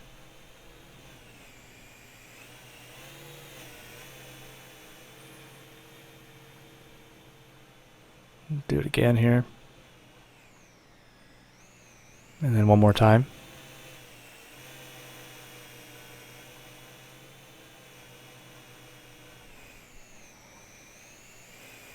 It's possible to do loops too. You just have to move the CG back and increase the throw a bit. The way we've set up the plane, it doesn't quite do a knife edge loop. But you can definitely go into the aircraft editor and make that happen. Now bring it for a landing. There you have it, knife edge flight. What was this high alpha stuff that he was talking about? I thought high alpha's this. That's how much I know. Anyway, so this lesson 6 completed. Congratulations. Next lesson. 4-point rule. What I tried to do last time that I kept failing at. The 4-point rule is a combination of skills already learned. Straight and level flight, inverted flight, and knife edge flight. Putting these skills together into a 4-point rule is easy if the basics are truly mastered. 4-point rolls combine straight and level flight, inverted flight, and knife edge flight. The maneuver is just a roll with a pause at every quarter roll. Each pause is called a point. There's 1, 2, 3, and 4. Takes some practice to put all together, but it's really just the building blocks. So once you have those mastered, the point roll should come fairly quickly. I'll do it again the other direction.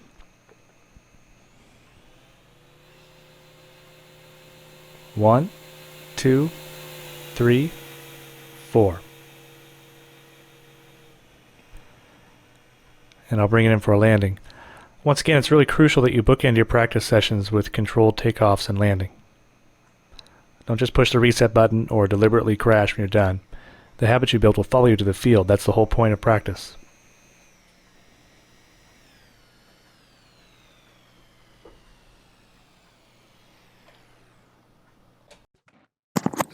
That was beautiful. Lesson 7 complete. Congratulations. Next lesson. The 8-point rule. Oh, God. This lesson demonstrates the 8-point rule, a rule with a pause every 45 degrees. The pilot must learn how to hold the aircraft at a 45-degree angle in between the knife edge and inverted portions. 8-point rule is a bitch. The 8-point roll is a little more challenging than the 4-point. You'll need to learn how to hold the plane at a 45-degree angle. It's a good idea to practice that alone before trying the 8-point roll.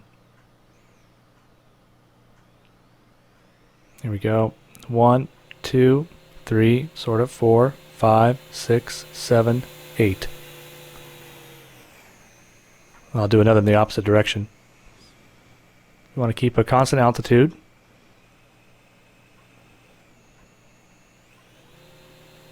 One, 2, 3, 4, 5, 6, 7, 8. The E3D isn't a pattern ship, so it's pretty hard to keep it right on the center line. Do another. 1, 2, 3, 4, 5, 6, 7, 8.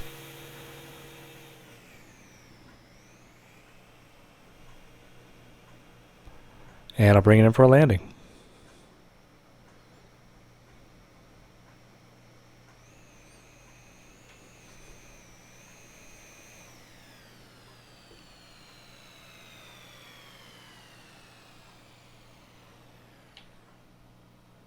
These lessons are a lot better than the previous ones.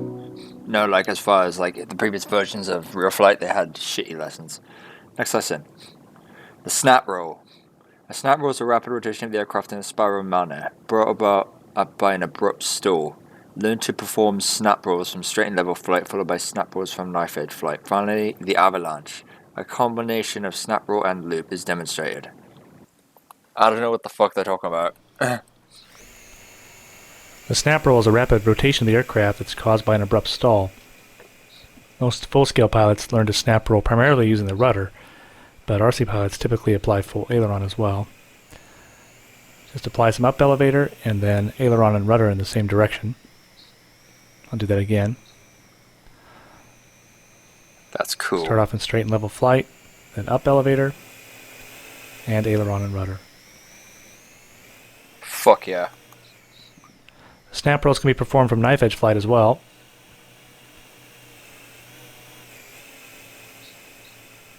That was cool. I'll do another.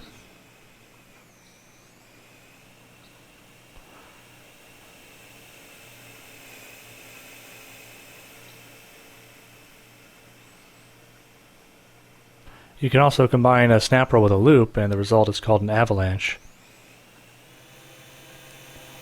Pull back. Top of the loop, execute a snap roll, and finish the loop. I'll do it again the other direction. That's fucking awesome.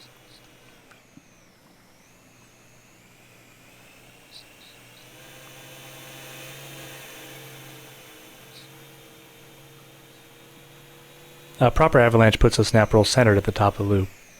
That was a little bit off center. So there you have it. That's your snap roll.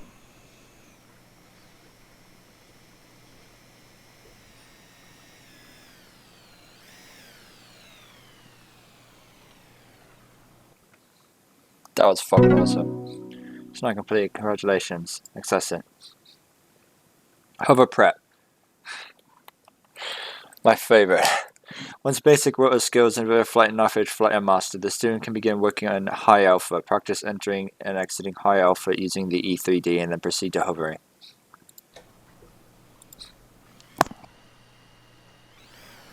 Alright, we're going to do some preparatory hover exercises. These are going to get you ready to hover. We'll be playing along in what's called the high alpha regime of flight. This is sort of past the stall point of the aircraft. It requires additional throttle,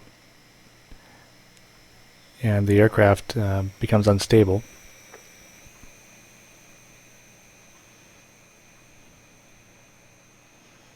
I'm not going to actually let the aircraft get into a hover.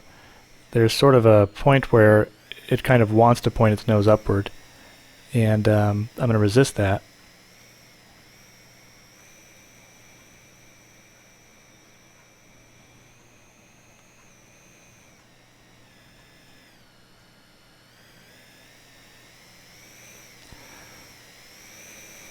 The wing rocking is normal.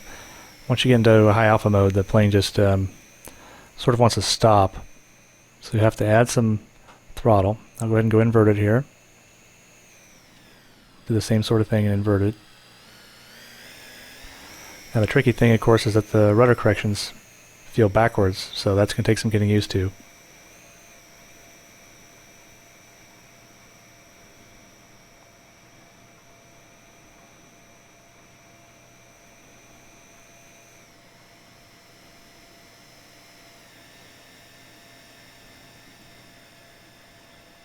It takes a lot of effort to keep the aircraft in a straight track along the ground while in high alpha.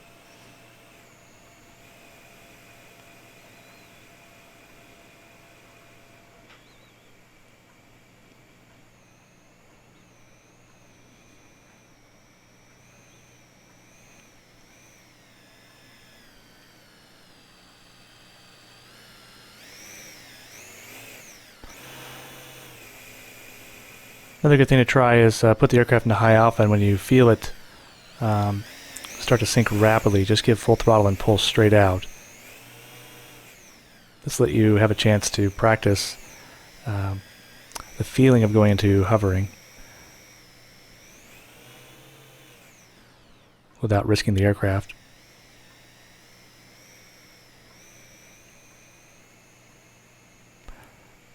When you pull out vertically, you want to try and keep the aircraft straight up.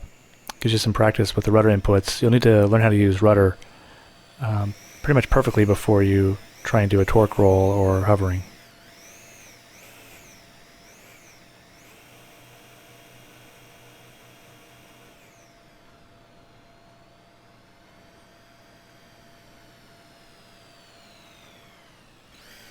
So I would just say fly around a little bit, practice in the sim in high alpha, let the plane wall around a little bit and just get a feel for what it's like. And then once you've done that and you can control it, then move on to hovering.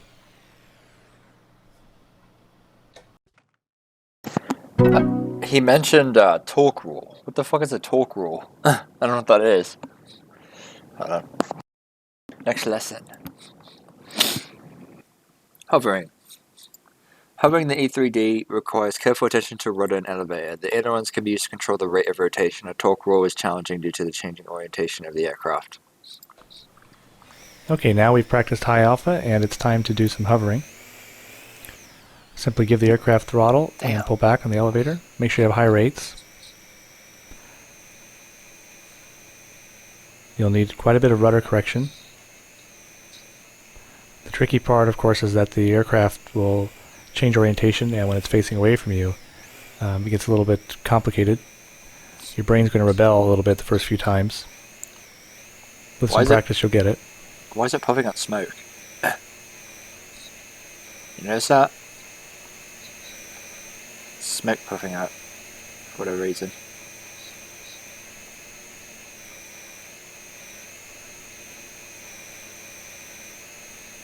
Using some aileron now to keep the aircraft from rotating. When it rotates, it's called a torque roll. Okay.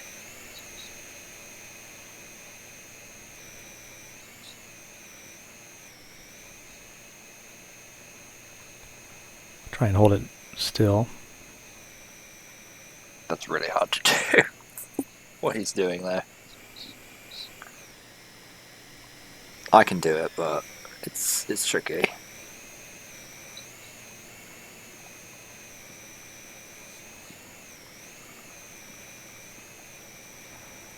There's not a lot that can be said to really help someone learning how to torque roll. You just have to keep trying it and get a feel for it.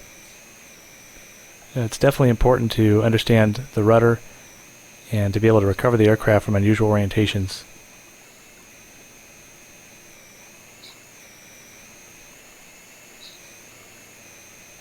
That's beautiful.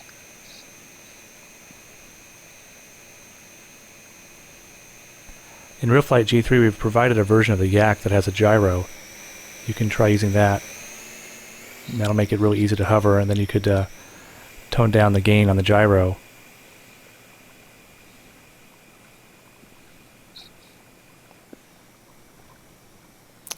So all I can do is advise you to practice and keep up with it. Keep trying, and I think you'll get it.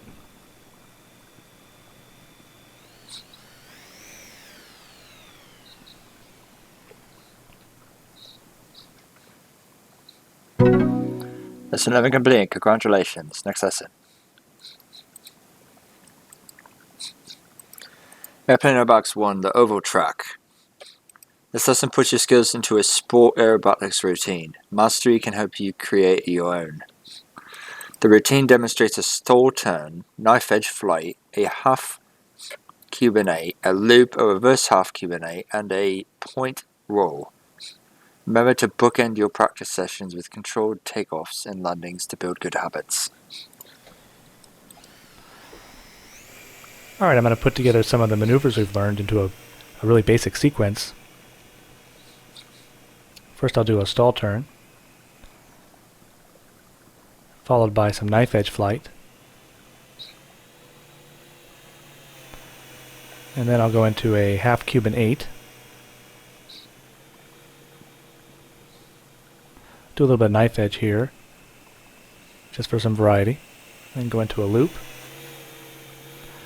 I'm just throwing these maneuvers together. You can practice this same routine or create your own. Now I'll do a reverse half Cuban. It's kind of a good idea to practice some kind of sequence once in a while. I'll do a 4-point roll here. So that's a basic sequence you can practice in real flight and then attempt at the flying field. It's really helpful to practice a routine because it forces you to leave one maneuver prepared for another. It's a lot harder than just repeating the same maneuver over and over. And I'll bring it in for a landing. I hope you found these virtual flight instruction recordings to be helpful. Oh, so this is the virtual flight instruction. You assholes. What happened to the other ones? Disability unlock. Airplane Aerobatics 1. Oh?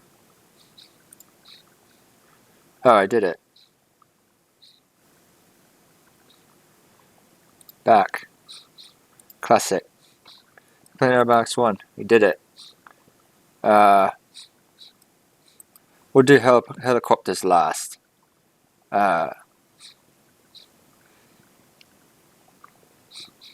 We'll do helicopter aerobatics last, so we'll do airplanes first and then helicopters. So we just did that. Airplane Aerobatics 2. Build your aerobatics skills with this set of scale aerobatic lessons. Avalanche. The avalanche is a loop with a snap roll at the top. This snap roll must be centered at the top of the loop. Okay.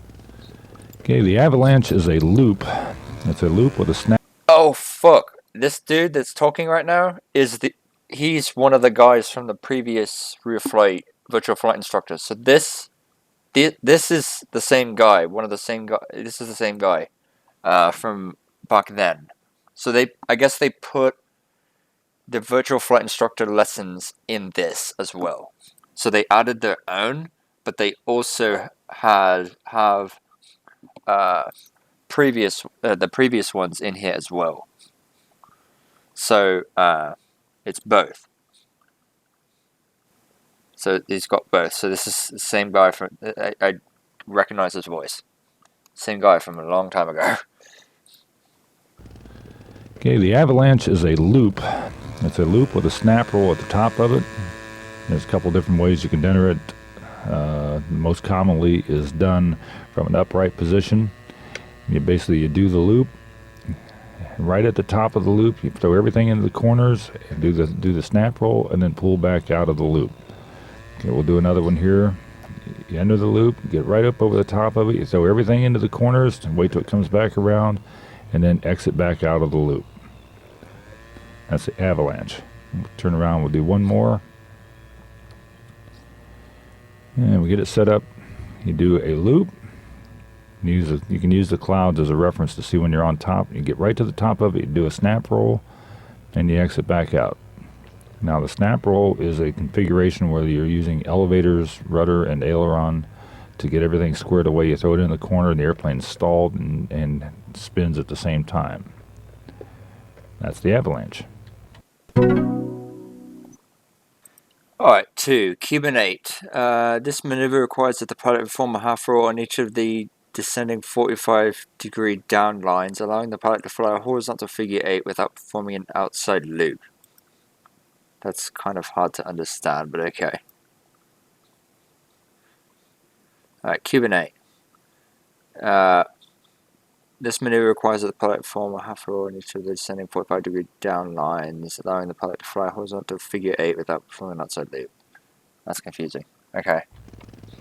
The Cuban 8 is a series of loops that consist of about 5/8 in diameter, or 5/8 in percentage rather.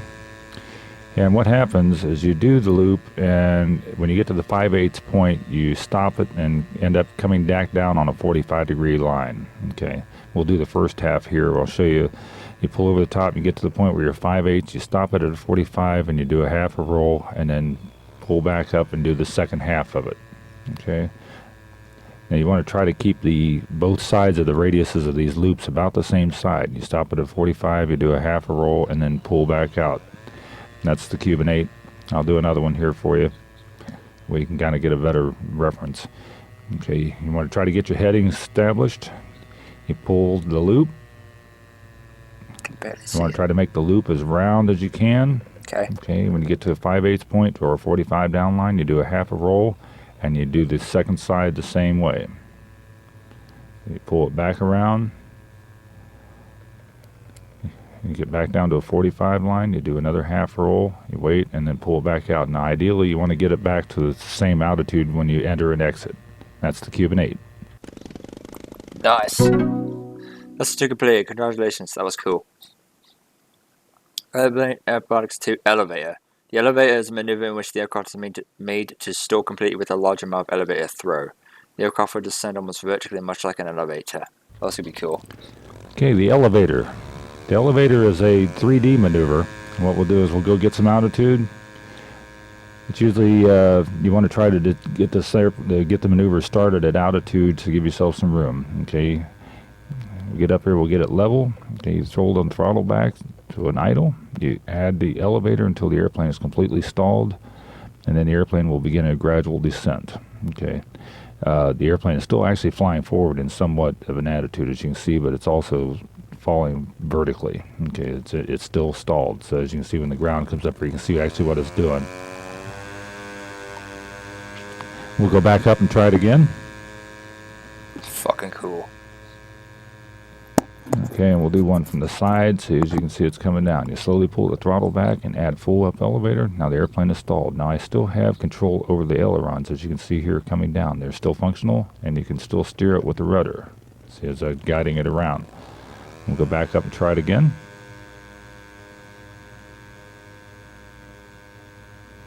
And we'll do one more. Okay, pull the throttle back. You add full up elevator. Then you can still steer it around with the rudder. So I'm going to add a little bit of left rudder and a little left aileron. You can steer it, add just a little bit of power. That way you can change the attitude.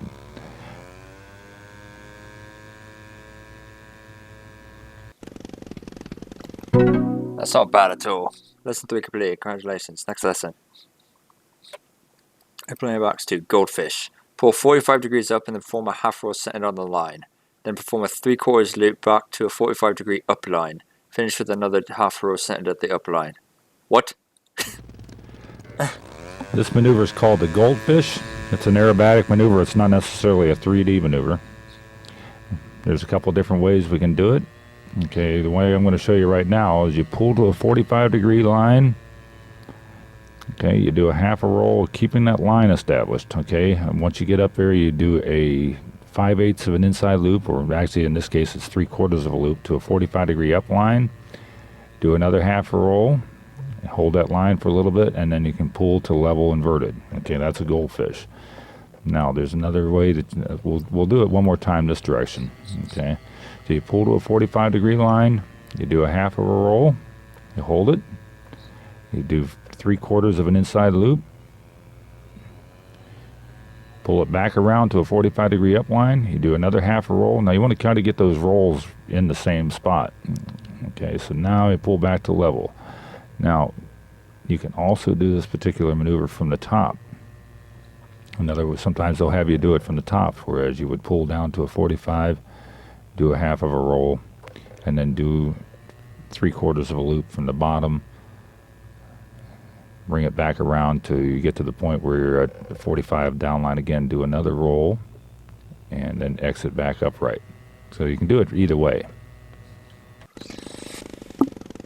I ain't doing that shit because it's too fucking complicated. Like, it's too okay, it's easy. It would be easy for me to do it, but I can't remember all the different steps. Half reverse Cuban 8. Oh god, these names. To perform the reverse Cuban 8, pull to a 45-degree up line. So 45 degrees. Then perform a half roll. Set it in the line from upright to inverted. Finish the mover with 5/8 of a loop. So that would be to return to horizontal flight. Okay. This maneuver is called the half reverse Cuban 8. And Cuban 8 is it's 5/8 of a loop with a 45-degree down line at the end of the 5/8. How it is typically done, well, we'll do a normal reverse or normal Cuban 8 first, and I'll show you that, and then we'll show you what it's like in reverse. Okay, this is a normal Cuban 8. You pull, you do 5/8 of an inside loop to a 45-degree down line. You do the half roll, and then you pull. You execute the other side of it the same way. You pull it around. You're going to try to make these loops as symmetrical as you can. Get back to a 45-degree line and do a half roll. Now, ideally, you want to get those half rolls to intersect in the middle of this 8. Okay, now a reverse Cuban 8, we'll turn it around here and try it, is going through the same maneuver, we're only going the other direction. In our case, we'll pull to a 45-degree line, do the half roll, hold it, and then do the 5/8 of an inside loop. And you pull it back around, and you go back up to a 45 line, do another half roll. You hold it there for a little bit. What that does, it gives you a little altitude to be able to get this second side of this loop in. Okay, so you do another one here. We pull up to a 45. You do a half of a roll. Hold it there for a second, get some altitude. You pull it back around. Do 5/8 of an inside loop. You pull it back up to a 45. Do another half of a roll. Stop it. And you pull that one back around. And you want to try to enter and exit this maneuver about the same altitude. Get the intersection where the rolls are the same. And that makes it very symmetrical. That's the Cuban 8s. Okay. It's 5 complete. Congratulations. Next lesson. Harrier. When I said Harrier, I'm like, oh fuck, I want to fight the Harrier. But no, Harrier. A Harrier is a slow forward progression of the aircraft with the nose held high. Use the elevator until the nose approaches 45 degrees. The throttle should be used to control the forward progress of the aircraft without climbing. So it's like a high alpha. This particular maneuver is called the Harrier.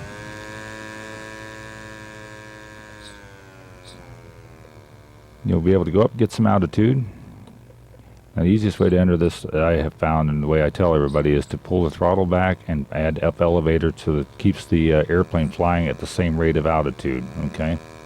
Now you just have just enough elevator as you're flying it around to keep the altitude set. Use the elevator to control the angle of attack.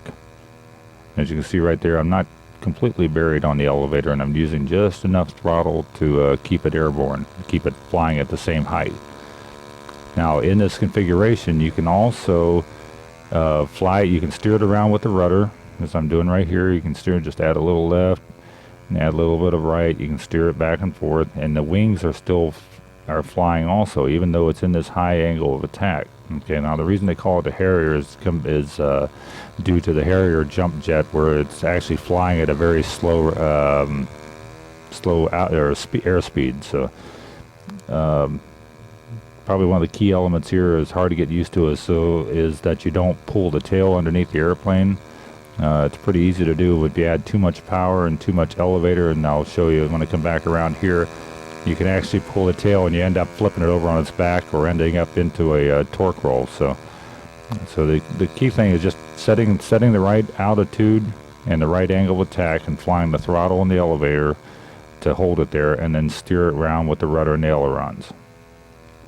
Okay, so we'll do one more pass coming across here so you can actually see the angle of attack. Now you can see what my stick movement, and once you get it set, it becomes pretty stable and flies pretty much on its own.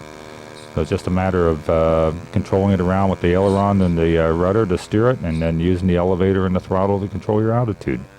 That's the Harrier. This looks like a fucking high alpha to me. Apparently it's the Harrier. Humpty Bump. The maneuver consists of 2 vertical lines connected by a half circle thrown across the top. This maneuver is called the Humpty Bump. It's another aerobatic maneuver. It's not considered a 3D maneuver. Okay. The fuck does it mean by 3D? The way to fly the Humpty Bump is you pull to a vertical upline. You do a half of a roll, keeping it on that upline, and then you pull 1/2 of an inside loop. Okay, then you come back down the same line, and you want to try to exit exactly 180 degrees from where you started. Okay, we'll do another one here. You pull up to a vertical upline, you do a half of a roll, you do half of an inside loop to a down line, you hold it there, and then you end up flying back out. Okay. Now there are variations of this particular maneuver that you can also do. You can come up, you can pull to a vertical upline, you do the half roll, okay? You can push over to a vertical downline and come out, and exit back out the same the same height and altitude, or you can push to or pull to a vertical upline, you push it over to the top, and do the half roll on the way down, and then exit back out that way. Okay, like I say, there's many variations of this particular maneuver that you can use to do it. Okay, there's another one where you can do like a quarter of a roll on the upline. You pull over half of a loop, do a quarter of a roll the other direction, and you exit back out.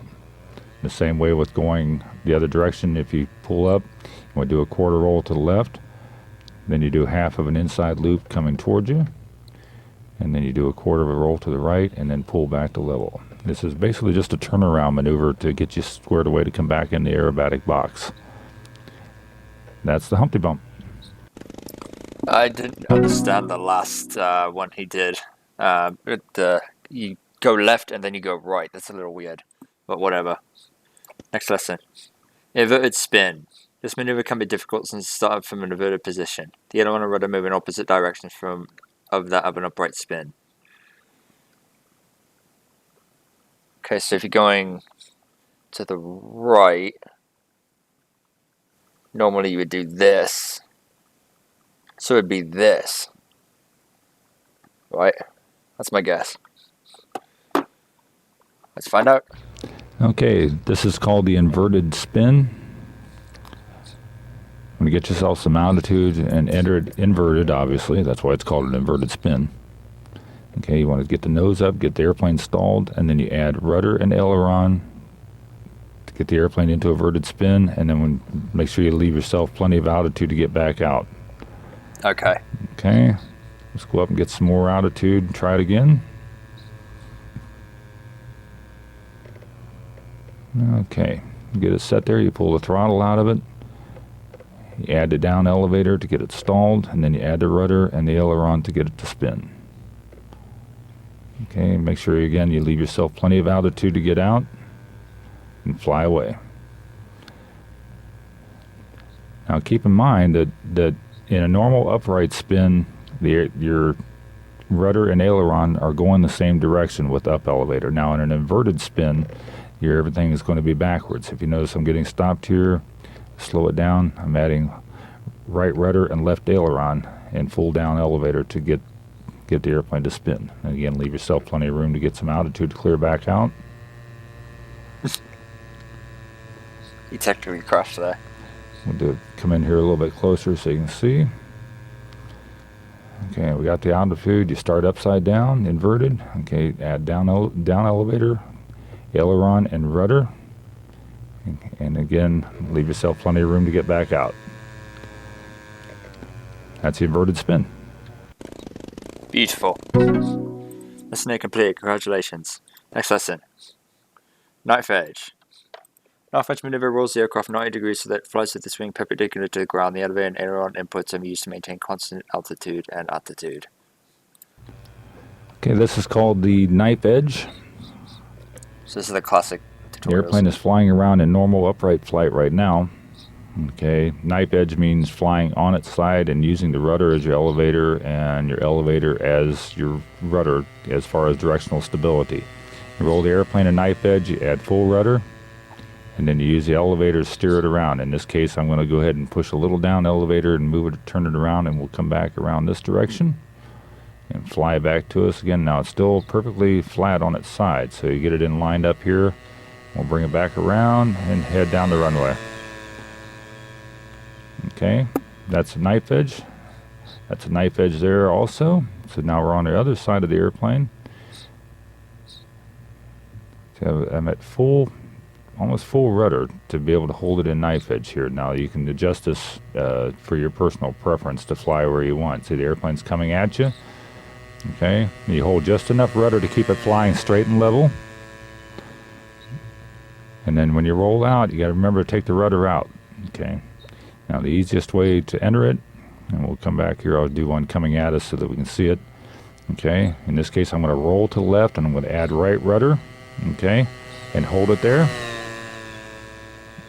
Okay, and then roll back out and take the rudder back out. Because what happens if you don't ease these in and out, like the rudder and the elevator, if you don't bring them back in, you end up getting this, you get a lot of this wobbles around stuff.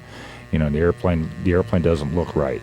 So a real easy way to remember to do this is just enter everything really, really smooth. Okay, now I'm going to add just a little bit of aileron and a little bit of rudder so that when it gets to knife edge, all the rudder is into it, and we'll take it back out and do the other side also. Okay, now when you're flying a knife edge, just keep in mind that the easiest thing to remember too is that your inputs, whichever way you happen to roll, you're going to go opposite direction with the rudder. Now again, this is only for when you're flying from upright to knife edge. Like for instance, I'm going to be going to right aileron and I want to go left rudder there. Okay, in this case here, I'm going to come back, I'm going to go left aileron and right rudder. So there's the left aileron, and now I'm adding right rudder. So it's a real easy way to remember as far as the entering. You're always going to be going opposite rudder to whichever direction you roll the ailerons. Okay, now when you enter this thing from inverted, it's exactly the opposite. See, now I'm upside down. This is going to be where it's going to probably get a little confusing. You roll left and you add left rudder, okay? And you roll to the right and you add right rudder. And that's only when you only do this is whenever you're flying, you're entering it from inverted. Okay, so now I'm rolling to the right and I'm adding right rudder. Okay, we'll go back to inverted. I'm rolling to left and adding left rudder, and we'll go back to inverted. Okay, that's the knife edge. That was not bad at all. Next lesson. Lomkavak. From a fast, straight and level flight, pull the nose and do a 20-degree climb. Simultaneously, roll to a right hand knife edge attitude. Next, add in left rudder and left aileron. During the ensuing snap roll, reduce the throttle to idle while holding full left rudder. Done correctly, this will cause the aircraft to tumble end of end. Okay, this maneuver is called the Lomkavak. There's multiple ways of entering the maneuver. You can either do it from upright. The easiest way that I found is you enter upright, you roll it to a knife edge, and then shove everything into the corners. The airplane actually has a pirouetting action where it's tumbling end over end. Plus, it's also has a gyroscopic action where there is some roll in it also. Now we enter it. You roll it to knife edge, and then snap. You can enter it this way, or you can roll it to knife edge and push it over and get it to go this direction. There's multiple ways. Again, like I say, you can enter it. Another way is to entering it from inverted, and if you cross control the snaps, a regular snap configuration like sticks in the upper right hand corners as we're showing here, or the sticks in the upper left hand corner as shown there.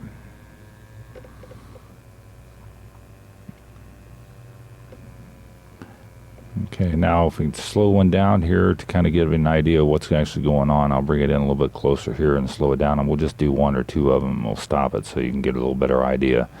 Okay, so I'm stopping, getting it slow. You can push the sticks up upper left hand corner, you wait for the fuselage to come back around and you can stop it. Okay, show you another variation. The way to enter it is from knife edge and push it over that way. That's another direction. You wait for it to come back around and you can stop it. Or there's another variation is to be able to entering it from a upright snap. Okay, in this case we'll pull up to a 45, we'll do an inside snap to the right, halfway through it we'll push full down elevator and get the airplane to tumble that direction. That's cool. That's another variation of it. That's the Lamschevak. Lesson 10 completed. Congratulations. Next lesson. Point rolls. These maneuvers are very similar to a slow roll with the exception of a hesitation at either 1/4 or 1/8 of the roll. It's important to remember to use rudder and elevator to keep the aircraft flying in a straight line. These maneuvers are called point roll maneuvers. If you can envision a point roll maneuver as basically a segmented or sectioned slow roll, that's the easiest way to define, how to do them as well as the way they look. Okay, we'll pull this around. Come back down the field here. Okay, now a slow roll is a constant speed, non-stopping roll. Okay, now we're going to do the same thing, only we're going to stop it in every quarter of a roll. And that's take the aileron in and take the aileron back out. Now it's the same functions on the tail with the rudder and elevator that you'll have in a slow roll. The only thing is that you're hesitating on all these points. The slow roll, he has left rudder, elevator, down elevator, right rudder, and up elevator. Okay, now to go to the point roll, you roll to the right, you've got left rudder, you got down elevator, you got right rudder, and then up elevator to come back out. Okay, that's the 4-point roll. We'll do another one coming back this direction. Okay, you enter it, you roll right, add left rudder. Okay, add a roll it again, you stop the ailerons, now you're in down. You go to right rudder with right aileron, and then roll out of it again with the aileron. Now keep in mind, when you're upright, your first points, as in the slow roll, are always going to be in the opposite direction. So if you're rolling to the right, your first rudder input is going to be the opposite, so it will be left. And then when you roll upside down and you take the rudder out, you roll to the last 3/4 point, you add right rudder, and then you take that back out and add a little bit of up elevator to keep the nose in it. Okay, now to take it one step farther, you can do it as an 8-point roll. Okay. Now this is a segmented slow roll also. So you roll to a 45 degree and stop, you add a little bit of rudder, you roll it to 90 degrees and add all the rudder, another 45 degrees and add some rudder, and then take the rudder completely out. Now that's half of the 8-point roll. Okay, we'll come back out here and we'll try it again. I'll show you one more time.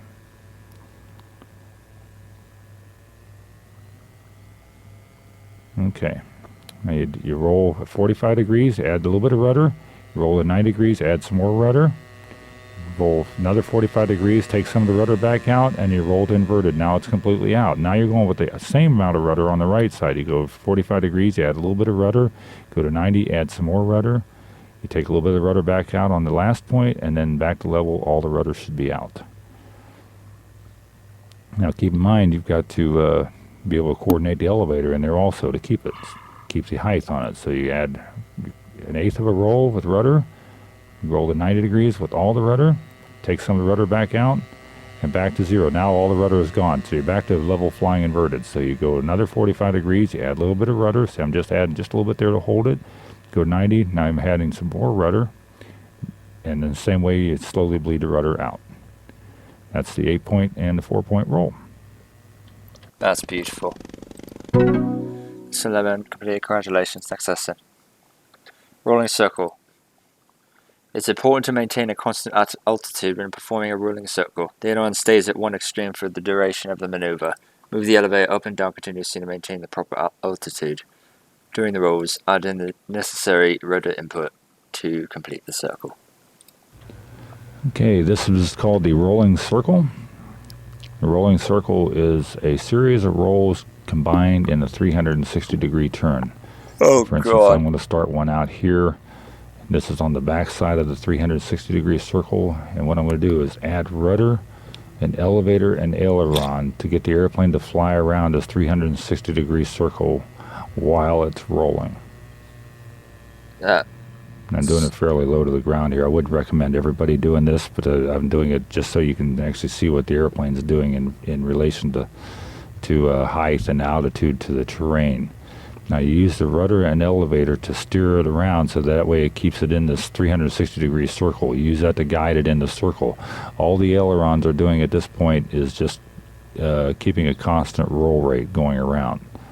So I'm using right rudder there, up, left rudder down, right rudder there, up, left rudder down, pushing right there, a little right rudder to skid it, up, left rudder down, and so on, all the way down around the line.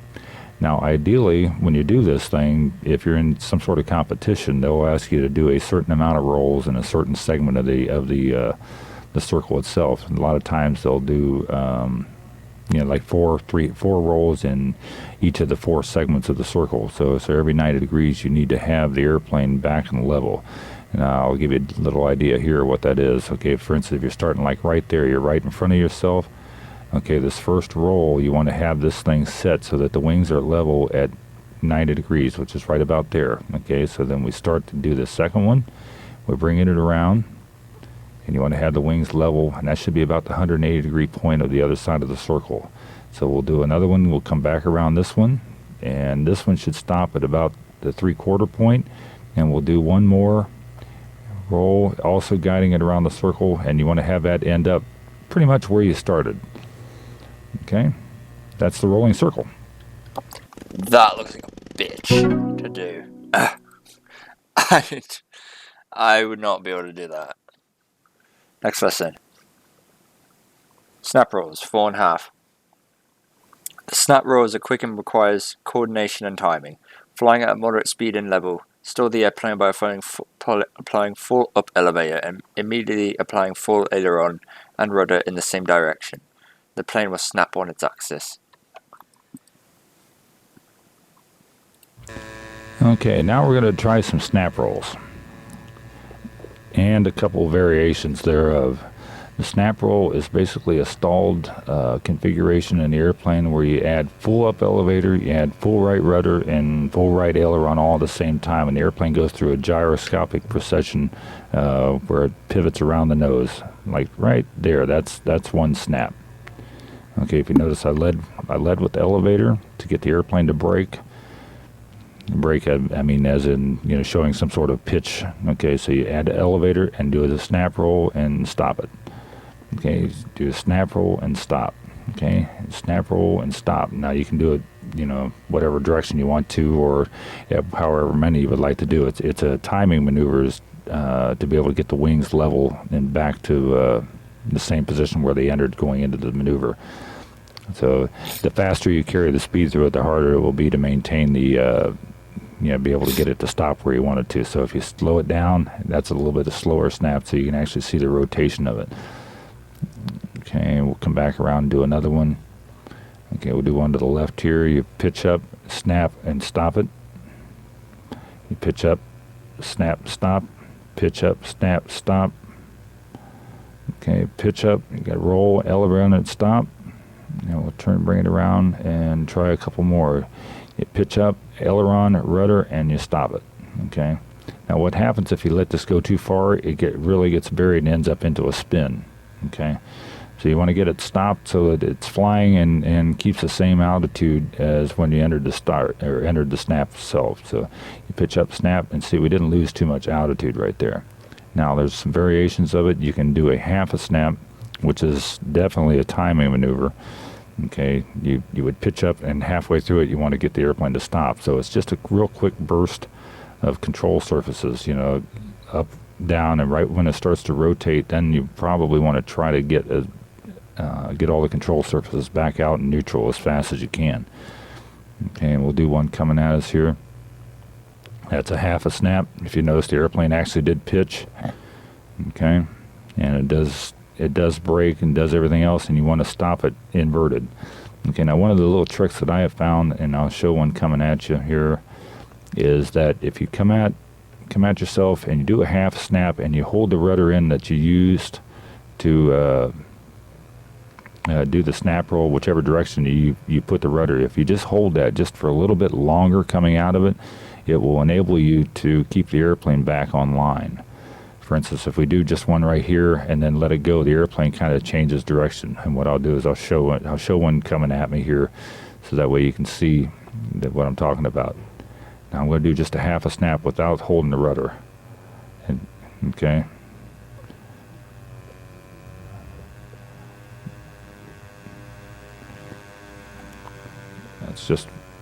There's just a little bit of a change. So now what I found, if you hold the rudder the direction of the snap that you've done it, just hold it a little bit longer. It helps get the airplane back online and flying the way you want it to. So for instance, like there, now I just held just a little bit of right rudder now, and then you slowly feather it out.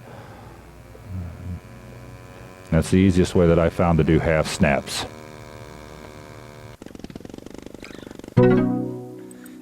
The wall.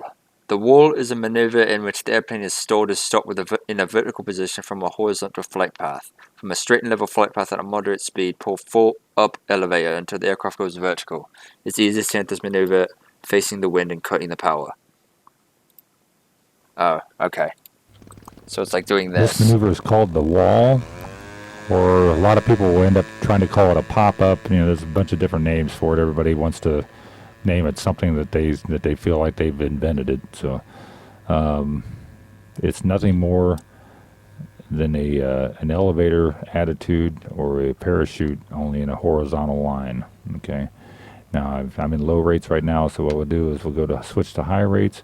We carry a fair amount of speed and a fair amount of power, and right where you get to the point where you want to do it, you just go full up elevator, and the airplane will end up going to a vertical and stopping. It's like appearing like it runs into a wall. Okay, so we'll do another one coming back here.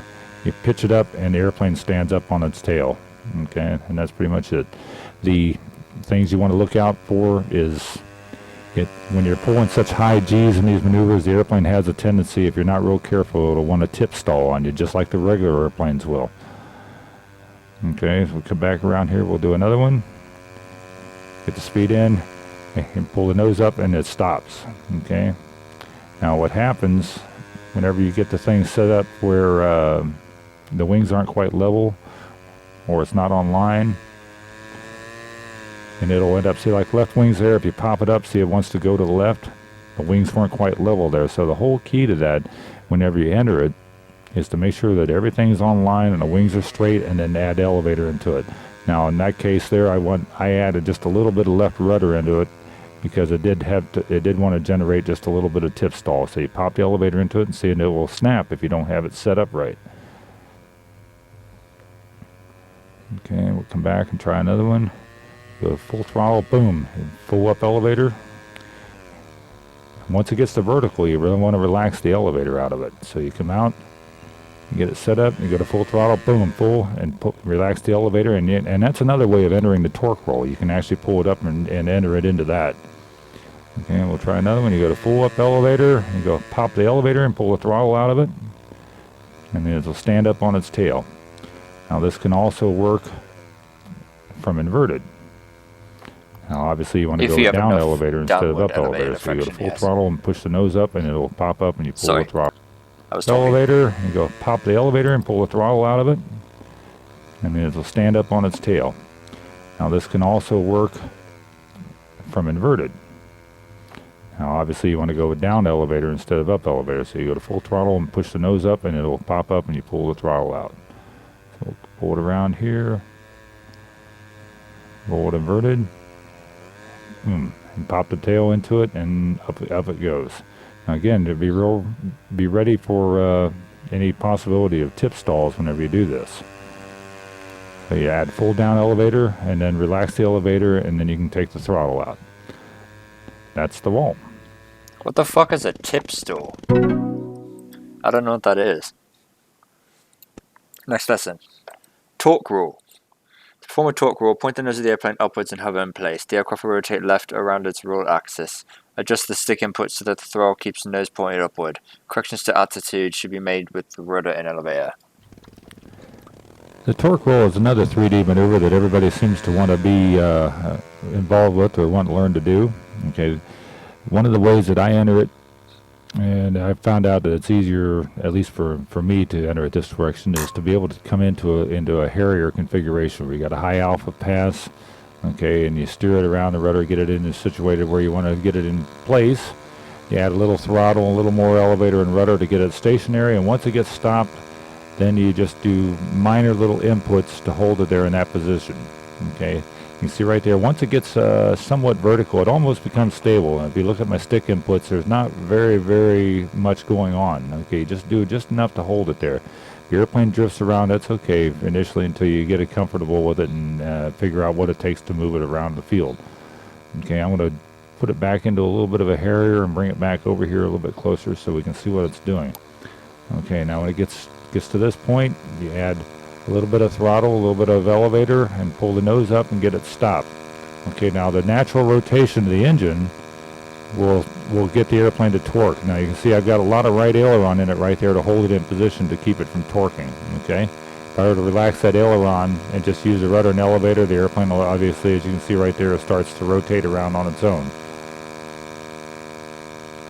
Okay, now one of the easiest things that I have found to tell everybody to do is, if you can imagine the airplane sitting in a glass, like in a drinking glass, you want to get it in position and hold it right in the middle of that glass, like I've got right there, and try to keep the wing tips or anything from touching the edge of the glass.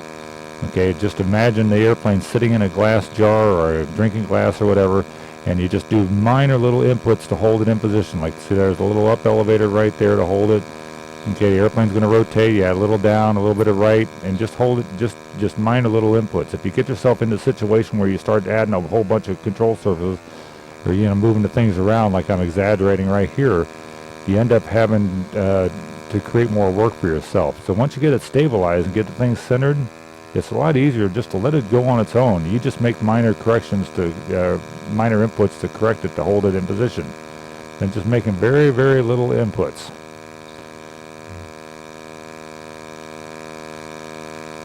Okay, now I wouldn't suggest doing this real low to the ground initially because just the lack of altitude to be able to get yourself out of position. So the only reason I'm doing it this low is so that you got a ground reference so you can see angles of the airplane and you can see attitudes of what it's actually doing. And that's the torque roll. That was fucking awesome. One more lesson. Waterfall. The waterfall is a maneuver where the plane pivots 360 degrees on the pitch axis. Okay. With as little forward motion and altitude deviation as possible. From the Harrier position, add full down elevator and full throttle, causing the airplane to rotate completely on the pitch axis. The waterfall is another 3D maneuver that's very popular. This is where the airplane actually flips end over end in kind of a Lamshavak configuration. Okay, I'm going to get it situated out here. You generally start this maneuver in a vertical position, nose high. You add full throttle, full down elevator, and pull the throttle out, and then add it again. And what the airplane does, it does a very tight outside loop. Okay, so you push down and add the throttle again. Now, the natural reaction of the airplane with torque and the gyroscopic forces that are on the airplane may want to have it, you know, move around or pirouette or something like that. So during this whole process, you still want to be able to fly the airplane. You know, the ailerons will keep the wings straight. The elevator and the rudder will keep it in line also. For example, I'll pull it up here and get you. It will set up for another one. Okay.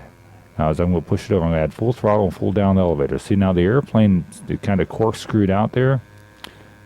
Now, one of the things you want to do is use the ailerons and the rudder in that configuration to keep it going end over, to keep it going end over end straight. So I'm going to add just a little bit of left rudder right there, and that will keep it going straight on the turn. Just a little bit of left rudder there, and then a little bit of aileron.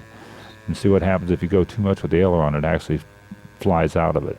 So you go down elevator, a little left rudder, and you fly the rudder all the way around. Now I'm just using rudder to steer this thing around through this thing. I'm just using a little bit of left rudder right there, using full throttle so you can see what it's actually doing. That's fucking awesome. Now, one of the neater things that I like to do with it is if you enter this waterfall, you pitch the nose over and pull the throttle out and just let it fall kind of in an inverted Harrier. And then just add enough power with full down elevator and you can actually fly the airplane around in an inverted Harrier altitude. We'll go back up. We'll try it again. Get the airplane going vertical. Pull the throttle out, push the nose over and pull the throttle back, and then add the throttle again to get the nose back up. You're basically flying a real tight outside loop. That's the waterfall. That was fucking awesome. New certificate unlocked. Airplane Airbox 2. Beautiful.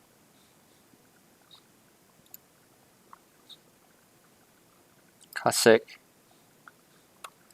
Airplane Airbox 2. Did all that.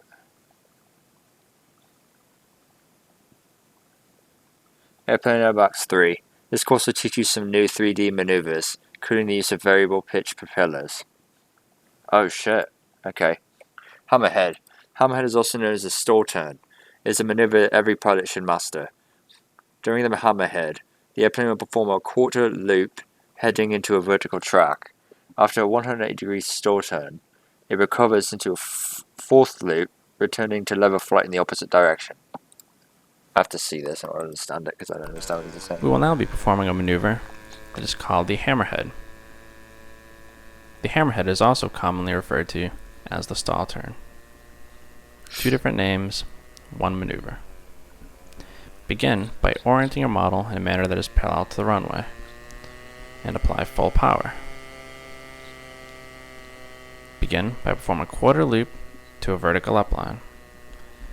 Slowly decrease the throttle, apply rudder deflection to rotate the model 180 degrees, establish a vertical downline, pull to upright level exit. Oh shit, okay. That was the stall turn. One trick to this maneuver is the following. If there's any crosswind whatsoever, it is always favorable to rotate the model 180 degrees over the top of the stall turn into the direction of the wind. So for example, say the wind is blowing in. Come back to idle. It would be favorable to rotate the model to the right. Establish a vertical downline. Pull quarter loop to upright level flight, and that completes the stall turn. Wind is moving in? Well, I've never heard anyone say that before, so it's like, what the fuck does that mean? Harrier roll. The Harrier roll is a popular maneuver that really wows the crowd. Starting with the Harrier, the aircraft flies at relatively slow speed with the nose pitched about 30 degrees upwards. The pilot then begins to roll with the ailerons and uses the rudder and throttle to maintain a constant altitude and attitude to complete the maneuver. We will now begin a maneuver that is called the High Alpha Harrier roll. This is no doubt one of the most challenging 3D maneuvers to perform. In this tutorial, I will begin by giving an example of what this maneuver looks like, and then by breaking up the maneuver individually into a few key maneuvers that you must first become proficient at performing. First, here's our demonstration of what this maneuver looks like. Slowing the model down and adding full left aileron. Positive angle of attack on the fuselage is necessary. And to keep this fuselage sitting at a positive angle of attack, you must utilize throttle, elevator, and rudder inputs. Fuck that shit. First, as an aerobatic pilot, oh my god, you must be able to perform the slow roll. As a recap, orient the model parallel to the runway, roll left, holding right rudder right now, releasing, now holding left rudder to maintain flight, and exiting the maneuver in upright level flight. Throughout the slow roll, the pilot must make corrections with both rudder and elevator to keep the model tracking perfectly straight. Once you can perform this with ease, you're ready to try the next maneuver, which is performing multiple rolls at a slow speed. Thus, use low rate. Apply full left aileron, and you'll have to do elevator and rudder corrections, but everything will be slow, so you should be able to keep up with the model. Just take notice the way the model reacts, different attitudes. Then, try to get the nose so it sits slightly at a positive angle of attack, like so. While this isn't a high alpha Harrier roll, it helps the pilot become proficient with the inputs that are required to perform the Harrier roll. Exit this maneuver, and now let's give the high alpha Harrier roll a try. Slowing the model down, using a little up elevator to get a positive angle of attack, apply full left aileron. Keep the aileron deflection the same.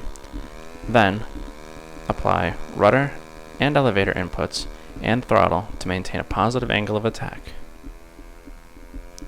Now, you're performing the high alpha Harrier roll.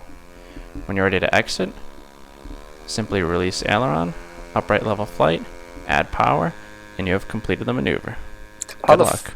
How the fuck did he turn that shit? Like, not only did he do that, but he actually went around in a circle. He did half of a fucking traffic pattern with that shit. How the hell did he turn that? It's fucking insane. Airplane Box 3 Inverted Harrier.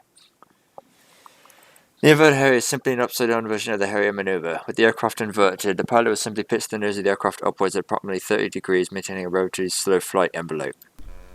In this tutorial, we'll perform a maneuver that is called the Inverted Harrier. This is a very typical 3D aerobatic maneuver. However, to refresh your memory, the upright level Harrier is when the airplane sustains a positive angle of attack with maximum elevator deflection. As you can see, when the model is slowed down, slowly start increasing up elevator, and utilize throttle to maintain the angle of attack and to keep the airplane moving in a manner so that it will not stall. Simply said, the airplane is flying on the engine at this point. Now, to perform the Inverted Harrier, it's very similar except for holding down elevator. Begin by flipping to 3D right, roll the model to inverted, and feed down elevator. And utilize the throttle stick to keep the airspeed setting it correct so that the model will not stall.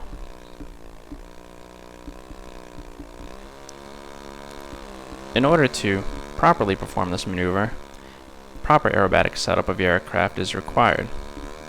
Simply said, you may need a model that is slightly tail heavy. Also, you will need elevator deflection that is around 40 degrees. With that being said, we'll perform the maneuver one last time. Roll the model to inverted, flip to your 3D right, slow the model down, and start feeding down elevator until the fuselage is sitting at a positive angle of attack.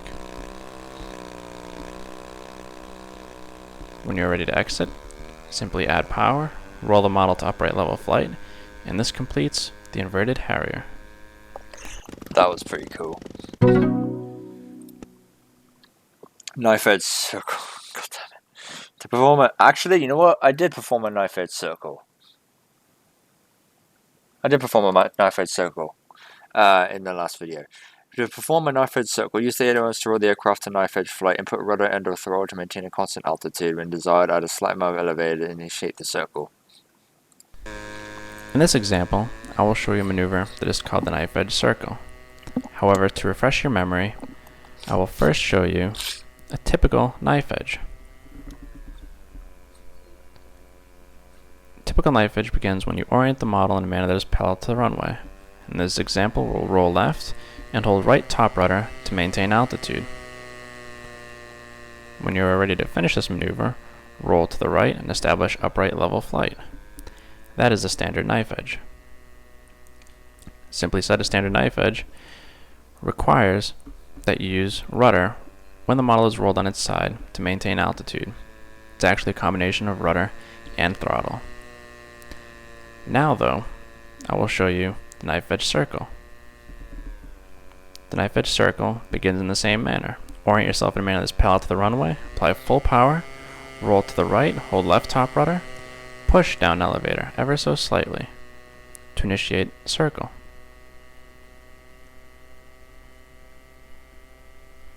Or you can pull. It's either way. We're maintaining our altitude by throttle and rudder. Approaching back to the center position, completed the maneuver, roll to the left, and establish upright level flight. This completes the knife edge circle. That was like an inverted one. When you're doing it this way instead of the way I did it, which was you're doing it like this instead of the way I did it, which was like that. Okay, knife edge circle with snaps.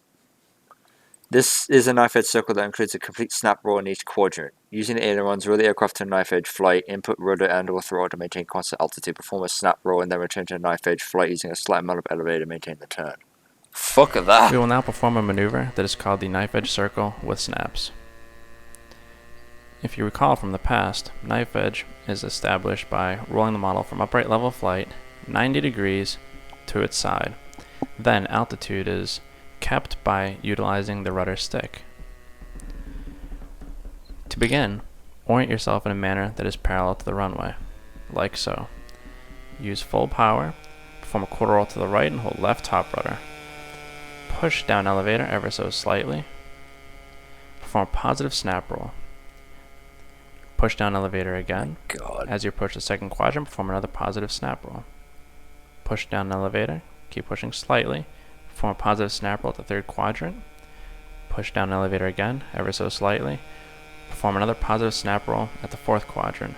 Roll the model to the left, upright level flight, and that completes your knife edge circle with snaps. Fuck that shit. I mean, I'm not gonna try that for a while. Square loop.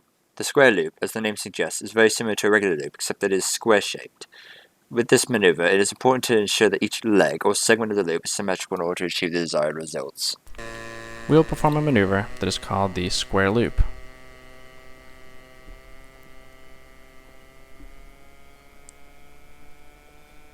Just like a regular loop is 360 degrees and is a circle in shape, the square loop you must take 360 and divide it by 4, thus making each portion of the loop 90 degrees. First, begin by establishing a heading that is parallel to the runway, like so, and apply full power.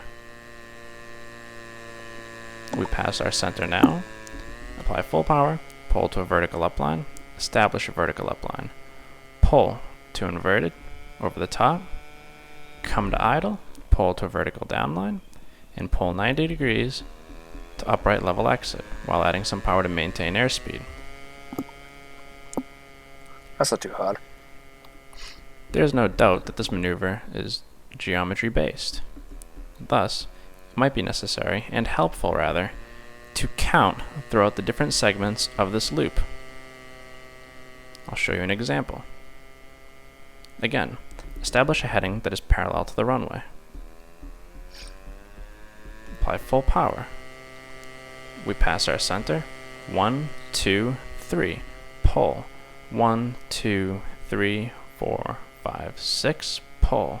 1, 2, 3, 4, 5, 6. Pull. Now, pull to upright level exit. Counting makes it easier to make sure that each segment of the loop, the vertical portions and the horizontal portions of the loop, are equal in length. This is the key to ensuring the proper shape. Good luck. That doesn't seem too hard. So it's completed. Congratulations. Next lesson. Variable pitch introduction. Flying with a variable pitch propeller requires practice and understanding. In this lesson, you learn how to activate the variable pitch propeller from the internet controller, as well as to utilize the variable pitch options during flight. I don't even know what the fuck that means. So, I'm going to learn something new here. We will now briefly talk about variable pitch flying, and this will serve as an introductory course. First, look at the interlink controller. On the upper left-hand corner, there is a 3-position switch. When this switch is in the mid position, the pitch is constant. Thus, it's fixed pitch. When you move the switch position to the outermost position, that is when you enter variable pitch mode. What this means is when the throttle stick is at idle, you have 100% power and you have negative pitch.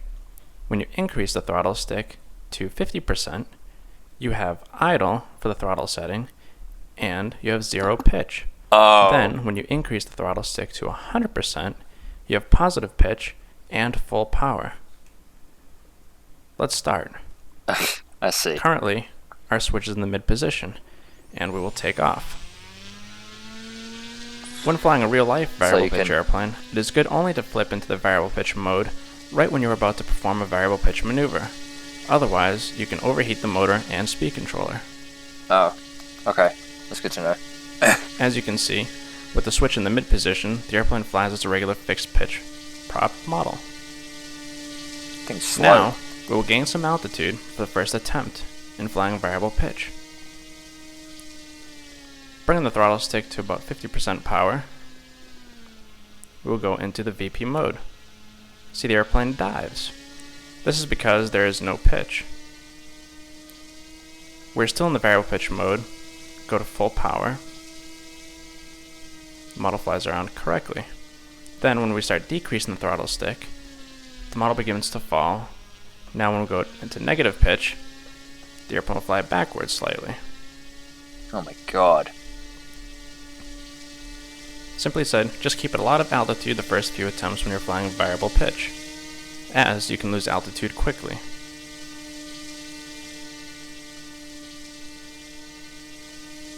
Coming back, decreasing the throttle stick, the airplane goes in a nose down attitude and begins the nose down hover to some degree. Now, let's actually perform a nose down hover. Go to full power, form 3/4 loop to a downline, go to negative pitch slightly, the airplane will stabilize, negative pitch, the airplane flips around, you go to full power and elevator to exit the maneuver. You will notice that you will have to be quick on your responses to perform maneuvers like this, because the model is fairly unstable when in the variable pitch mode, and specifically when you are in negative pitch. That's fucking awesome. That is your introductory course on variable pitch flying. My Good luck. Oh shit. There it is. I fucked it up. There's the thing. Yeah. Next lesson. Okay. Variable pitch nose down hover. In the nose down hover, it's imperative that you maintain a proper balance of throttle and pitch control. This lesson teaches you how to do so to master the nose down hover.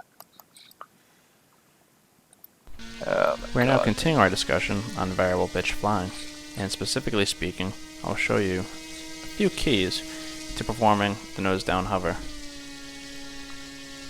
As you can see, we're flying on our non-VP mode. This is essential so you do not overheat the motor or the speed controller.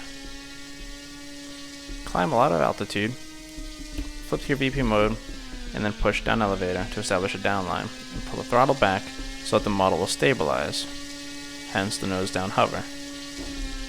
When the airplane becomes unstable, as it just did, it will be necessary to either pull the throttle back a little bit more to get more negative pitch, or, if you have enough altitude, simply go to positive pitch, which means increasing the throttle, and using the elevator, or rudder, or all surfaces to ensure a proper exit. Let's do this again. Slowly pull the throttle back, push to a downline, keep pulling the throttle back, negative pitch, and full power, and down elevator at that point to ensure a safe exit. The problem with variable pitch flying is the following. When going into negative pitch, the model becomes fairly unstable. Therefore, you'll have to think quickly in the exit.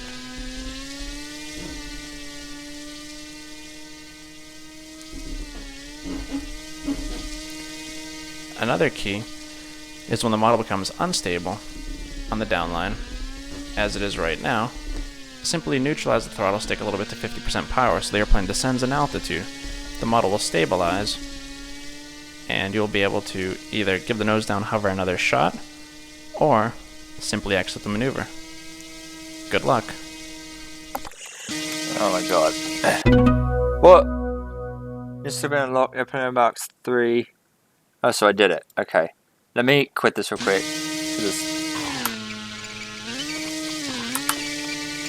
How do I turn it off? Hold on.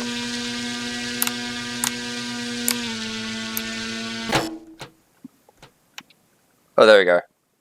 Here's the wrong button.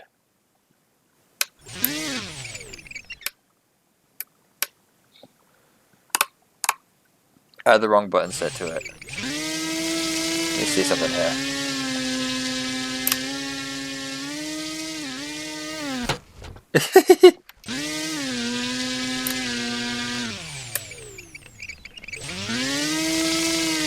Alright, so, oh my god.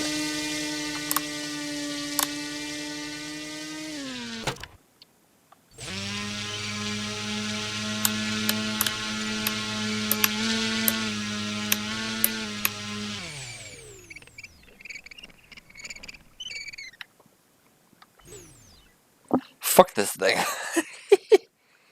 Oh my god. Yeah. I'm not screwing with that shit anymore.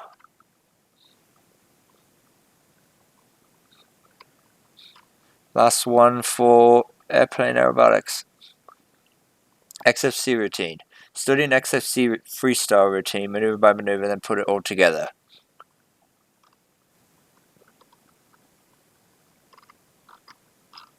This will be interesting. The opening of the routine sets the pace for what follows. When flying point rolls, be sure to use rudder and elevator input to keep the airplane flying straight. Then Jason entered the Humpty Bump point rolling the whole way. Oh god. I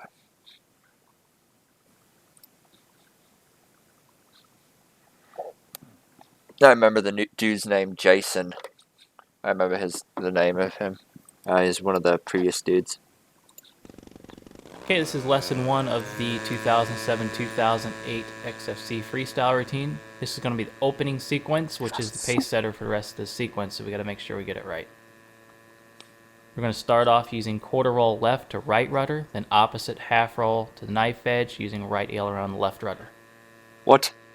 Left aileron right rudder, right aileron left rudder, back to inverted, point rolling, stay into the music.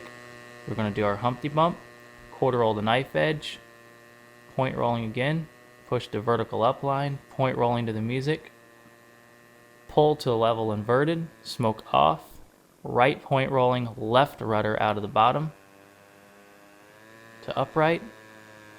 And this will set you up for lesson number 2 of the XFC lessons. So once you think you've got that right, we'll move on to the second lesson. Okay. I'm not going to try any of this official shit. I'm not going to try any of this stuff because it's like... It's too fucking complex for me to understand. But, I mean, I understand it, but it's just like... There's too much to remember. So I'm just going to watch this, basically. Back and forth snaps. To execute a snap roll, give up elevator and rudder and aileron in the same direction you tend to snap. When preparing part of a routine, always be sure to enter and exit the maneuver in the same direction as you would if you were flying the entire routine. Okay, this is lesson number 2 of the XFC routine. This is going to be the alternating snap rolls to the music. When I say snap rolls, I mean left rudder, left aileron, up elevator for left snap roll, right aileron, right rudder, up elevator for the right snap roll. I'm going to turn around and set ourselves up. This will feed us in from our last sequence. I'm going to do 1.5 positive snap rolls to inverted. Rocking the wings, staying to the music. Into our snap rolls. I'm going to start off with right snap roll, left, right, and back to the left snap roll. Oh my god. And that'll set us up for our third lesson of the XFC routine. And again, once you think you've got that one down, we'll move on to lesson number 3. This is just fun to watch, honestly. I'm just seeing how the pro, literally a fucking pro does it.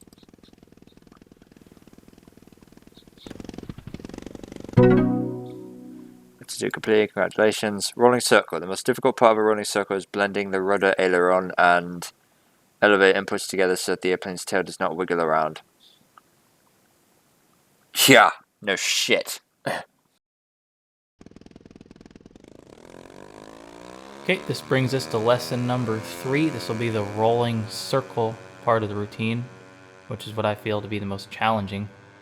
The key to this is blending the rudder and aileron and elevator out so you don't get any tail wiggle. So we're going to start where we left off from last time, lesson number 2. Smoke on, and we're going to roll into the rolling circle. So left rudder, right rudder, all while point rolling, making sure you're blending everything in and out smoothly while staying to the music, keeping your altitude, the rolling circle radius, and your roll rate all the same. So the key to this, again, is to make sure you're blending your rudder and the elevator in and out so you don't get any tail wiggle. And smoke off. And that'll lead us into lesson number 4 and out of number 3. So once you think you've got that one correct, we'll move into number 4.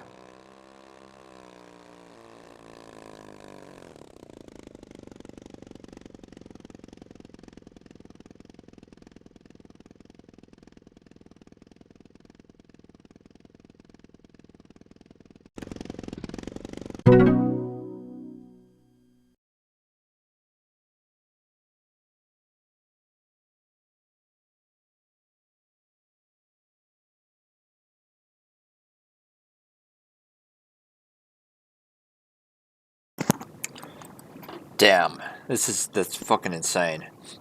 Knife edge slide rolling harrier. Oh god. The most important thing to remember in the knife edge slide is that you must use the elevator and rudder together to maintain heading, and the throttle to maintain altitude. Actually, let me see something real quick.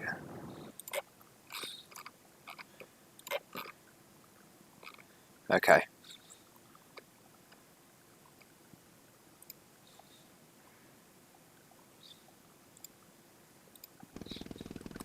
Lesson number 4, the knife edge slide of death and the rolling harrier turnaround.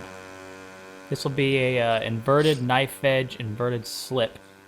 Basically just using elevator and rudder in a knife edge 45 V-tail configuration. Basically just using left rudder, right aileron, and elevator to control your altitude and heading and throttle to control the descent. So we'll start using point rolls going into it. We'll pop over the top, right aileron, left rudder, put it in a 45-degree attitude using the rudder and elevator to hold heading and throttle to hold your altitude. Then we're going to enter into a rolling harrier half loop, back the other direction, and enter the alternating tick-tock to the music, back and forth using alternate rudder, back to inverted, and that'll lead us into lesson number 5. Fuck that. Once you think you've got that one down and you're good and squared up, we'll start lesson number 5. Hell no, man.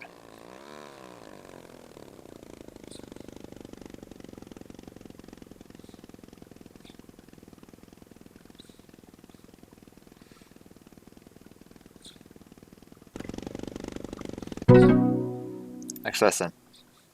Cloverleaf. I don't know what that is. In the cloverleaf, be sure to keep your control puts very smooth as always. Keep all your stick movements coordinated. Lesson 5, the cloverleaf.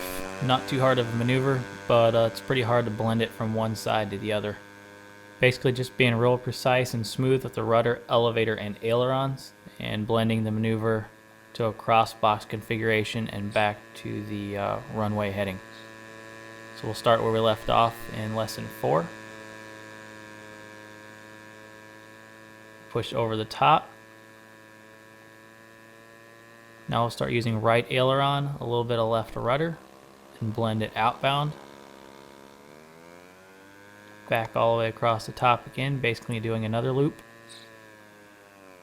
Right aileron again, blending it down the runway. And now we'll go into our lay down 45 loop.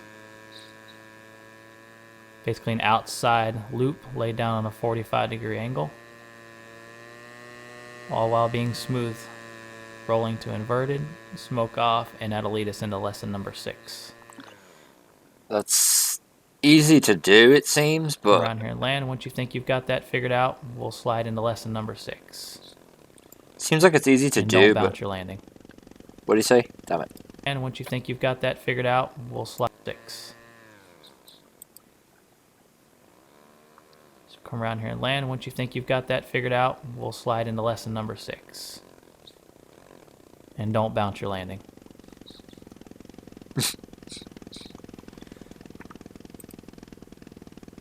It seems to be an easy, or not easy, but it seems to be an easy maneuver, but there's different steps that you got to memorize. Okay, snake. To execute the snake, hold the rudder in one direction, then alternate between right aileron with up elevator and left aileron with down elevator. Lesson number 6, the snake. We're going to lead off where we left off with lesson number 5. Pretty simple maneuver. We're going to hold the same direction rudder, alternating the aileron elevator back and forth to accomplish the snake. I'm going to do a 45 and a half roll. Start where we left off. Holding the right rudder, we're going to go right aileron up elevator, left aileron down elevator, right aileron up elevator, left aileron down elevator, all while holding the same rudder. Oh, that's cool, actually. Not too difficult of a maneuver, but you got to make sure you hold that same direction rudder. Roll to upright, and this will lead us into lesson number 7. Once you think you've got that one down, we'll go ahead and go that direction.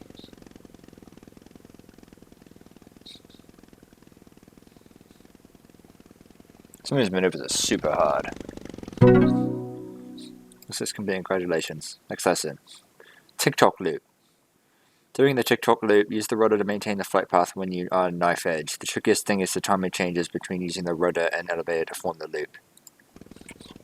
This will be lesson number 7, the TikTok loop. This is what I feel to be the second hardest maneuver in the routine. It's going to be back and forth aileron half rolls while maintaining a 360-degree round loop. So we're going to start off using right aileron, left rudder, then alternating half rolls. Make sure you switch the rudder while maintaining the radius. So right aileron, left rudder, back and forth, half rolls, keeping your radius 360 degrees, completely round. Going to increase the power to get the airspeed back up. Keep it alternating. Back to knife edge, and that'll lead us into lesson number 8. So once you've got that one down, do it a couple times and get it back and forth. Make sure your 360-degree loop and it's completely round, and we'll hit lesson number 8.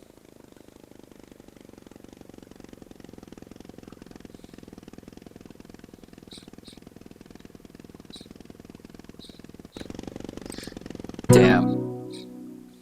Next lesson. Uno, dos, tres, cuatro. Okay. In this segment, the most difficult thing is to keep the point rolls in time with the music. God. Lesson number 8. This will lead off where we left off in 7. This is the 4-point roll to the Uno, dos, tres, cuatro segment of the freestyle music. Not real tough. Just make sure we hit 4-point rolls, all on the beats of the music. So we'll smoke on. We'll do a 360-degree turn, waiting for the music cue to come around. Make sure we stay clear of the trees. Back around, 4-point roll. Back into another 180-degree turn. One segment of a snake, stay on cue with the music. Another 180-degree turn back to show center, and that'll lead us into lesson number 9. Oh, that wasn't too hard. So again, not real tough. Make sure you do 4 points. Make sure they're all at 90 degrees. On each point, 90, 180, 270, and 360. And we'll go into lesson number 9.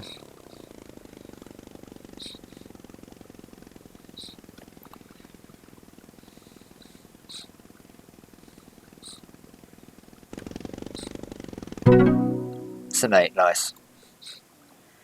Okay, lesson 9, pop-up. To properly execute the pop-up maneuver, you must enter with a fairly high energy. You will exit with very little energy, so be careful not to stall on the way out. Lesson number 9, the pop-up turnaround maneuver. Not real tough, making sure you have a lot of throw. It's going to be from inverted, we're going to push to a vertical upline. A lot of energy going in, not a whole lot coming out. And we're basically going to do a positive right or left snap roll. So 2 of 4 points going in to stay with the music. Push to vertical, positive snap roll, opposite rudder. Then we're going to start the rolling harriers, all while staying on cue with the music. Oh my Back god. up to the vertical upline, rocking back and forth, stay with the music again. Half loop over the top to the downline, and that'll lead us into lesson number 10. And that one's not real tough either, but just make sure we get the cue to the music. That's bullshit. And, basically just a positive snap roll, your choice left or right on the turnaround to get us back to show center.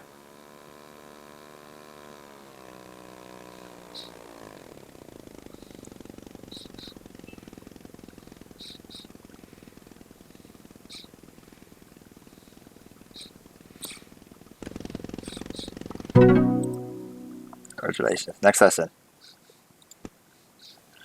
Routine ending. At the end of the routine is the most important part, since that's the last thing the judges will see. It is also crucial to make a good landing for the next time.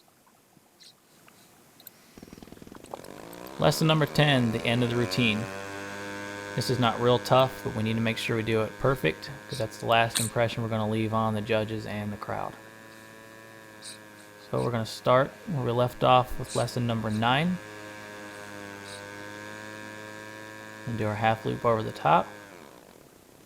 Back down. We're going to turn right turn, 45 degree outbound. One full roll with the music.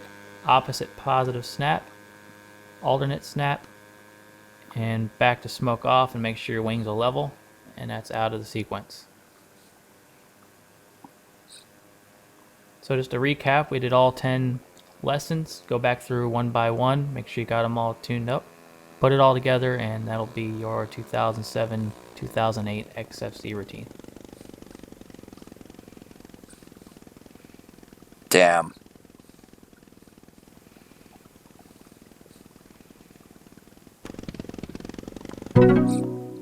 Fuck. Next lesson. 2007 to 2008 XFC routine. A champion pilot performs his 2008 to 2007 to 2008 XFC freestyle routine, describing his maneuvers and the transitions between them as he goes. This is going to be awesome. I gotta do something real quick before we do that. This is going to be awesome, probably. Hello, my name is Jason Knoll. I'm going to walk you through step by step through my 2007-2008 XFC freestyle routine. The first sequence is the opening point rolling sequence, which we want to make sure we get right because it's a pace setter. It's got the music too, that's nice.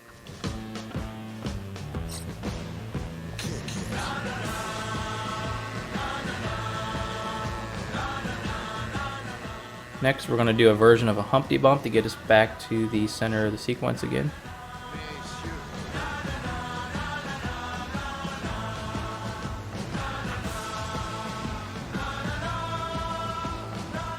Now we're going to do a couple point rolls to make sure we're staying with the music.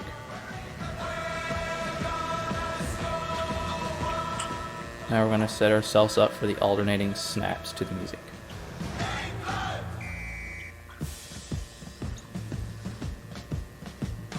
Can I introduce you please to a lump of cheddar cheese, nicked 1 pound.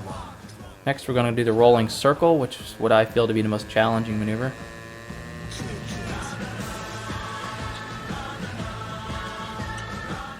Make sure you stay into the beats of the music.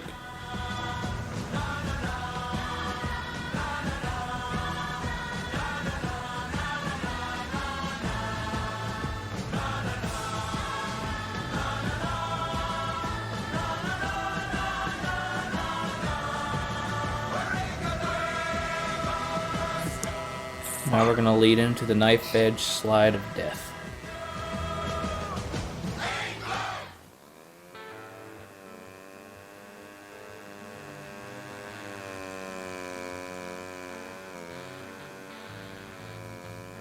Alright, now we're going to do the tick-tock Harrier rolls, again to the music.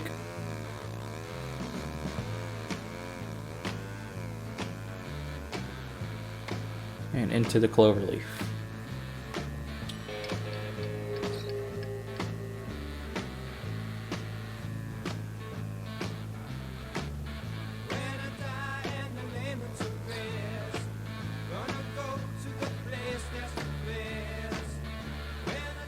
After the cloverleaf, we're going to do a loop, outside loop, lay down on a 45.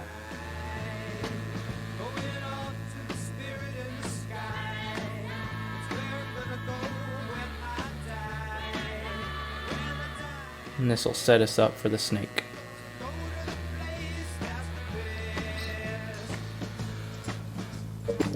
Fuck, dude.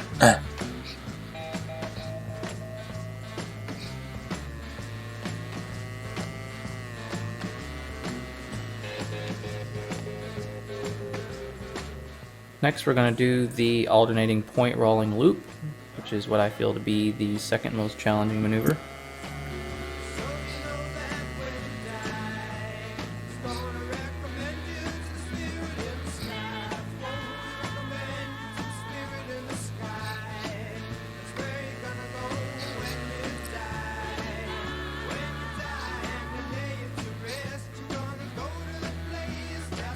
Next is going to be the 4-point roll. It shows center to the music.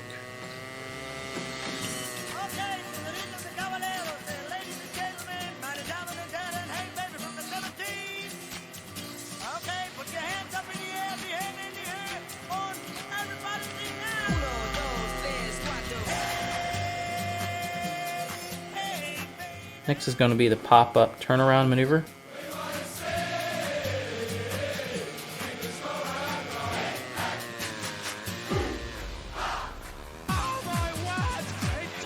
Into some rolling carriers and back up to the top. And this will be followed by our ending.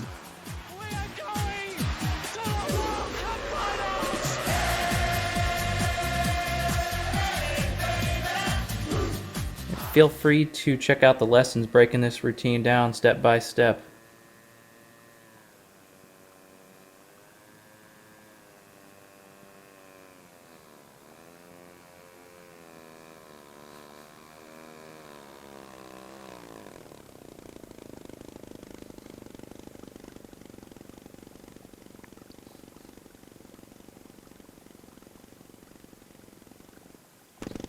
That was fucking awesome. Your certificate unlocked, airplane XFC routine. Nice. That was fucking awesome. That was so cool. Aerobatics, did all that. I wonder, can I do aerobatics before? Yeah, I can. Alright, helicopter basic flight. So we just did everything to do with airplanes. That shit got really fucking complex and difficult. But that's everything to do with airplanes. And now we're doing helicopters. Helicopter basic flight. Start at the beginning and learn to fly an RC helicopter. Basic hover 1. Controls. To fly an RC helicopter, you first need to understand how the model responds to transmitter stick movements. We will start with a basic low to the ground hover and watch how the model reacts. Ooh, grass flatlands. I love this place. I love this map. Oh, nostalgic. Let me do something real quick though before we begin. Oh, it's got an engine. It's got training. Let's see. What is it? Scenery, clouds, trees. Wind field indicators, yes.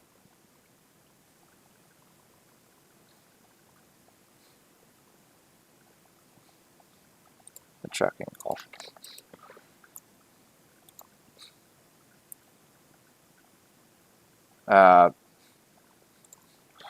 Well, damn it.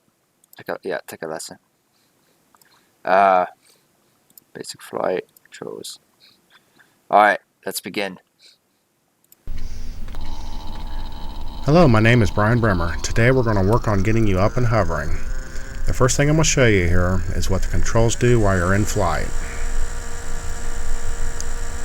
If you take the right stick and move it to the left, the helicopter will roll a little bit to the left and start to move in that direction. If you want to stop it, you have to move the stick to the right, and it'll take a second to stop. There's a little bit of inertia there. Now you take the right stick and move it to the right, the helicopter will roll and start to move in that direction.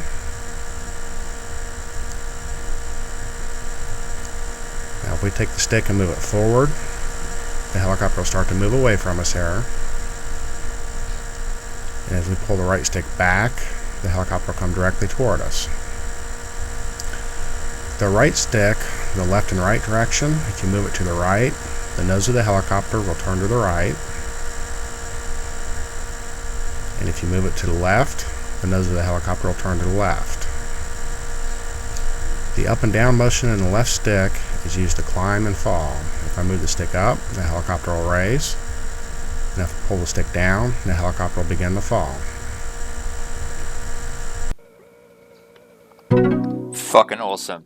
Helicopters are a lot more difficult than airplanes, so if you thought airplanes were difficult, helicopters are shit ton more difficult.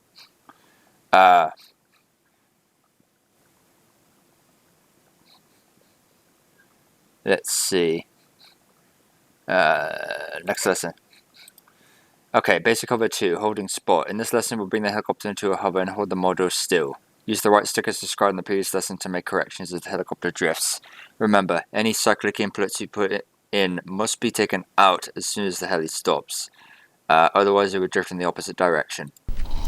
Okay, now let's get you up and hovering. Take the left stick and start moving it up. This is the throttle stick. You'll see the blade starting to spin. Bring the stick up slowly.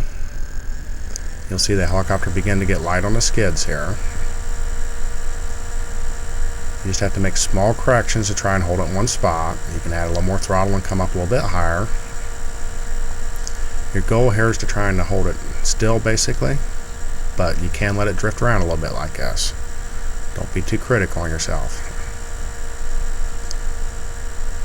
One thing that helps is keeping the tail pointed directly at you or at an angle where you can see it easily. This helps to keep the controls oriented the same at all times.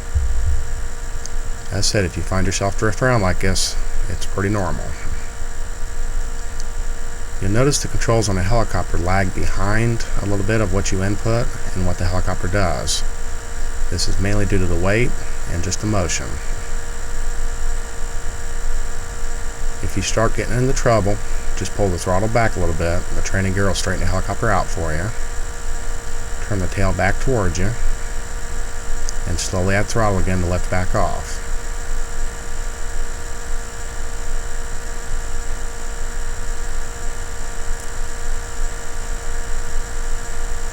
Once you start getting the hovering down, you can start working on moving around a little bit to different spots on the ground. Like we can move out to the yellow line in the center of the runway here. Just try to maintain the same altitude and everything. Bring it to a stop and just try to hold it there for a little bit. That's a beautiful hover. And we can go over to the right and fly over to the yellow line. Why is shadows not Hover showing? over top of it for a little while. And try to bring it back to yourself then.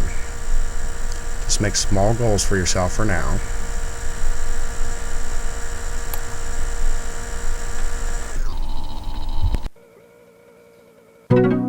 Yeah, you got shadows. It's not with the instructor stuff. Next lesson.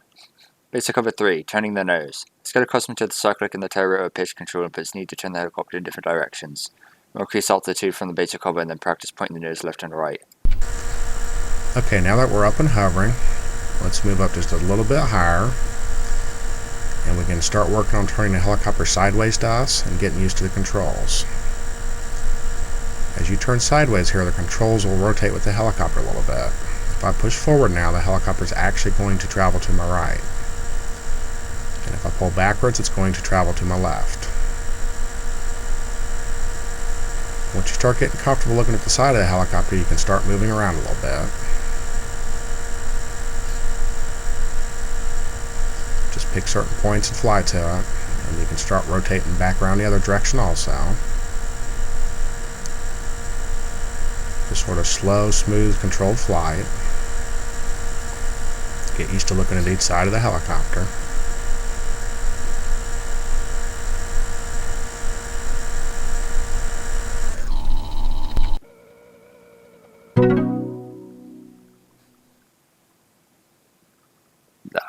That was pretty good. Next lesson. Basic cover 4. Nose in. Oops.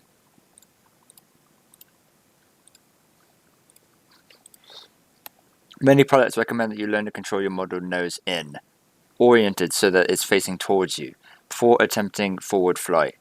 That's because you might inadvertently find yourself nose in and should be prepared to respond quickly. Now let's work on nose in a little bit.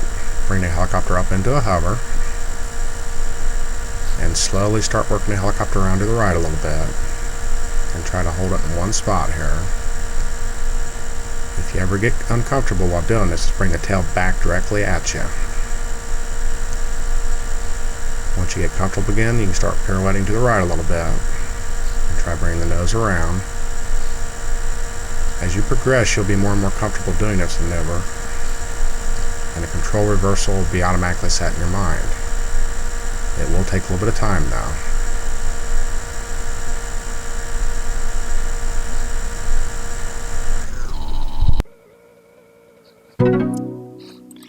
Easy. Next lesson. Forward flight 1. Let's practice forward flight. We will begin by selecting targets on the runway and aiming for them, practicing constant speed and stopping back into a hover at precise points. Next, we'll point the nose to the direction we want to fly and move out farther along the runway while gaining speed and altitude. Now let's work into a little bit of forward flight. Bring your helicopter up into a hover. Slowly turn to the right and just try to move the helicopter out and away from you a little bit here. Take it slow. No reason to be in a big rush here. Bring it to a hover over here. Go ahead and turn the nose of the helicopter to the left a little bit. Put a little bit of left in, and you can start flying back the other way. And if you like, you can pick goals to aim for, like the stripes out on the runway here. Or you can come over the grass and find spots in it. As you get more and more comfortable with this, you'll find yourself moving out farther and farther and faster and faster. That's alright, just take your time doing it.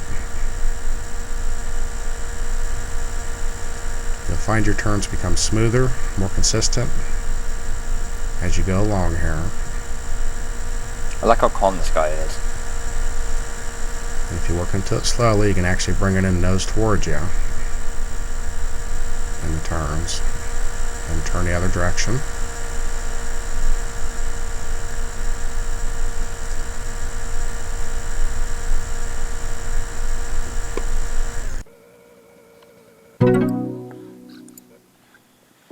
Constant heading circle.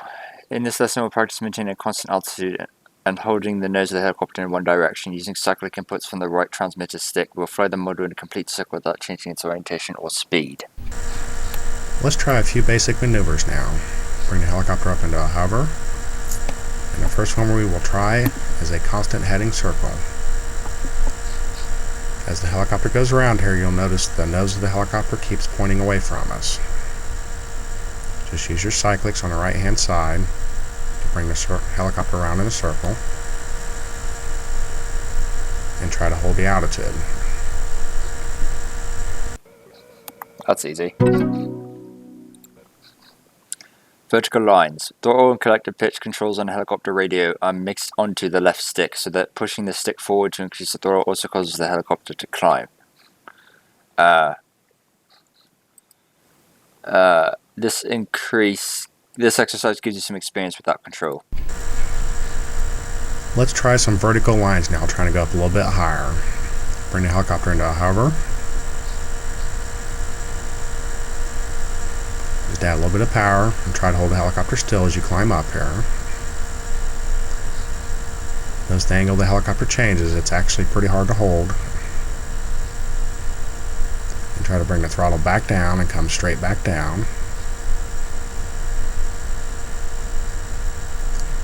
You can also combine this with moving sideways, like we'll come over to the left here.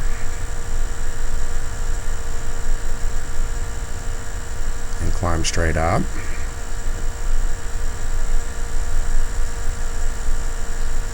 Come back to the right. And climb straight down. This is basically a vertical rectangle. They updated this. The textures for this HDRI map. It used to be a lot shittier, but this looks a lot more beautiful now. Basic circles. Flying basic circles provides more training in using your right stick cyclic controls. Pushing the stick forward and to the left causes forward flight with left roll, resulting in a smooth counterclockwise turn. This demonstration will practice flying clockwise circles as well. Let's work on some basic circles now. Bring the helicopter up into a hover. Push forward, start moving forward, and use your left stick on the tail rotor to turn left a little bit. And keep holding a little bit of forward in it to bring it right on around. And that'll be a basic circle, or a turn. You can practice this both directions also. A little bit of forward, a little bit of right, tail rotor. The helicopter will come right around for you. Bring it back into a hover here. And go ahead and land.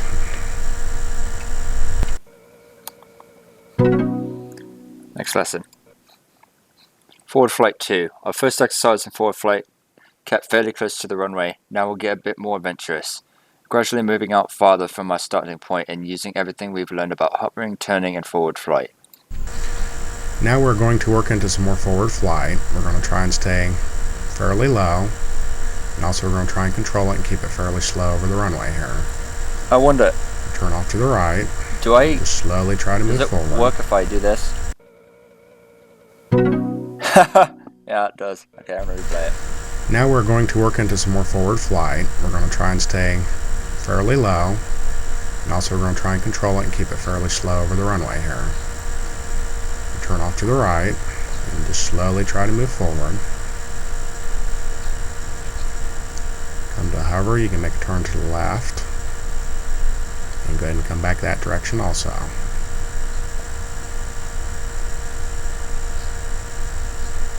You can start expanding out on this a little bit until you cover a little more ground. And once you start getting comfortable, you can start working your way out farther and farther here. Most difficult thing on helicopters is they are very difficult to see, so the farther away you get, the harder it can really be. If you ever get uncomfortable while you're up flying around, always bring the tail back towards you.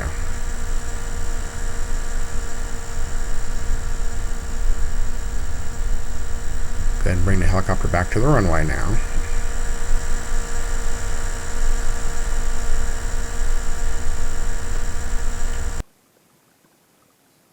That was good. So menu, on flight, basic circles. We just did forward flight 2. Yeah, but I just going to be out further start back. We just did that, right? Yeah.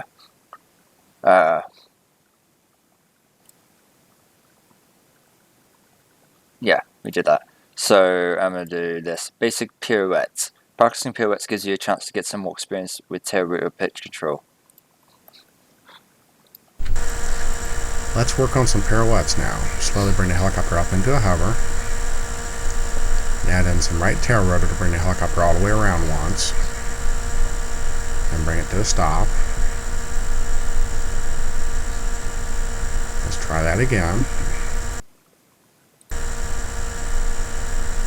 As you get more and more comfortable with them, you'll find yourself... Hold on. Let's work on some pirouettes now. Slowly bring the helicopter up into a hover. And add in some right tail rotor to bring the helicopter all the way around once. bring it to a stop. Let's try that again. As you get more and more comfortable with them, you'll find yourself slowing it down a little bit and actually putting corrections in to hold it in one spot.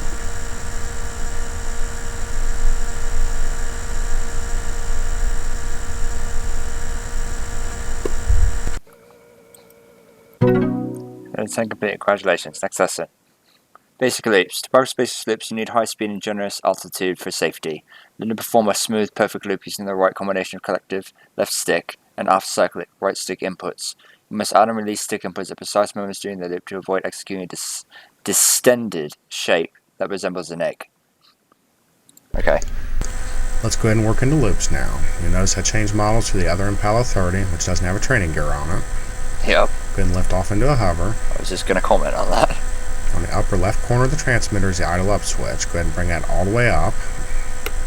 You'll notice the head speed increases. Wait, which one? Wait, hold on. Go ahead and work your way into forward flight and get comfortable. The idea here is to carry a lot of speed into the maneuver, which will take a little bit of practice. Once you get your speed up, go ahead and pull back on the right hand stick, aft cyclic, a little bit of negative at the top of the loop, and then add positive collective back in at the bottom.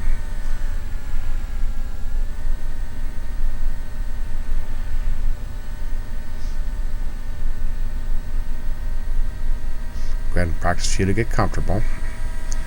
If you notice there are egg shaped, kind of like this here, it's because you're using too much negative at the top.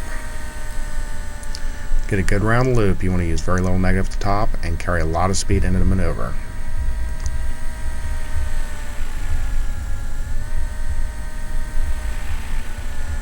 Perfect. Go ahead and come in and land now.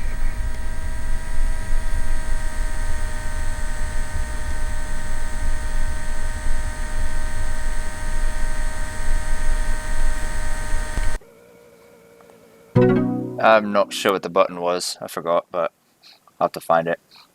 Next lesson. Basic rows. Finally, we close our flight training with a short lesson on performing basic rows. Throttle up for forward flight and combine your collective inputs with full right cycle to send the helicopter into exciting controlled rolls. Let's go ahead and work into rolls now. Go ahead and come up, go into forward flight with your idle up on. Get your speed up here. Come back across, perfectly level. Put in full right cyclic, pull in negative collective and positive collective.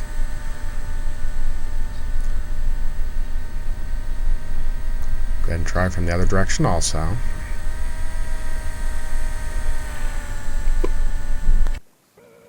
That was not bad at all. New civilian unlocked. Helicopter basic flight. Beautiful. Lesson select. Basic rules. Done. Basic flight done. Now, helicopter aerobatics. So this is where you get into the good shit. Once you have the basics of helicopter flight down, it's time to flip it over. Start here. Fast forward flight. This is one thing that many helicopters pilots don't practice. Keeping the helicopter flying straight and level. Real flight ranch. Yes! I love this place.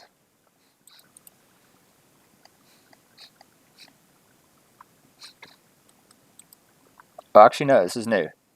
Oh, no? Oh, no, I think this is updated. I don't know.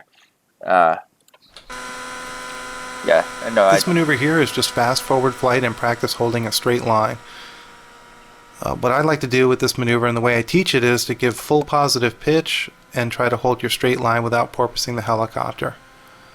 It's something that we all should practice a little bit more often than we do, and really shows how much speed you can develop when you get this down and you're efficient in your flying. It's a really good thing to practice, and the more you do it, the better you get at it.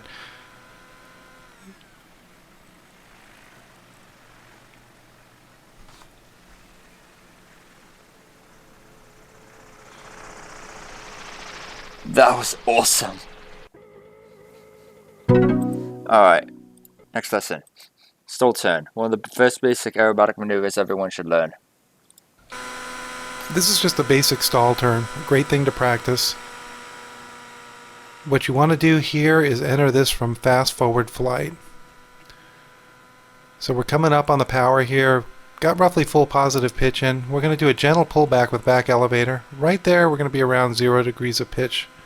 Half a pirouette, and then we're going to cut off a little bit early on our down line. As you get more proficient with this, you can hold the down line and actually exit where you entered. Keep in mind as you're doing these to adjust on collective for different wind directions to hold your straight line. You did auto rotation there. Nice, that was cool. Forward roll. The forward aileron roll is one of the most basic aerobatic maneuvers. Build your foundation by practicing them and paying special attention to controlling the speed and altitude of the helicopter. Okay, what we're going to practice here is the basic aileron roll. The stick inputs are going to be right aileron and collective. Pay attention to the little transmitter down in the corner of the screen to see what's going on with the sticks. Fast forward flight up high and practice your roll. And it's using right aileron and working collective from positive to negative. If you're trying this for the first time, just get up high and practice. And remember, if you start a maneuver, finish it. You don't want to stop inverted and have things go wrong there. You're better off always finishing the maneuver and getting it back right side up.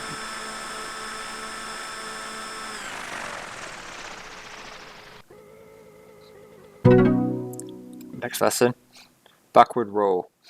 This is similar to the forward roll. Back the helicopter up by pulling back the elevator with positive pitch. Level out with forward elevator and roll.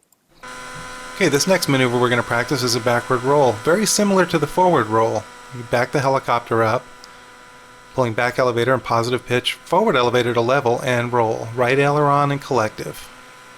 And these are pretty easy to do. Remember, if you start a maneuver, finish it, and that'll usually keep you out of trouble.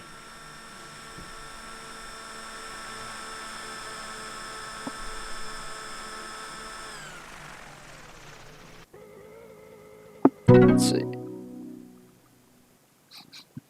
Right. Upright figure 8. The figure 8 is a good maneuver for practicing forward flight turns and nose in. Okay, here we're going to fly some upright figure 8s. I remember this dude.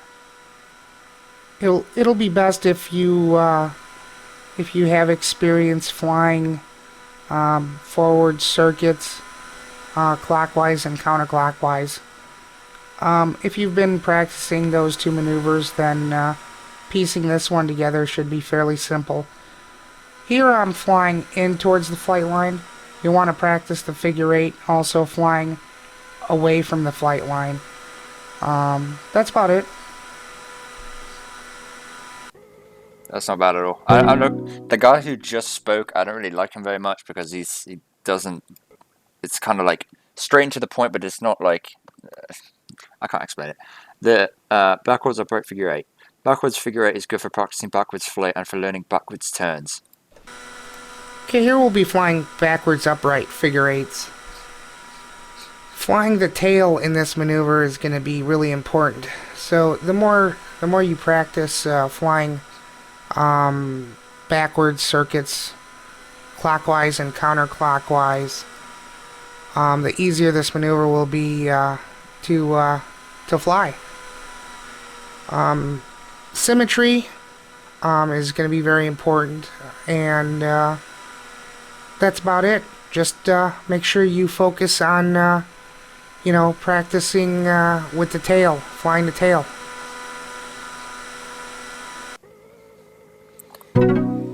Yeah, see, it's like he doesn't explain things very well, but yeah, that's a tough maneuver. Inside loop. The inside loop is similar in many ways to a backflip, and is another good way to start learning inverted flight. Okay, here we're going to be doing a couple inside loops. You want to fly out to get set up for this maneuver. Here I am making a turnaround, flying in towards the center stage. Pull up, back off on the collective, add collective. And we're going to do another one. We're going to prepare. There's a stall turn. Pull up, back off on the collective, add collective, and that's it. Just keep in mind to practice these parallel to the flight line.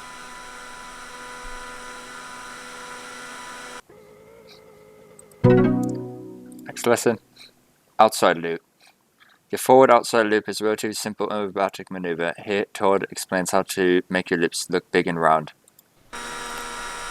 Okay guys, what we're going to practice here is a loop. It's a very common mistake for people to build up all this energy in straight fast forward flight and pull too much back elevator. If you want to get nice and big round loops, we come in real fast, apply a little bit of back elevator right there, and let it come around. Notice where the sticks are at in the bottom of the left hand corner of the screen. Positive pitch stays almost all the way at the top, and you'll get nice big round loops by doing it this way.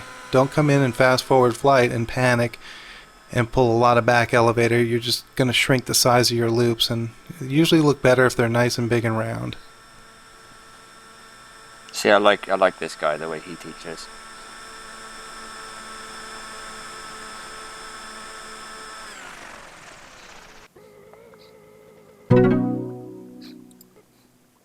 Traveling flips. Traveling flips or tumbles are an extension of the stationary flip. The traveling part is done by applying the collective to push or pull the helicopter in the direction you want it to go. Okay, this next maneuver is something that Jason and I both teach at Freestyle 3D quite often. It's a traveling flip. We'll enter this from forward flight. So we're coming in forward flight here. We'll be on the positive pitch, building speed, a little bit of back elevator, and work collective. Nice. Negative collective there, positive collective there. Try to get the timing down on this, and you'll notice that it'll really travel. When you're efficient in this maneuver, you'll notice it because it'll travel just perfectly. That was gorgeous. Half and half. The half and half is a half flip followed by a half roll. As you repeat the combination, you'll see 4 distinct orientations of the helicopter. This is great for orientation practice. Here we're going to do some half and halves. Notice how I use collective to make the helicopter travel during the half a roll and half a flip. This is something that both Jason and myself teach all the time at the school. It's a very effective maneuver and really teaches people how to travel with the helicopter using collective. Nice. Pay attention to what the sticks are doing on the little transmitter off to the left side of your screen. It'll be very helpful. See, mine's to the right. That's this here. See, obviously it's classic, so it's an old video. Next lesson. Tail slide. The tail slide is simply falling vertically with the tail of the helicopter pointing toward the ground. This maneuver is what's called a tail slide. I like to enter these like I'm doing a stall turn. So I'm going to climb up high, apply back elevator, around 0 degrees of pitch, let the helicopter fall, and you're coming out, a little bit of forward elevator, back to the positive pitch. You have that energy at the bottom of the tail slide, so it's good to, instead of just stop at the end of the tail slide, actually use that energy to go into your next maneuver.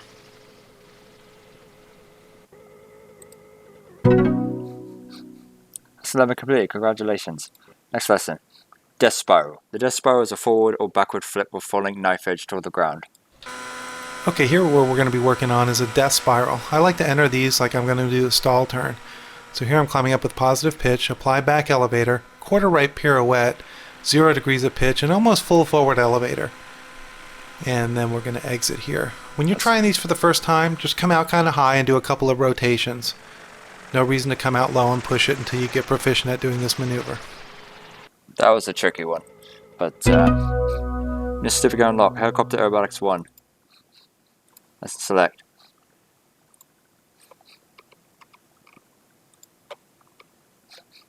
Helicopter Aerobatics 2. Ready for some more advanced helicopter maneuvers? This course will take your skills up a notch. Normal auto-rotation. Auto-rotation is a way to safely bring a helicopter back to the ground without power. Okay, what we're working on here is a normal auto rotation. Keep in mind when you're doing autos and aerobatic autos to keep your stick inputs kind of small. We're going to do a vertical descent here, adding some negative pitch. As we come down towards the ground, get lower to the ground, we'll apply some back elevator, and then we'll level the helicopter while rolling in pitch and come to a landing.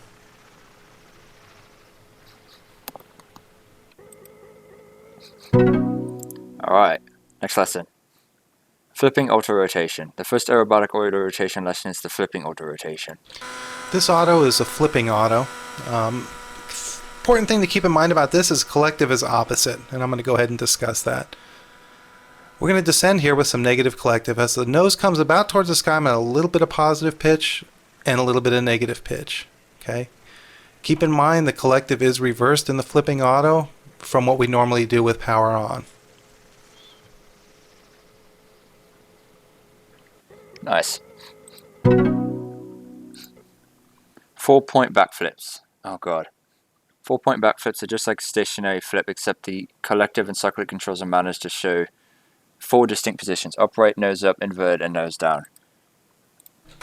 Here we're just going to practice some 4-point backflips. Pretty much the same thing as like the 4-point roll.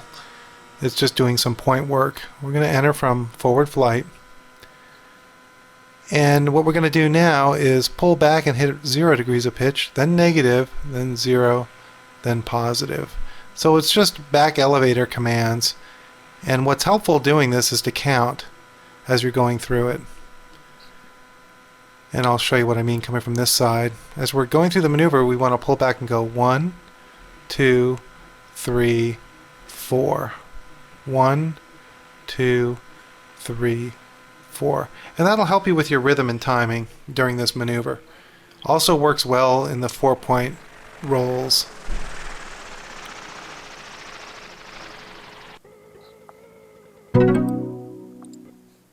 Four-point roll. The 4-point roll is very similar to the forward roll, except that the cyclic inputs are varied so that the helicopter appears to hesitate at the knife edge in inverted orientations. Okay, we're going to do a 4-point roll here. Kind of similar to the backflip in the respect that you're just using aileron. And the collective is basically the same as a backflip. So it's aileron and letting off for 4 points and then working the collective. We're positive collective, 0, negative, 0, positive. And that's pretty much it to the 4-point roll.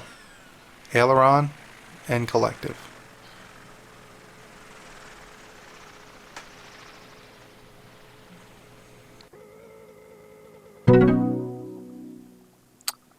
Okay, next lesson.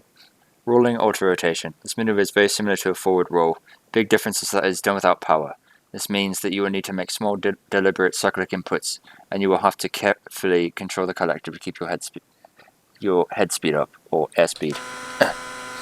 This maneuver is a rolling auto. Keep in mind when you're practicing auto rotations not to overcorrect. Remember, the engine is not on. You have to be easy on the sticks. I'm going to discuss collective. We have negative in, we go to positive, and then we're going to come back to negative pitch. The biggest problem that people make with auto rotations is they treat the helicopter as if it has power on. Remember, the power is not there. Things will be delayed. Take it easy on. Take it easy on. Next lesson. Rolling tail slide. The rolling tail slide is a variation on the tail slide maneuver. But by the way, I could not see the helicopter in the last one at all. This maneuver is a rolling tail slide. I like to enter this just like the regular tail slide, like I'm going into a stall turn. I'll go to 0 degrees of pitch here and start rolling. As I come out of the tail slide, I'm going to give a little bit of forward elevator and positive collective. Keep in mind that during the rolling tail slides, usually forward elevator will pull you out of that any time, as long as your tail doesn't blow out on you.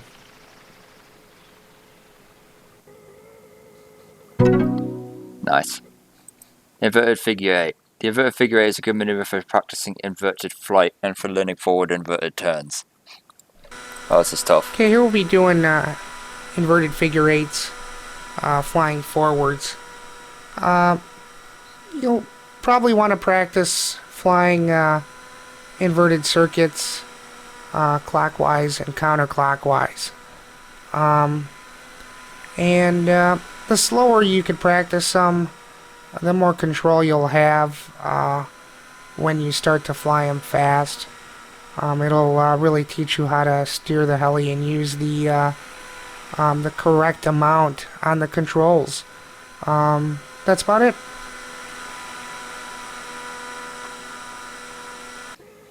Yeah, see, that guy does not explain well.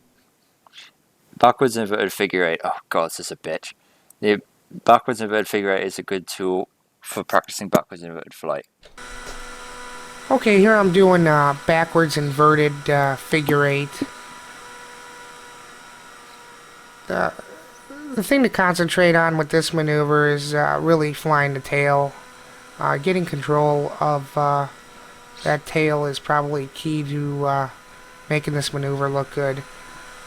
If you don't use enough rudder, you'll probably start overcompensating with pitch and elevator, and you'll probably be using too much power.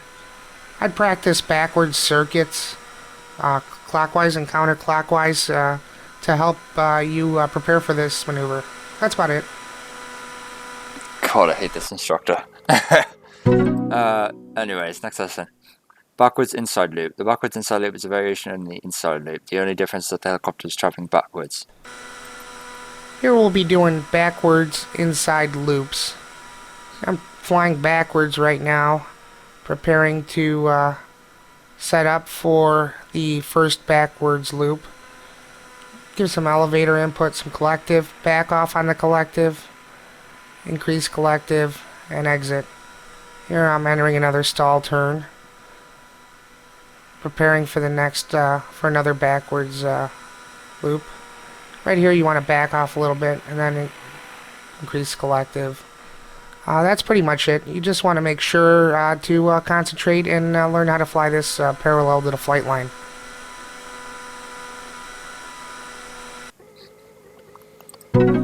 Alright. Backward outside loop. The backwards outside loop is much like a forward outside loop, except that the helicopter is traveling backwards. Plan ahead and have an exit strategy in case something goes wrong. Okay, this next maneuver we're going to practice is a backward loop. I do a couple of these here. Thank God it's this kind guy. of similar to the forward loop. Here we're going to pull back elevator and add positive pitch. We're going to apply forward elevator and positive pitch coming over the top, reducing pitch a little bit and getting out of elevator there. And then back on the pitch, back out of the pitch, release back elevator, and fly away.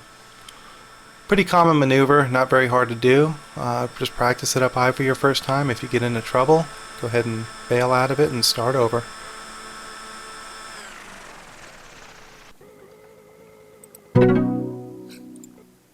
Aileron TikToks. The aileron TikTok is a maneuver that builds on stationary aileron rules. Here we're going to practice doing aileron TikToks.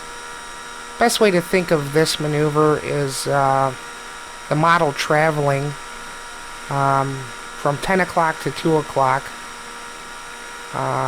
knife edge being 0 degrees or 12 o'clock.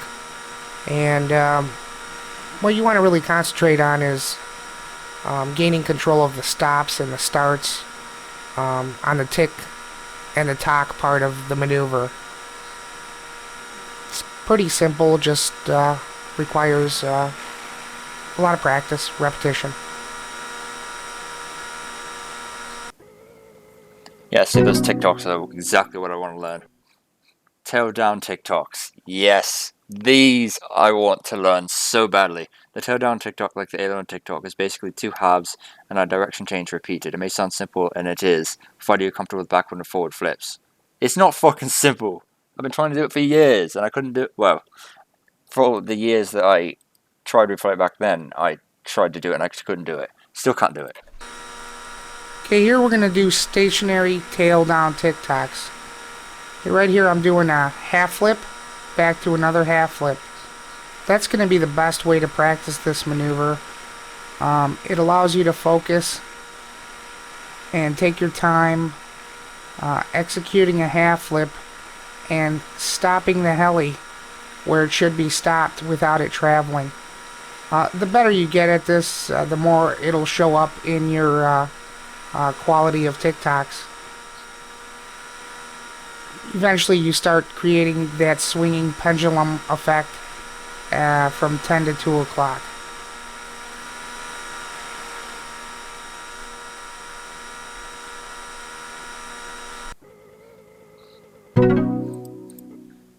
Nose down TikToks. Oh god, I've never even seen these. Nose down TikToks are similar to tail down version of the same maneuver. The obvious difference being which end of the helicopter is nearest the ground.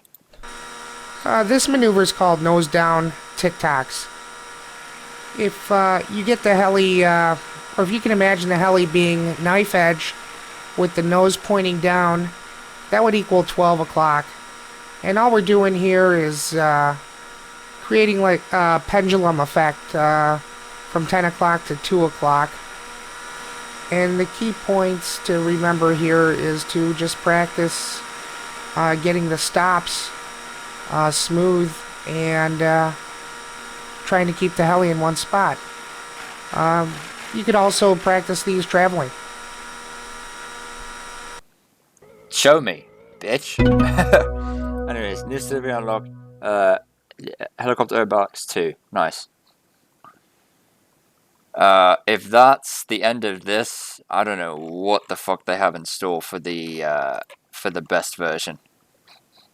They have 15 of these. Helicopter aerobatics 3. Whoa, I didn't know helicopters could do that. They can. Here's how. Oh, I'm gonna love this. Funnel. Yes, the funnel. Oh, so hard. The funnel is basically a high-speed sideways remote circle. With enough speed, the helicopter can stand nearly vertical as it travels around the funnel. This is such a bitch. Okay, this next maneuver is going to be a funnel. Notice where the nose is pointed. Let's have an imaginary clock. Right now it's at 9 o'clock. I'm going to pull to 2 o'clock, add negative pitch, left aileron, and left tail as needed during this maneuver. Make sure you get to the 2 o'clock position or it will never work. If it's at the 12 o'clock position, the nose is pointed towards the sky, you're going to just do a tail slide. If it's at the 3 o'clock position, you're going to be inverted. So it's got to be to that 2 o'clock position for the funnel. Okay, this next... Alright. Upright nose down funnel. This is what I am able to do. An upright nose down funnel is just one of the many orientations for the funnel maneuver. Okay, here we have a upright nose down funnel. As you can see, the nose is always facing the center.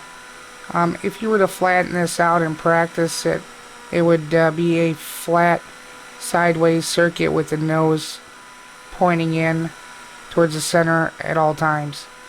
You could adjust the diameter of this by your collective inputs. That's it for this maneuver. God, I hate him. Yeah, I specifically remember watching that video a long time ago. Upright tail down funnel. Oh god. They even have a pirouette funnel where it's like they have inverted funnels and they have pirouette funnels where you turn, where you do pirouettes but you do the funnel at the same time. Fucking bitch that is. Okay, here we have a upright tail down funnel. The important thing here, like all the other funnels, is since it's a tail down funnel, you're going to want to practice this flat and always keep the tail towards the center of the circle. The rest is pretty easy once you get comfortable doing that. The main thing I learned that I didn't know before is you need to keep the nose at 2 o'clock or tail at 2 o'clock. I didn't know that before, but now I know that, so that's going to help a lot. Inverted nose down funnel. One of the many funnel orientations, the nose down inverted version is just as difficult, but not seen as often as the others. Okay, here we'll be doing inverted nose down funnels. The best way to approach this maneuver is to fly a flat sideways circuit, or practice flying it, with the nose always pointing towards the center of the circle. As you improve or get more comfortable flying this, in time you could start adjusting the elevator to get the proper required tilt to create that funnel effect. And you could also make it wider with the use of more collective. That's it. Oh, the guy's boring. Forward snake. The forward snake is very similar to the backward snake, and the components of the maneuver are the same. Okay, here I'll be doing a forward flying snake. This is another cool maneuver, and the key points of this maneuver are learning to fly inside to outside circuits And getting the transition down between the inside to outside paths is going to be critical, and that's probably the most difficult part of this maneuver.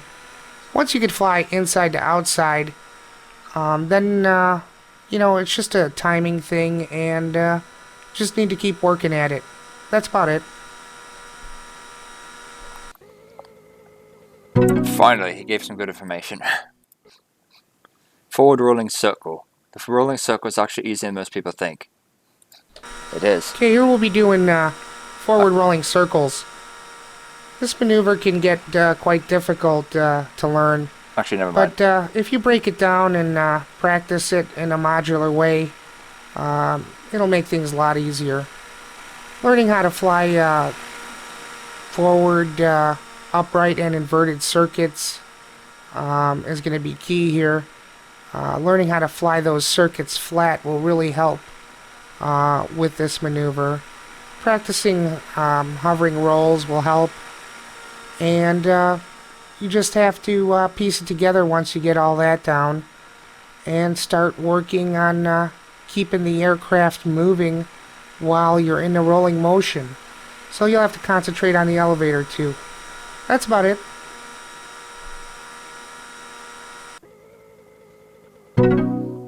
That's a bitch.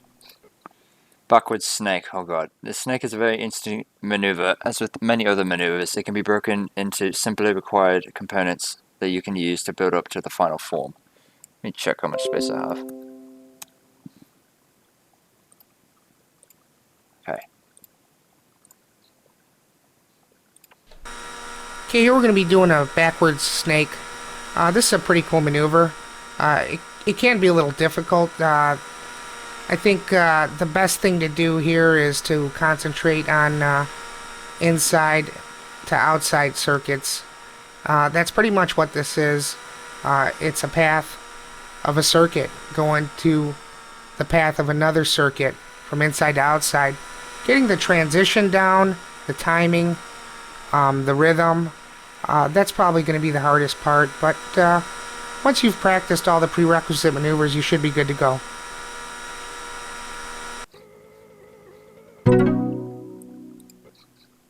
Backwards rolling circle. Backward rolling circle is a tricky maneuver to learn, especially if your tail setup isn't optimal.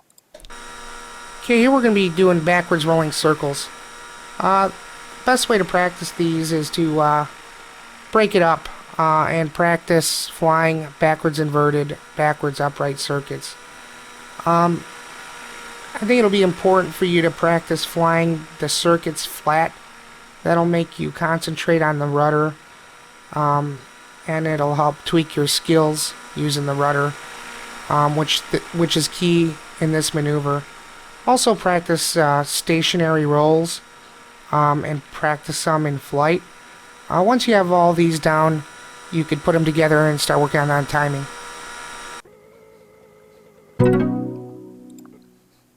Inside pyro loop.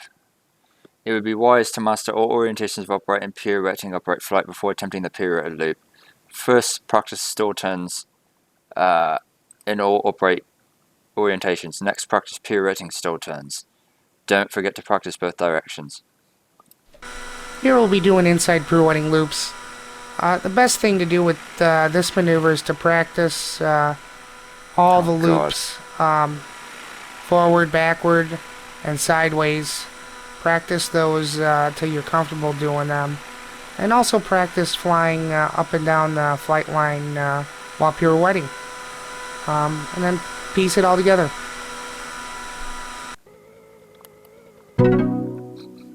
That's fucking insane. Outside pyro loop. Outside pirouetting loops expand on your ability to control the helicopter while doing traveling inverted pirouettes. This maneuver is called an outside pirouetting loop. You'll want to get good at flying backwards loops, forward loops, nose and tail in sideways loops. And once you're comfortable doing those, you'll want to get comfortable flying up and down the flight line and pirouetting at the same time. Then you start piecing it together. That's fucking insane.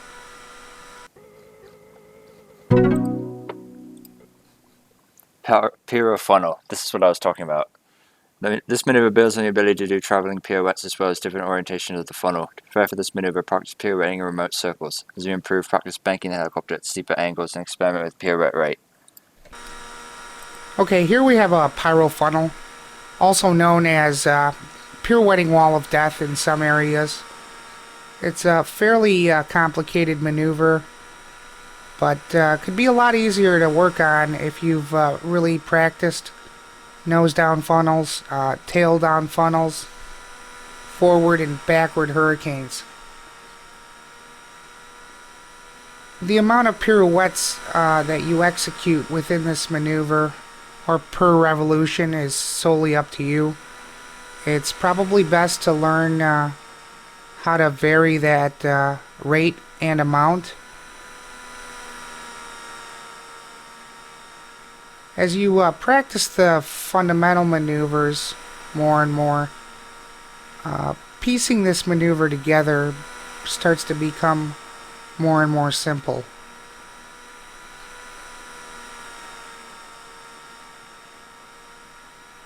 It's become a very popular maneuver all over the world. Yeah, because it's a fucking bitch, that's why. Oh, God. Lesson 12. Reverse pyro funnel. I don't know what this... Reverse pirouetting funnel is an amazing feat of the mind. The hell... Okay, here we have a reverse pirouetting funnel, or you could say a reverse pirouetting wall of death. The pirouette is moving opposite the direction the circle is going in. Oh, God. And this maneuver is like any other technical maneuver. You'll need to break it down into a nose down, tail down funnel, backwards and forward hurricane. And just practice it slowly. You don't have to practice it at a steep angle. The flatter you keep it, the easier it will be to practice. So if you just keep that in mind, you should be good to go. What the fuck is a hurricane? I don't know what he's talking about when he says that. Next lesson. Pyro snake. The pirouetting snake builds on what you learned in the pirouetting funnel by throwing a transition into the mix. Maneuver is essentially an inverted pirouetting funnel, a transition to an upright pirouetting funnel, and then back to an inverted pirouetting funnel. Oh my god. Okay, here we have a pirouetting snake maneuver. This is one of the latest maneuvers out. It's very, very difficult, but growing and becoming very popular all over the world among RC heli pilots, especially the 3D heli pilots. The important thing to remember with this maneuver is that it's a technical maneuver, and like with any technical maneuver, you're going to want to break it down and work on the fundamental or basic components or maneuvers. The four maneuvers that you'll want to practice are nose down snakes, tail down snakes, backward snakes, and forward snakes. After you worked on all those, you should be comfortable attempting this maneuver. No, I could practice all those maneuvers and then I would never feel comfortable trying that shit. Pyro flips. In this lesson we'll demonstrate 3 different ways to practice pyro flips so you can master the maneuver. Here we're going to do a pyro flip maneuver. I'll show you a few different ways to do them and a couple different ways to practice them. You'll want to get really good at pirouetting upright and pirouetting inverted, stationary, and while traveling. You'll also want to practice flipping stationary. Here I am doing half pyro flips, I call them.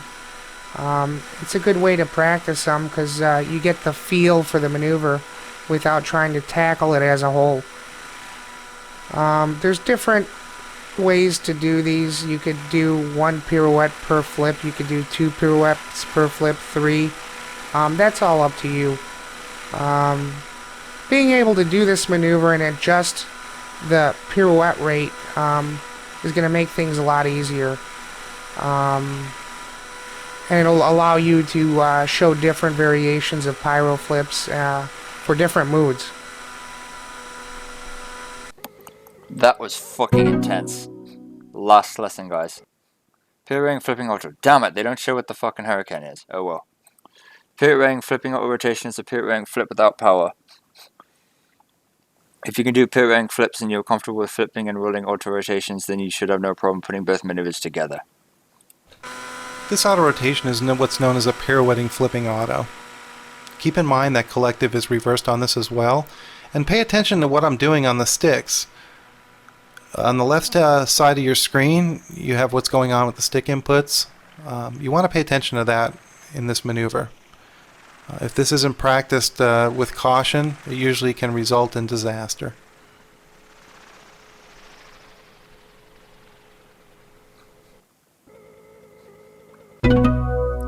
Back's third. Done. We did it. We have literally done all of the training. That was fucking insane. We've literally done all of the fucking training. So, I'm going to switch to an aircraft. I've got some new aircrafts. Oh shit! F-16. Beautiful. It's too bad it's not a, too bad it's not a... It's a ducted fan, it's not anything else.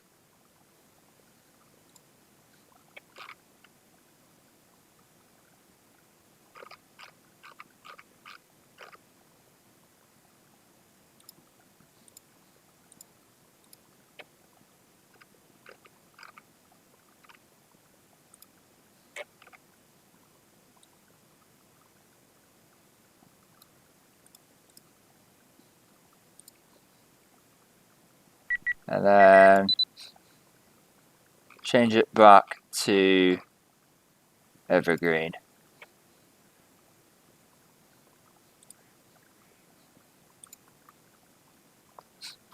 Alright. And I'm just going to check one more time.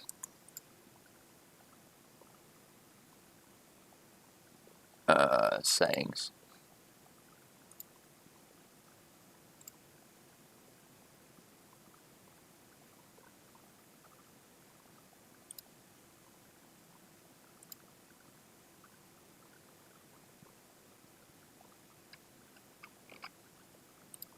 Do that high.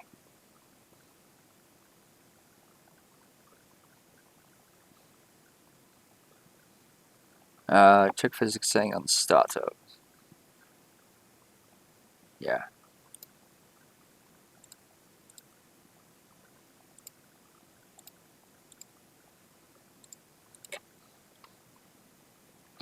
Alright. Also get rid of all flight failures and oops. Got rid of all flight failures and all setup failures.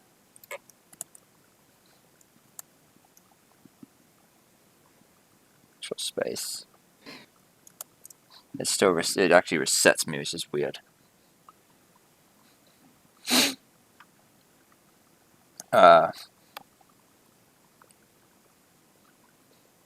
But yeah, so let's bring that there.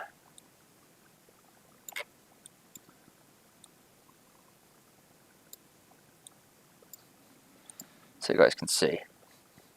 But yeah, I'm actually not going to fly. Not this video. So yeah, that's all for this part, guys. If you liked it, smash that button like a badass. Leave a comment. I'll see you guys next time. Farewell.